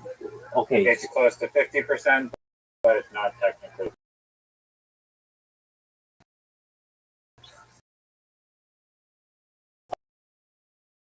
Okay. But come Because on. the edges fade into infinity, but it's close. So we're Yeah. I mean, it's very close. If you wanted me to get into that I could. I would just give you a simple answer for what I figured was a simple question, but that's fine. Let me finish the video. It's less than 4 minutes. But I don't like this guy's cockiness. He sucks. was proposed. Essentially, it's just creating a 62 mile or 100 kilometer weather, which would be both electrically charged and uninsulated. He's talking about Jupiter. technology now that would basically get rid of the Van Allen belts. So you might find it interesting. We're about to hear an explanation from Dr. Ross. In 2002, the high voltage long tether was proposed, thus creating a 62 mile or 100 tether, which is electrically charged and uninsulated. It would be deployed from a semi-elliptical orbit to reach the entire world. A power supply would then be from the satellite to electrically charge tether. The voltage from there with belts caused to be ejected out of early to either go out into space or up in Earth's upper atmosphere. Essentially, High-Volt proposes a way to descend, making them significantly safer over time. This could increase the amount of radiation present in the belts by 9 within just 2 months of deployment.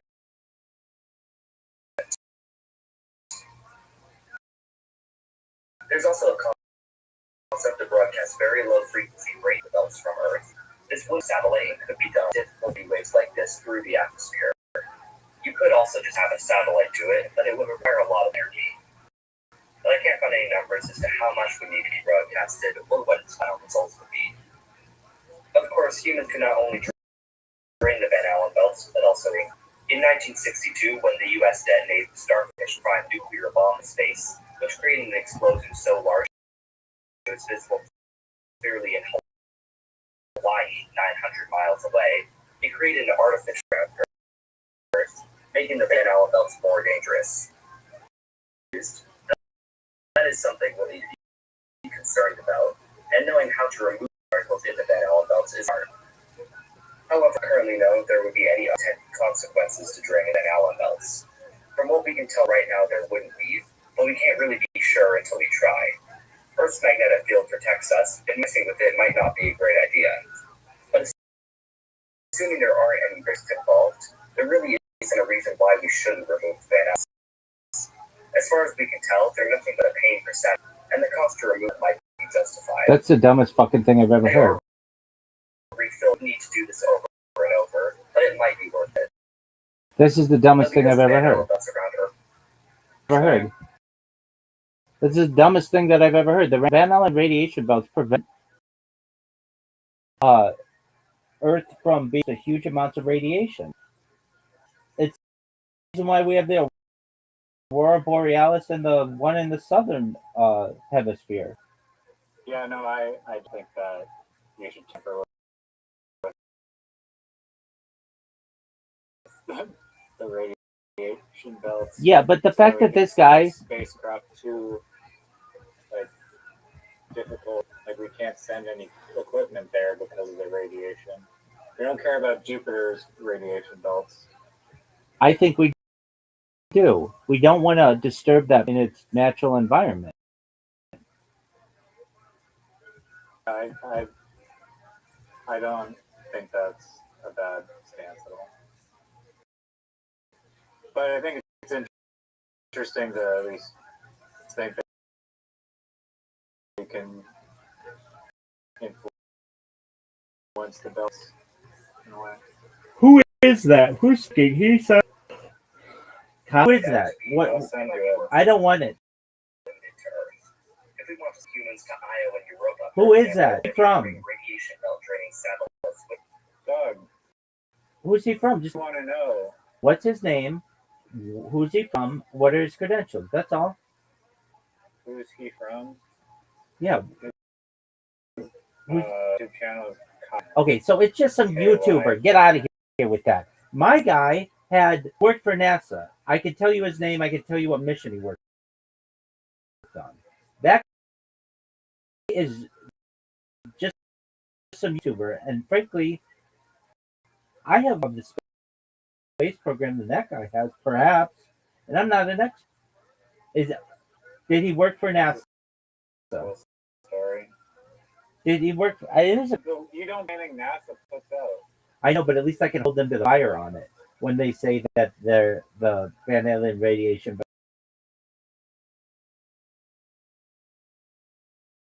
belts are dangerous. This guy says that the way that he said when it's impossible to fake, you shut me off to him. I don't want to listen to this anymore because I know that it's not. And you know it's not. Because you're scared. No, it's just like, You're okay, are we that may challenge your okay? views. So are we sharing now just random YouTube videos of each other? Because if we can, I have a huge amount of them. The ones that I share are at least people who are contractors of NASA or work for NASA or are documentarian long-term contradicting viewpoints on this subject. This guy is just a YouTuber who is very cocky, and I can't. Okay, well, do you have any scientific data to disprove what he said Yes. about the heat? Okay, let's start with the heat. Wait. Claim that it was 35,000 degrees and that everything would just instantly burn up. I remember you saying that. Did you not say that? 35,000 degrees. What are you talking about? When did I say that? You told me when we were first, you were like, oh yeah, no, it's 35,000 degrees. It's impossible to go through. It'll just instantly incinerate. No, that's what he said. I didn't say that. You did say that. It's 35,000. It's 35,000. It's 35,000 miles, not degrees. 35,000 degrees is. No, you. I swear. Riser, you're saying with certainty and a conversation incinerates. I don't think that. If you think that, that's wrong. That's not what I think. No, you're saying that the extreme temperatures. I remember. It's not extreme clearly, temperatures. you said It's that the extreme radiation. It's the extreme radiation.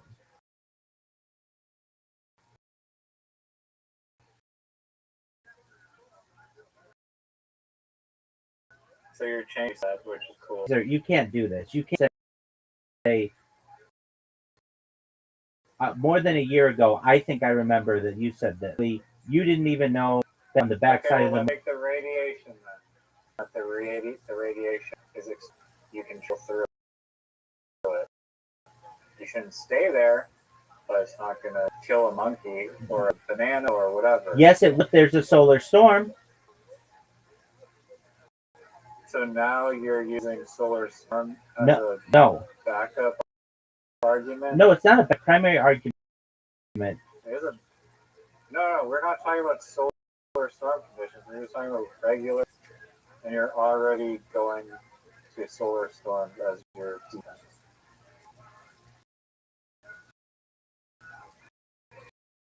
No, I'm saying he admits that a solar storm that there at all is. He didn't say that. He didn't say dangerous at all. And he didn't say that they would kill you. And there's a solar storm. I'm saying that he is just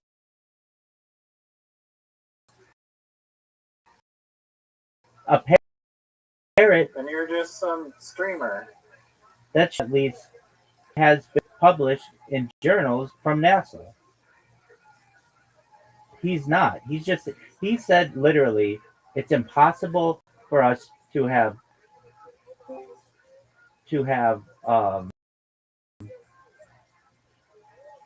take the moon or whatever. What about Duck? I'm in the middle of something right now, Big Dog. I hope you do well.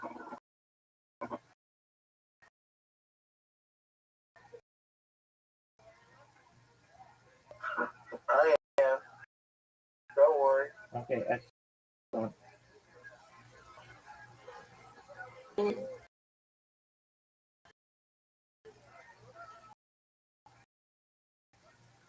Okay, Riser, I'm not going to get into it anymore. That guy with that YouTube streamer. Because then what I'm going to do is say to you, then explain why the Apollo astronaut, one of them said that he didn't go through the Van Allen radiation belts. The other one said that he did. NASA itself says This is completely separate about whether that mission was real or fake. We're talking whether it's possible to go through the Van Allen belt. Do you agree that those are two completely different things? with adequate, Trying to use the Apollo mission because those are the only people who've ever. your stance on how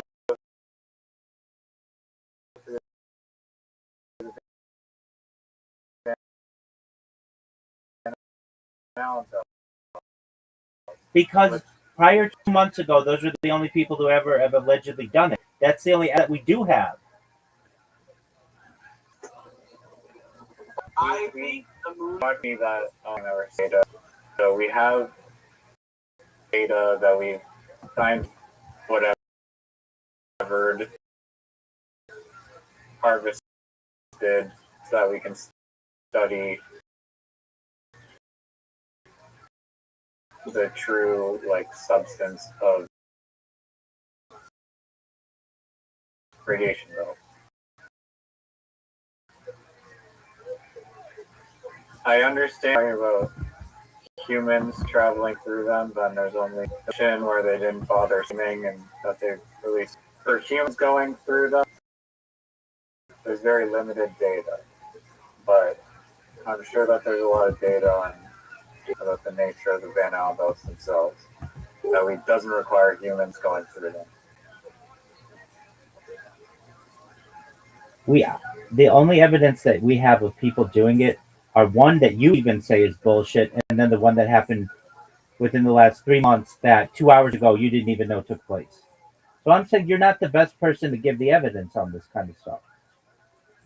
You're not well. I'm not saying. Am I the one saying that it's my data? No, I'm telling you to go look up the data on, or I'll find it on the actual density of the radiation belts themselves.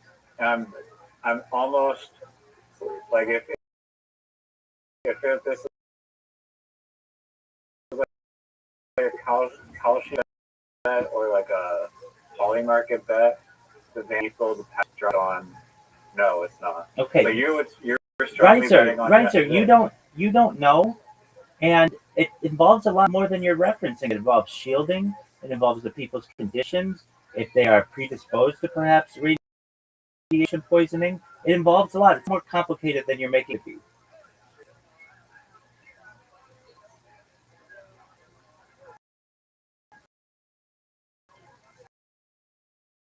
I mean,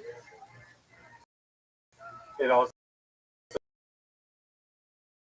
depends on the trajectory of spacecraft. But you're saying we're just talking about can a spacecraft with a human in niche cases where the right? I'm not saying it's impossible at all. I've said to you, this is at least for the second time. You did say it's Riser, I'm close to just stop. Are you a conspiracy theorist, Rabbi? No, and Omnidog not. And I don't want to talk with you right now. I've asked you previously. I'm doing it right now. Go do something else. Do you understand me?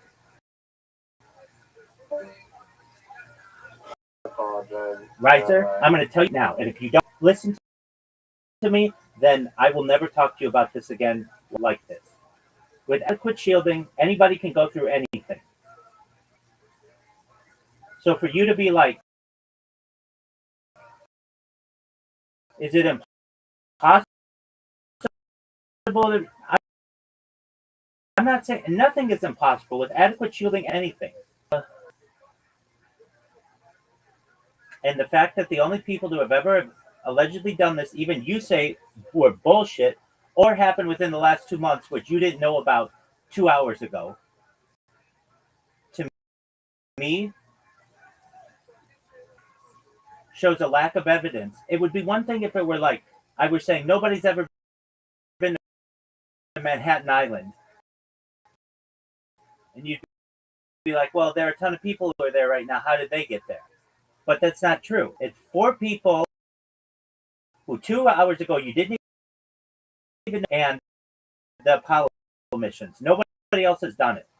So if anything, I'm saying that the evidence is lacking. And for you to be that we can do this, I'm saying we have files of it. And for you to be like, well, I could take a Kalshi bet on it, I'm saying you don't have enough knowledge on this. Anybody with enough adequate shielding could get through that. I'm saying that it takes more than we currently have on these crafts. Amen.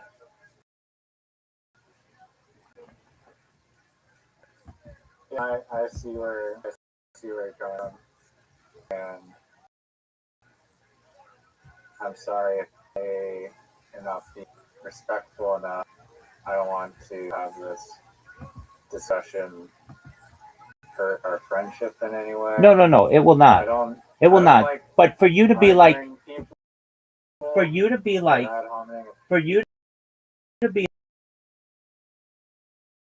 like, over a year ago, you said that the temperature of the. I'm on No, video. not genuinely. Okay, I know that it's 35,000 miles, and it's actually more than it's between 25 and 50,000 miles. But even still, okay, if it's so easy to do, then aside from the doubts about that happened in the last 2 months and you didn't even know about, and the people from Apollo, name one other person who's done it. I'll wait.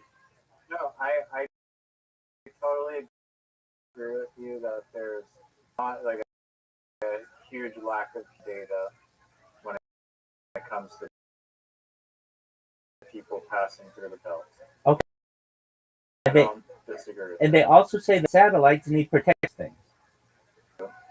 And I think that the only real data that we have on this topic is from James Van Allen's, that I know that has been published, is James Van Allen's uh, raccoons, which were Geiger counters on a rock into that went into the Van Alts, and it would destroy the Geiger counter because the radiation was so high. That's the only data that we have on this that's verified. Everything else is some NASA segment or some.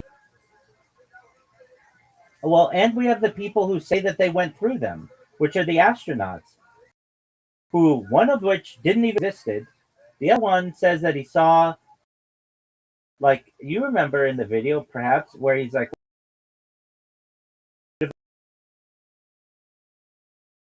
a flash that we saw, but it didn't do any damage to us. Other entities that have gathered information.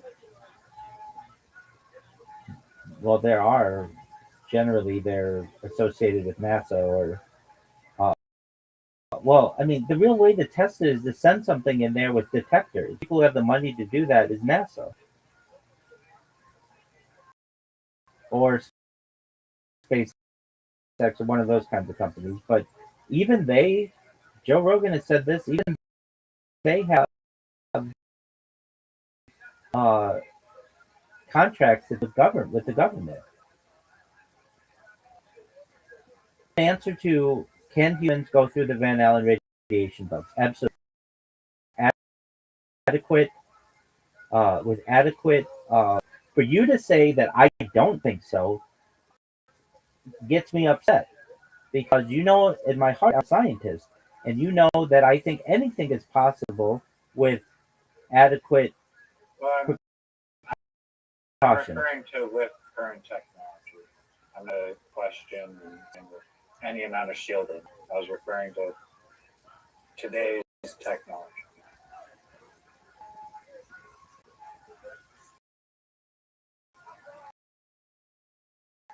If it But wasn't, I'm not like for beliefs on the argument. well, you said that I don't think that we could get through the Van Allen radiation belts, and I do with Well, adequate that's shielding. what I thought. I mean, like with current technology, if we need to be more clear. Okay, so what do I think really needs to be done of the current Orion craft or whatever? I think is insufficient. If you want to know my answer on that one, and it's pretty thin. Let's look at it. It's not like a foot thick. How thick on the Orion spacecraft or the Artemis 2 spacecraft?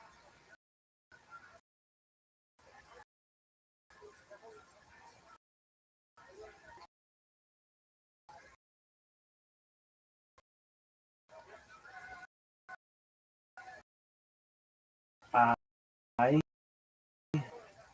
have to clear. I don't know why this. It doesn't make sense. It 205 at a certain point use about 256 gigabytes of that stuff saved.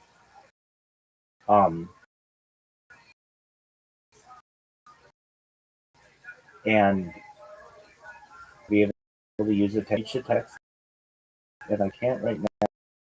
I have to restart my phone. So we're gonna look through this, through how I don't think aluminum is good enough actually, and not good for shielding. But we're gonna look this up. I'm gonna get into it.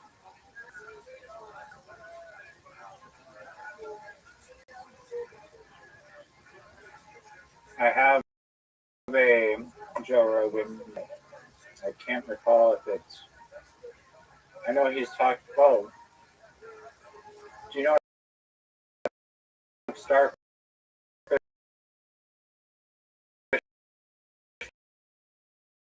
Prime is? Yes, it was a I don't think you've 1960 ever met. nuclear detonation in space that like blew out the city street in the street lamps in Guam and could be seen in Hawaii, something like that. Now, just one moment. Yeah, I thought that How was fast. thick? I never heard that they tested nukes in space. How thick?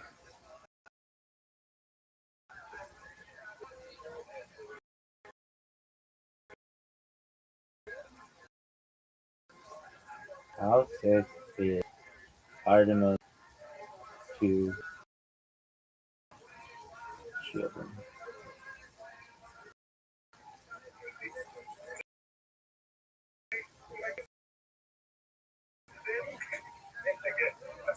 Okay.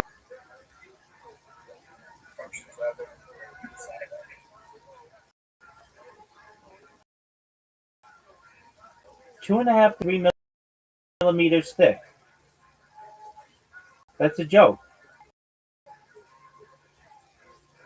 I mean, if radiation is dense, but You don't know. according to my, Don't know. my Riser? sources, Riser?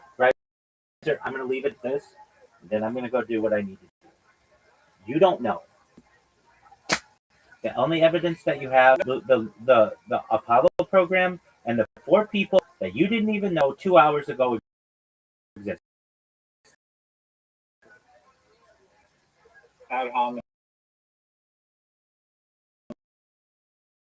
tech. If you, That's not. I'm not. I feel like it would just. How is that not happening? Because you're discrediting me as a person in your argument.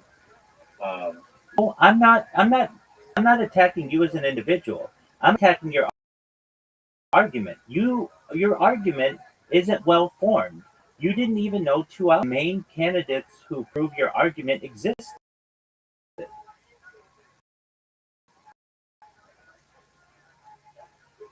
Again, that is like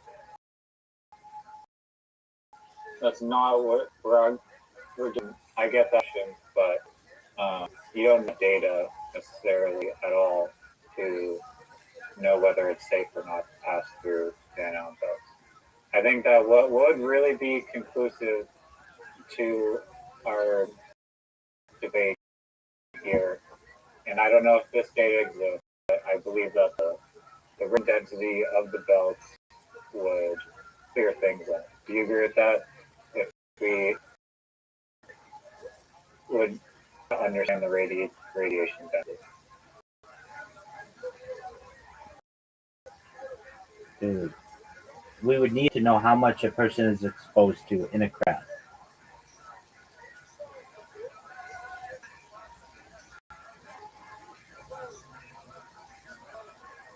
Because it doesn't really matter how dense it is if they're adequately shielded.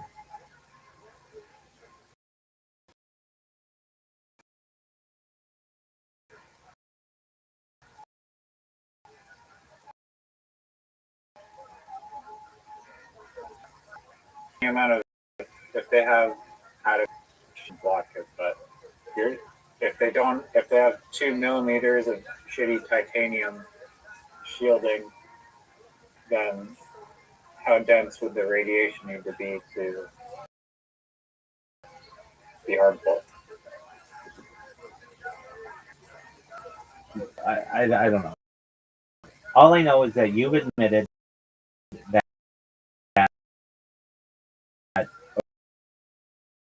or your evidence admits that if there's a solar storm going on, so it's at least enough to kill people during periods. Do we agree on that? I don't care what that can a.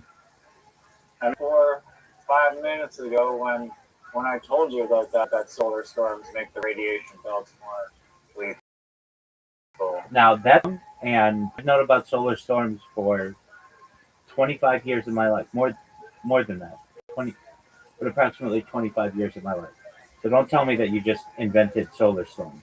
Well, you never mentioned that. That doesn't mean that you don't know a lot that's going on in my mind. You don't know a lot of knowledge that I know. Can a solar storm kill a person in the Van Allen radiation belt?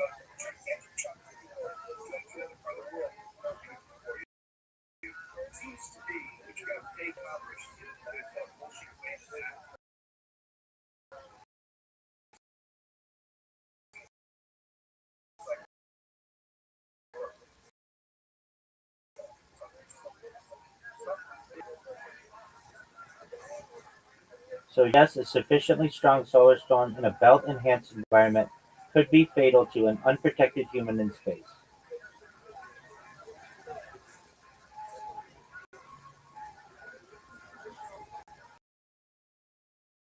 Sorry, what did you say? I was reading. Radiation could be lethal to a shielded human in space. So it comes down to shielding of the person, and adequate shielding. And you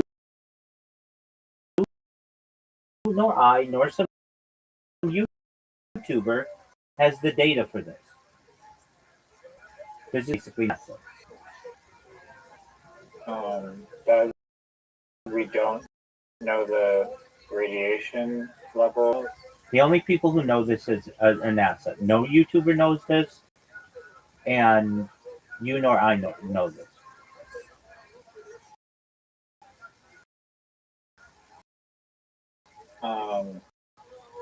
I can't positively say that without research on it. Okay, but you're just basically saying you don't know. What a Frosty. Frosty, I'm in the middle of something right now, so I can't. Where there any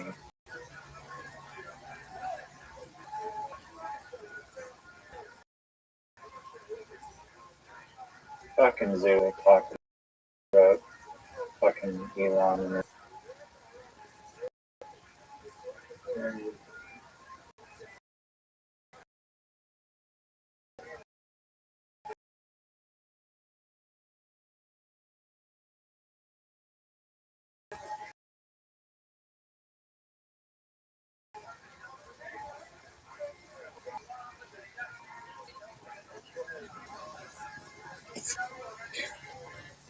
There's a new model. It's like an open source AI called GLM, and it's basically quad opus levels, ranked higher than ChatGPT and Gemini in a bunch of different categories. And it's completely open source.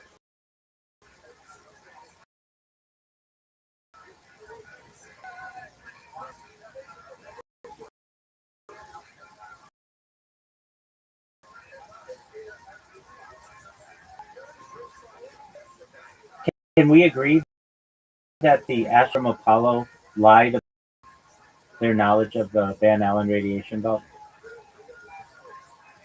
Yeah, I'm not claiming that the Apollo mission wasn't fake. Okay. So then what makes it different today?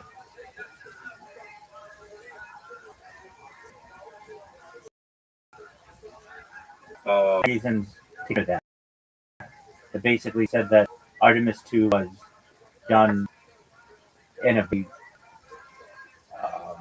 politically delicate time when we were just invading or whatever, attacking Iran, and the Epstein document people's mind off of it. Another thing is, just interestingly, that it launches on April Fool's.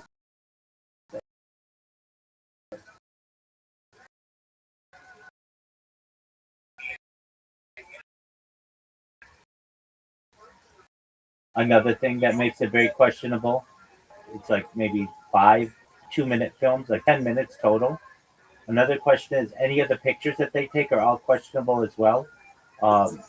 Whether it's they're in low Earth orbit, or why is it that you can't really make out Africa? You make out Africa, but you can't see any of it. But they say that this is a picture that happened at night, but is clear as day. It's bright. It's extremely bright. They don't have the location of the picture. Those are two completely different questions. Like I said before, Who you have to pitch correct without issues. One of the groups used, and the other group used about 4 hours ago, okay. or 2 hours ago. Dude, I've stated that, yes, I agree that there's a lack of human data, but I believe that you can study the radiation belts relying on human data. And beautiful Chinese GLM, amazing AI, says that, yes, well, here's my prompt, just so you can hear my prompt and not dispute that it's a biased prompt. Everything's a biased prompt, but is there any data source outside of NASA, like a university, that has independently the density? Absolutely. The data regarding the Van Allen belts is not held exclusively by NASA. The existence, density, and density of the belts are provided by every spacefaring nation on Earth, private company, university researchers. Here are some specific independent sources and missions. The European Agency Cluster Missions for mission. The Japan Aerospace Exploration Agency, the aviation belt, specific for electrons in the outer belt, which are density and energy particles in the belts. And this data is published in peer-reviewed scientific journals accessible to anyone. Can you stop for a second? So Can you stop for a second? Are you going to just say that peer-reviewed means nothing? Are you gonna? Why would they call them killer electrons if they somebody?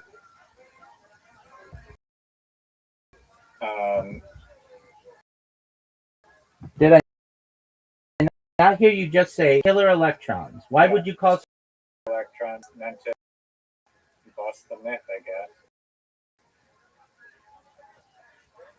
you? I'm not saying. Why would you? Yes.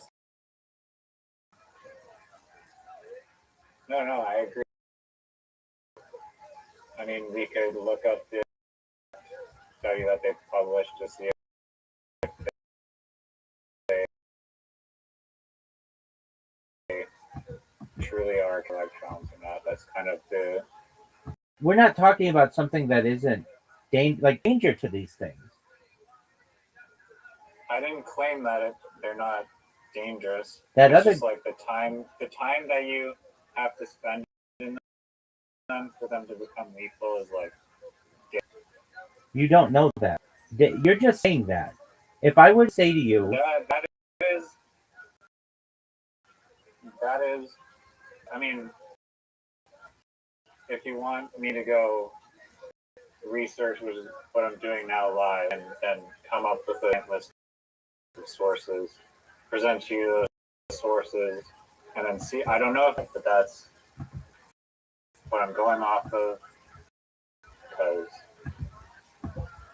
right, so the only way to do this is literally to, I don't want to say, but the best way to do it is to take a person in an unprotected capsule or whatever, put them into space, and then wait till the best way to do it. Are we in agreement or no?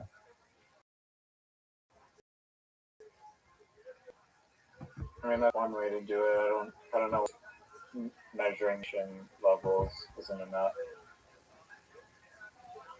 Okay, so I mean, it's like we could go to Chernobyl and then take a reading of those, and then we'll just.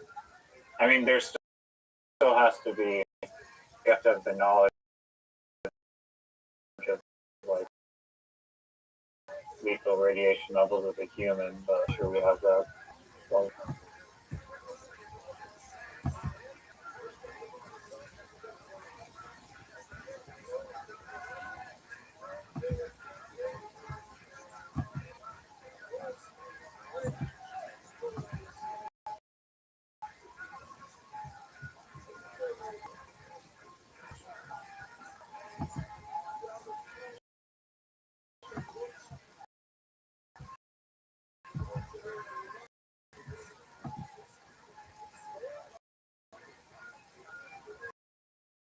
if I were to say to you, analogy again, and apologies if it's redundant, but you're in a marriage and your previous spouse cheated on you. You know they cheated on you. You have evidence of that. And they said they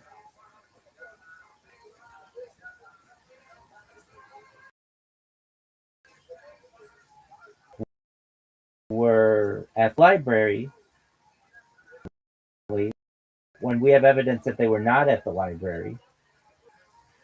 What makes you think that you should believe them the second time?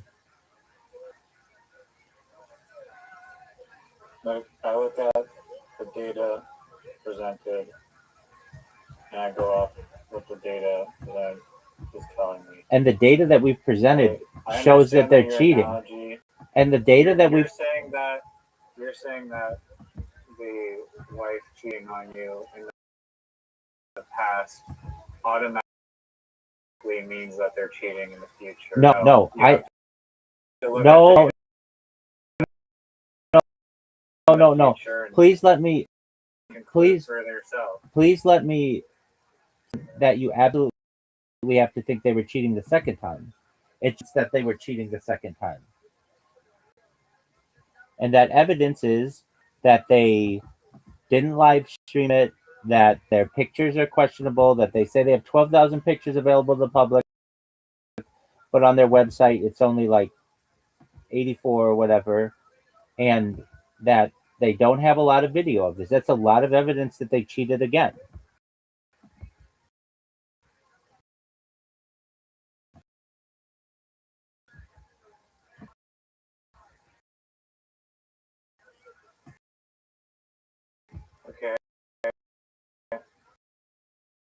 I mean, there's current satellites that are in orbit in the belts and they're still functioning. Yeah.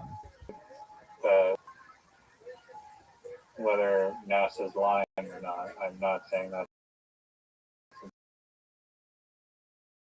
bad thing. Do you think these four I'm not people? saying that it's an Artemis 2 mission and whether the Yes or That's no? fine. Yes or no? Do you think these four people went around the moon and back?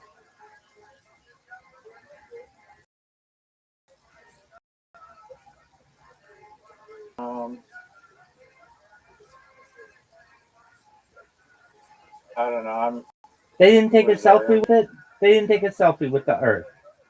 They didn't just turn on that iPhone 17 and just be like, let's record what life is like at any point during it. Come on.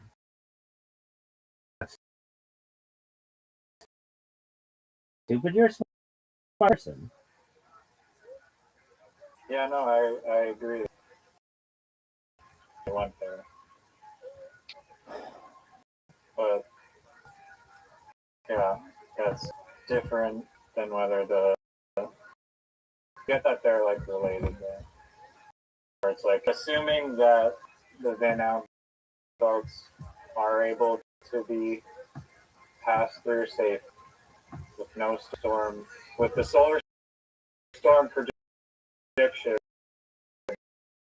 weather shit. Even though we can't predict the fucking Earth weather, predict space. Assuming all that, then And if you ask them for their evidence, and they said, "Oh, here are my pictures," but it's just pictures of them like getting on a plane and like just taking off, but not Atlantis. And you look in the background of the picture, show the kind of accuracy that you would expect. Even the pictures that they show are not like 4K pictures. They're like a little thumbnail kind of a picture. You can't on pictures, or maybe you can. I couldn't. It's questionable. yeah, I mean, I'm not saying that I fully believe whether those missions took place.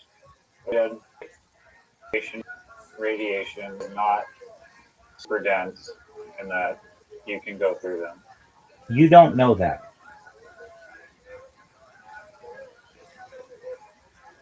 I mean, there's apparently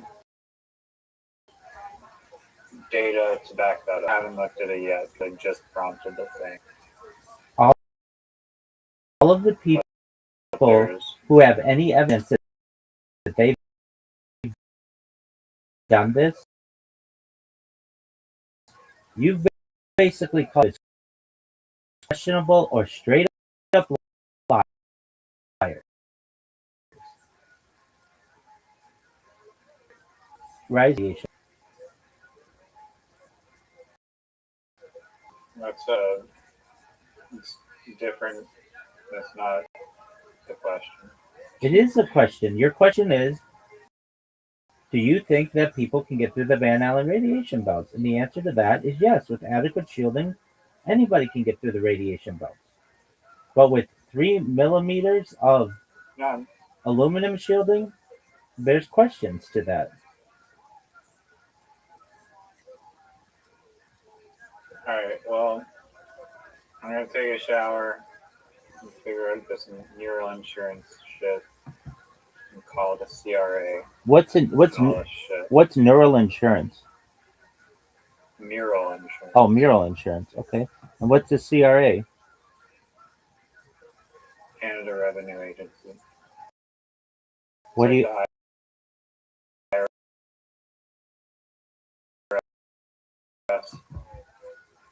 Why? company file like these tax forms for like several years, and they need to know if the company is dissolved or not. Okay. Well, best wishes with that. And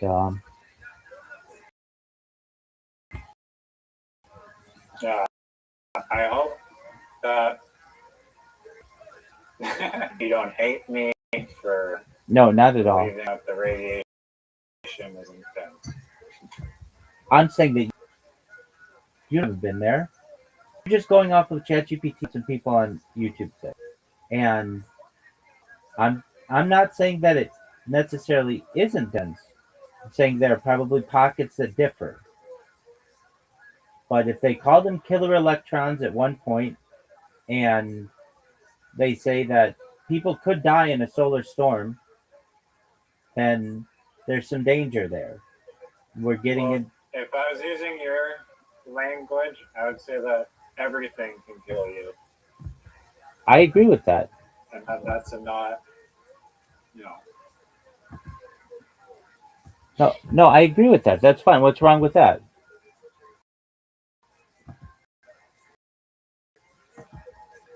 Yeah, so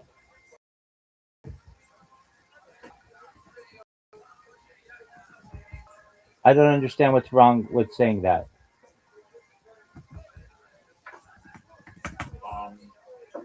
trying to figure out how to find the words,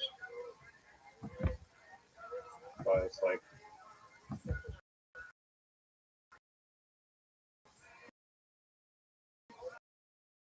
just shrugging it off that it's not a big deal. I don't For the understand. point. I don't understand what you're saying.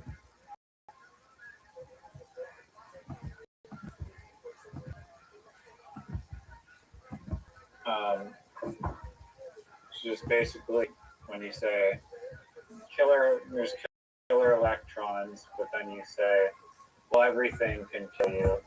Basically, makes the killer electrons statement seem like it's not a deal. I didn't. Because you just stated like, well, everything killer electron.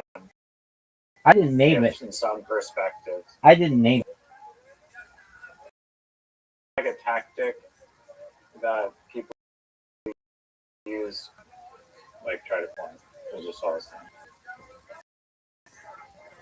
All right. So if you had to take a Kalshi bet right now, did we have 4 people who went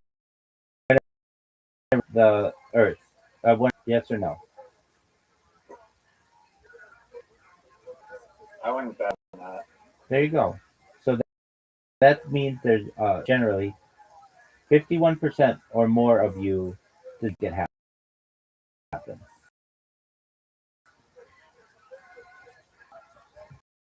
I would bet on that.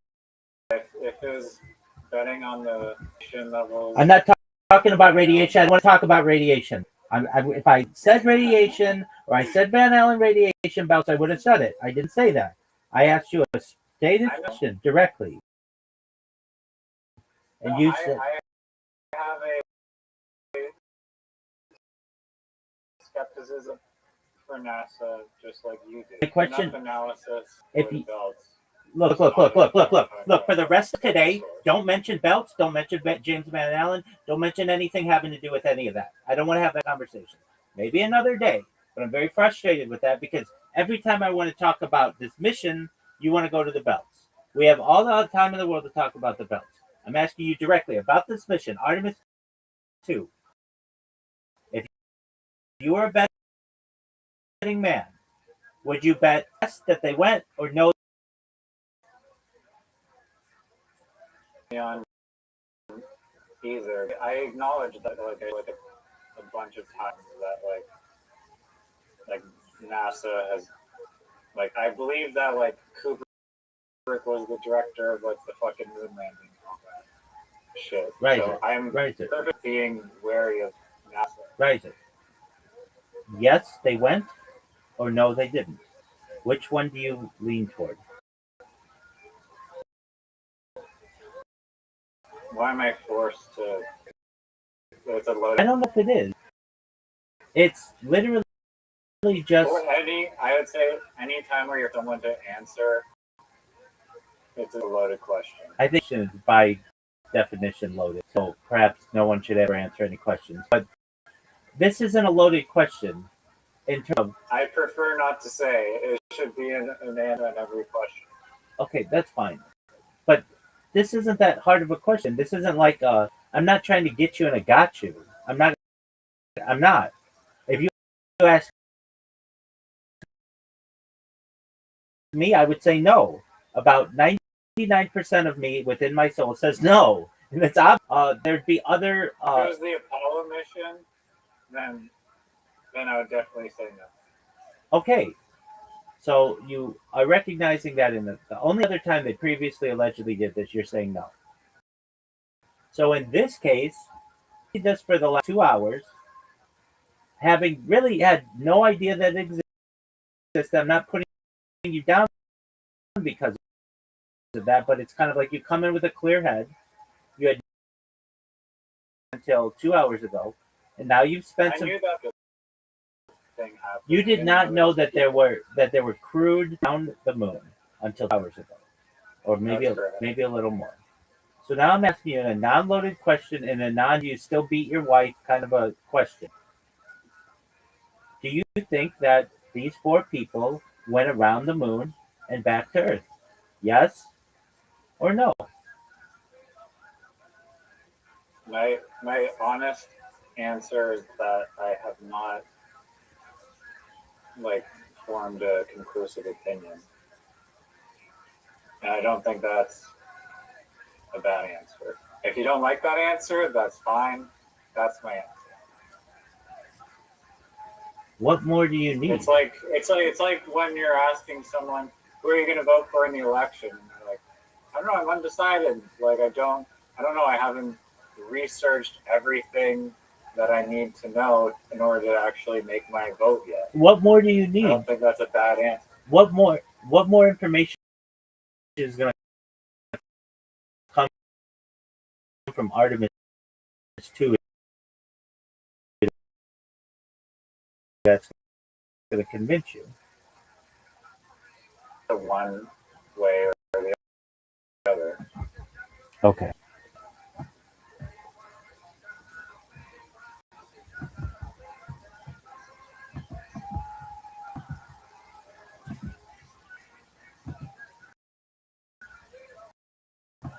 I may see it with vision. If you've lied to me once, I'm very skeptical of you.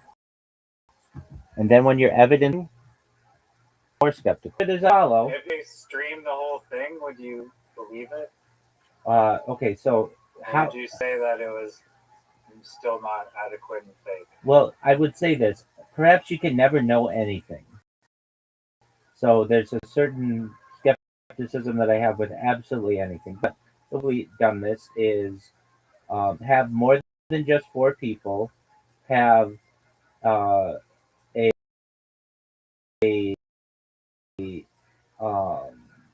for multiple live stream it, take lots of pictures, take pictures of constants, certainly do a landing and all that other stuff. But even if not, if we're just talking about around, I would want to see it on a map. Or whatever.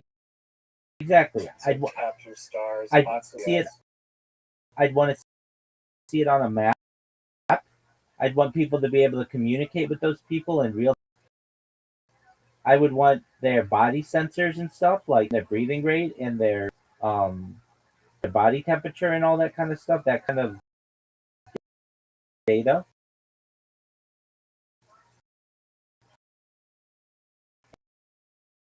And now we gotta wait 5 years to do it again or whatever. No, they did it just now. They just did. Why can't they do it again? Why can't they do it again and take pictures of a constellation? I would want them to play video games in space. I would want them to play tennis in space and just the body reacts in all of these different ways. Like basically what I'm saying is like different tests that they would do. And I would want that all live streamed. It's hard to hide stuff when you're live streaming.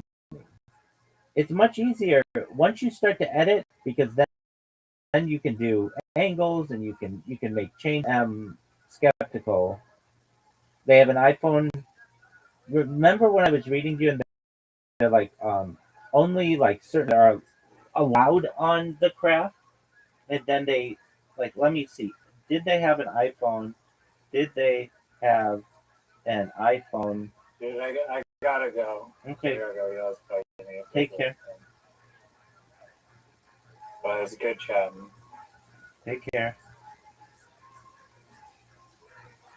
Peace. Bye.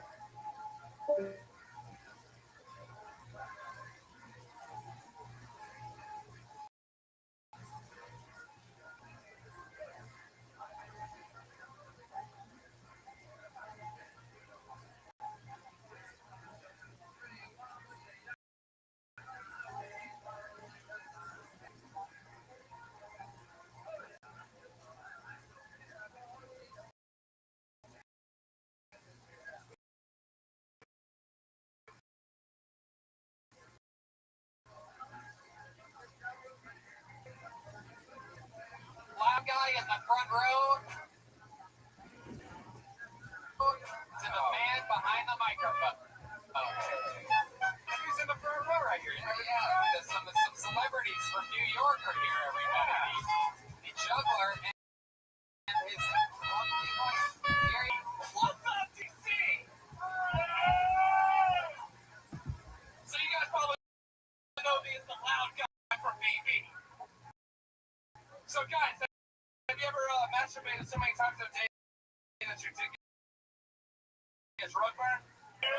Well, it's not okay. Well, so I started dressing better. It's a shame because although I look nice, I still have small dicks. So I went to culinary school and I like to cook. And recently I found out that the secret ingredient to every meal is pot. And we smokers have that's right. People do RG, so that makes me a huge pussy.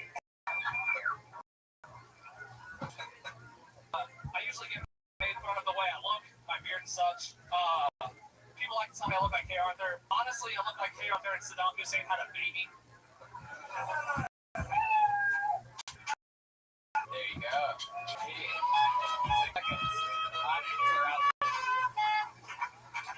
Wow. I mean, you should run for office, dude. That's what I think. You get a lot of jokes, and you got people to literally verbally agree with you on a lot of those things. I've never really seen that before on a comedy show where someone's like, "Hey, you ever got so much you get rug burn?" I was like, "Yes, yes." And you moved on to another thing. I thought the heat was coming. You had everybody right where. Oh, there you go. From the looks of you, it was plain rug burn.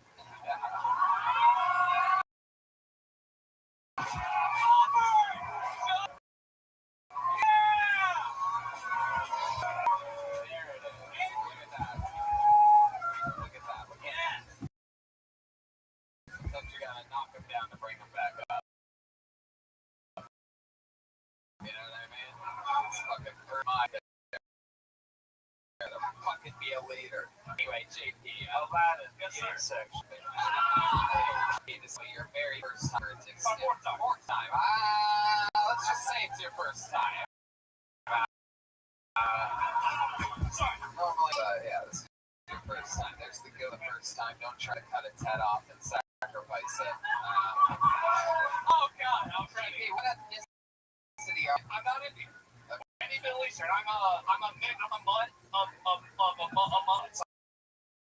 I'm a Native American, Puerto Rican, African American, is French. God, all French. French. I think they were moving all the races. You name them one more time. Name them again from the beginning. You said you're a mutt. Go ahead. Name them. So my mother is Puerto Rican, Cuban, and then I'm not even fucking here. I'm get it. No, my mother's Puerto Rican, and wow. I don't speak Spanish. Don't get mad at JP's.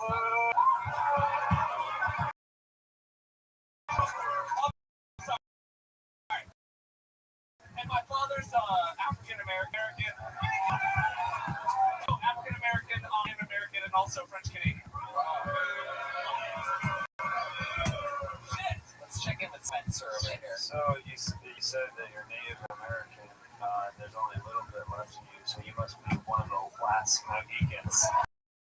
Oh, that's the Mohicans, aisle 2 at your local Blockbuster. Yeah, it's $3.99.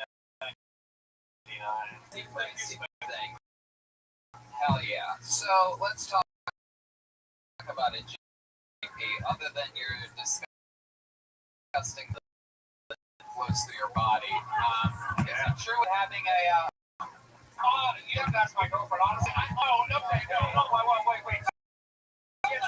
She's the one with the big pussy, though. She has a big pussy. You said that. I am what I eat. Right. Yeah. So how big is her pussy? No, he didn't say she has a big pussy. He just says he eats a lot of pussy. Yeah, but she has a big penis. You say she has a big pussy? No, she does not have a big one. Right. It was more. Yeah. You got it. No, I got you. You ever top right? You top. JP, shut the fuck up. What do you do for work? I work in insurance. I sell our company's website to different companies. Wow. God damn, these people hate you. They hate me. What do you do for fun? You have any fun hobbies? I do a lot. I used to coach and instruct judo. I've never seen this before. You're one of the most unliked people in the history of the show. It's unbelievable. Let me try again. I play D&D.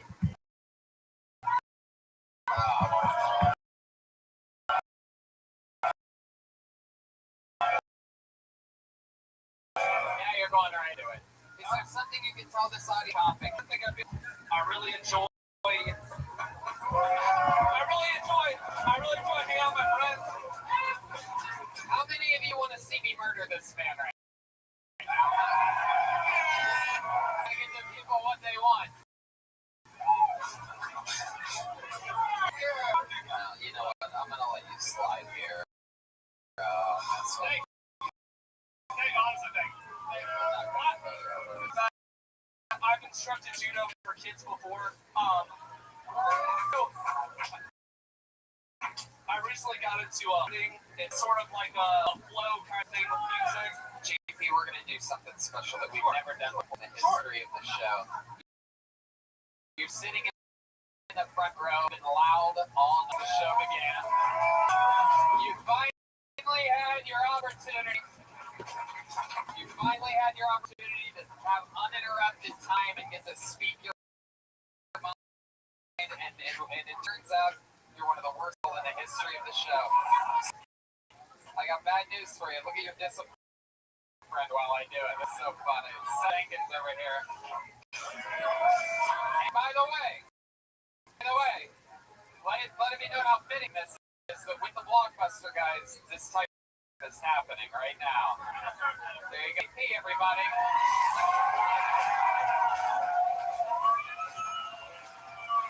There you go. JP. Looks like he's not eating pussy tonight. He's on social media at BD King JP.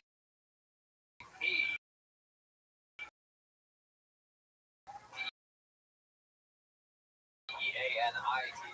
I love you all. That during comedians 60 seconds, don't heckle or agree or say things in between our jokes. Let the tension build and break, and then when it's done, you know, and if you really hate someone, you can fucking yell whatever you want, you know what I mean? But just give them the 60 seconds. I know we're having fun, right? Cool? Okay. Great. Your next comedian goes by the name of Nick Gianni. Nick Gianni. Here he comes. He's excited. The second row. Yes, sir. The second I call this name is right. Nick Gianni. Jeez.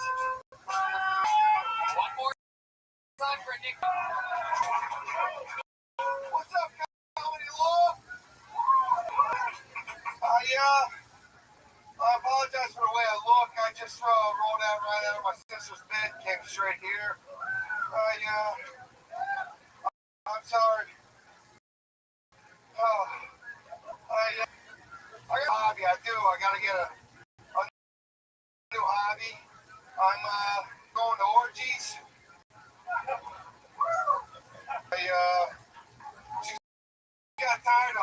mom's really my dad all bumps and whatnot. I had to get it there. No, but closest I did ever get to an orgy was having sex in the same room about 5 feet away. Was a young woman and another man. They were having sex, and the lights were off. Thank God for them. Thank you. You want me to? Thank God for them. The lights were off because, but it was really hard to concentrate in that room. It was really hard to concentrate. All I could hear was really the sound of the other guy doing a much better job than I was. Like he was plunging a toilet. Come on, he's on the punchline. We're going to finish it. Come on, Red. What was the last thing? Last thing, it sounded like he was punching what? Toilet. Punching a toilet. Yes, sir. I like this style. There you go. feel like that. I know, but that's I've been playing for this forever. I'm sorry, Tony. Don't consider that Red Band smoke. I still love you right now. I'm still a big It's okay. He fucks up all the time. There's no repercussions. Nothing changes. Yeah. So, Nick, let's Yes, talk sir. about it. Your first time doing stand-up? No. How long you been doing? A couple years. All of it here in D.C. Down on the Eastern Shore.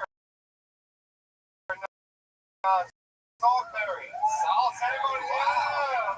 Yes, sir.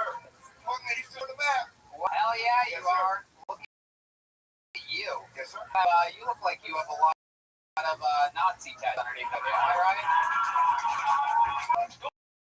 Whoa, what are you about to show us? He pulled up a sleeve. What is it?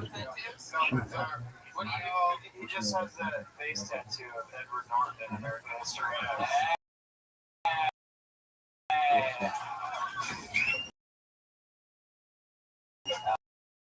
Yeah. You a Giants fan? Yeah, that's Right. all from Long Island. Right. You guys all work in the same business? No. No. What do you do for work? No. Unfortunately, I work at a grocery store, a big conglomerate. I won't say what it is, but it rhymes with Aldi. Whoa, okay. Heck yeah. You've been looking like you look like you're eating all the stuff in the candy section.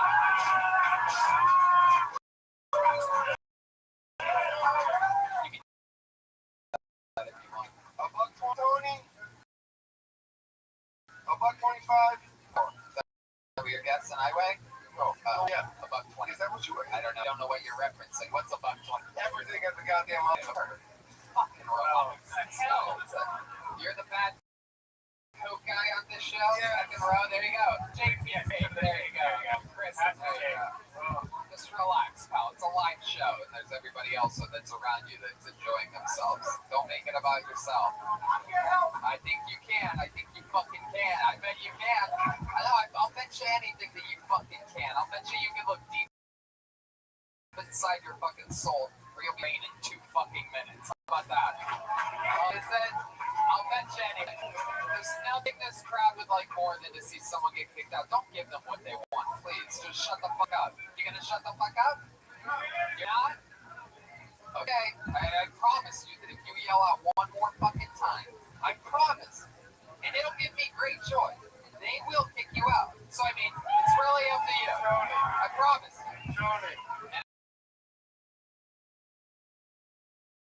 I'm always right. And you probably, if this thing now, you probably look around. Yeah, we got him. We got fucking one. Yeah, I know. His name's Scotty. Doesn't matter. Nick, tell us stuff about you. What do you like as you're from fun? What are I football? I go to high school football? Yeah, I do. JV football, JV offensive line coach. I mean, that's not exciting, but that's fun. Fuck, man. It's 7-2 this year. Wow. How do you do it? How do you keep the kids all in line? How do I keep them in line? Yeah. Dude, I fucking lose my shit. Give them some Dude, of I that, lose my shit. some of that fucking Jerry Sandusky. You suck. But you do. You son of Of course, you look like you hate showers, so just like Sandusky. I took my weekly one today. Thank you. Yes, sir. You look like you sit in one of those like outdoor baths that have that are like made of a big silver trash can. Yeah. Like the Doesn't matter. He looks like if you pulled out the CD in his car, that out would pop out the best of Smash Mouth. I agree with that. I fuck with Smash Mouth. Yeah, man. I fuck with Smash Mouth for sure. I love it. Nick, you drink a lot of water? A fair amount. I know. I look like I'm tired.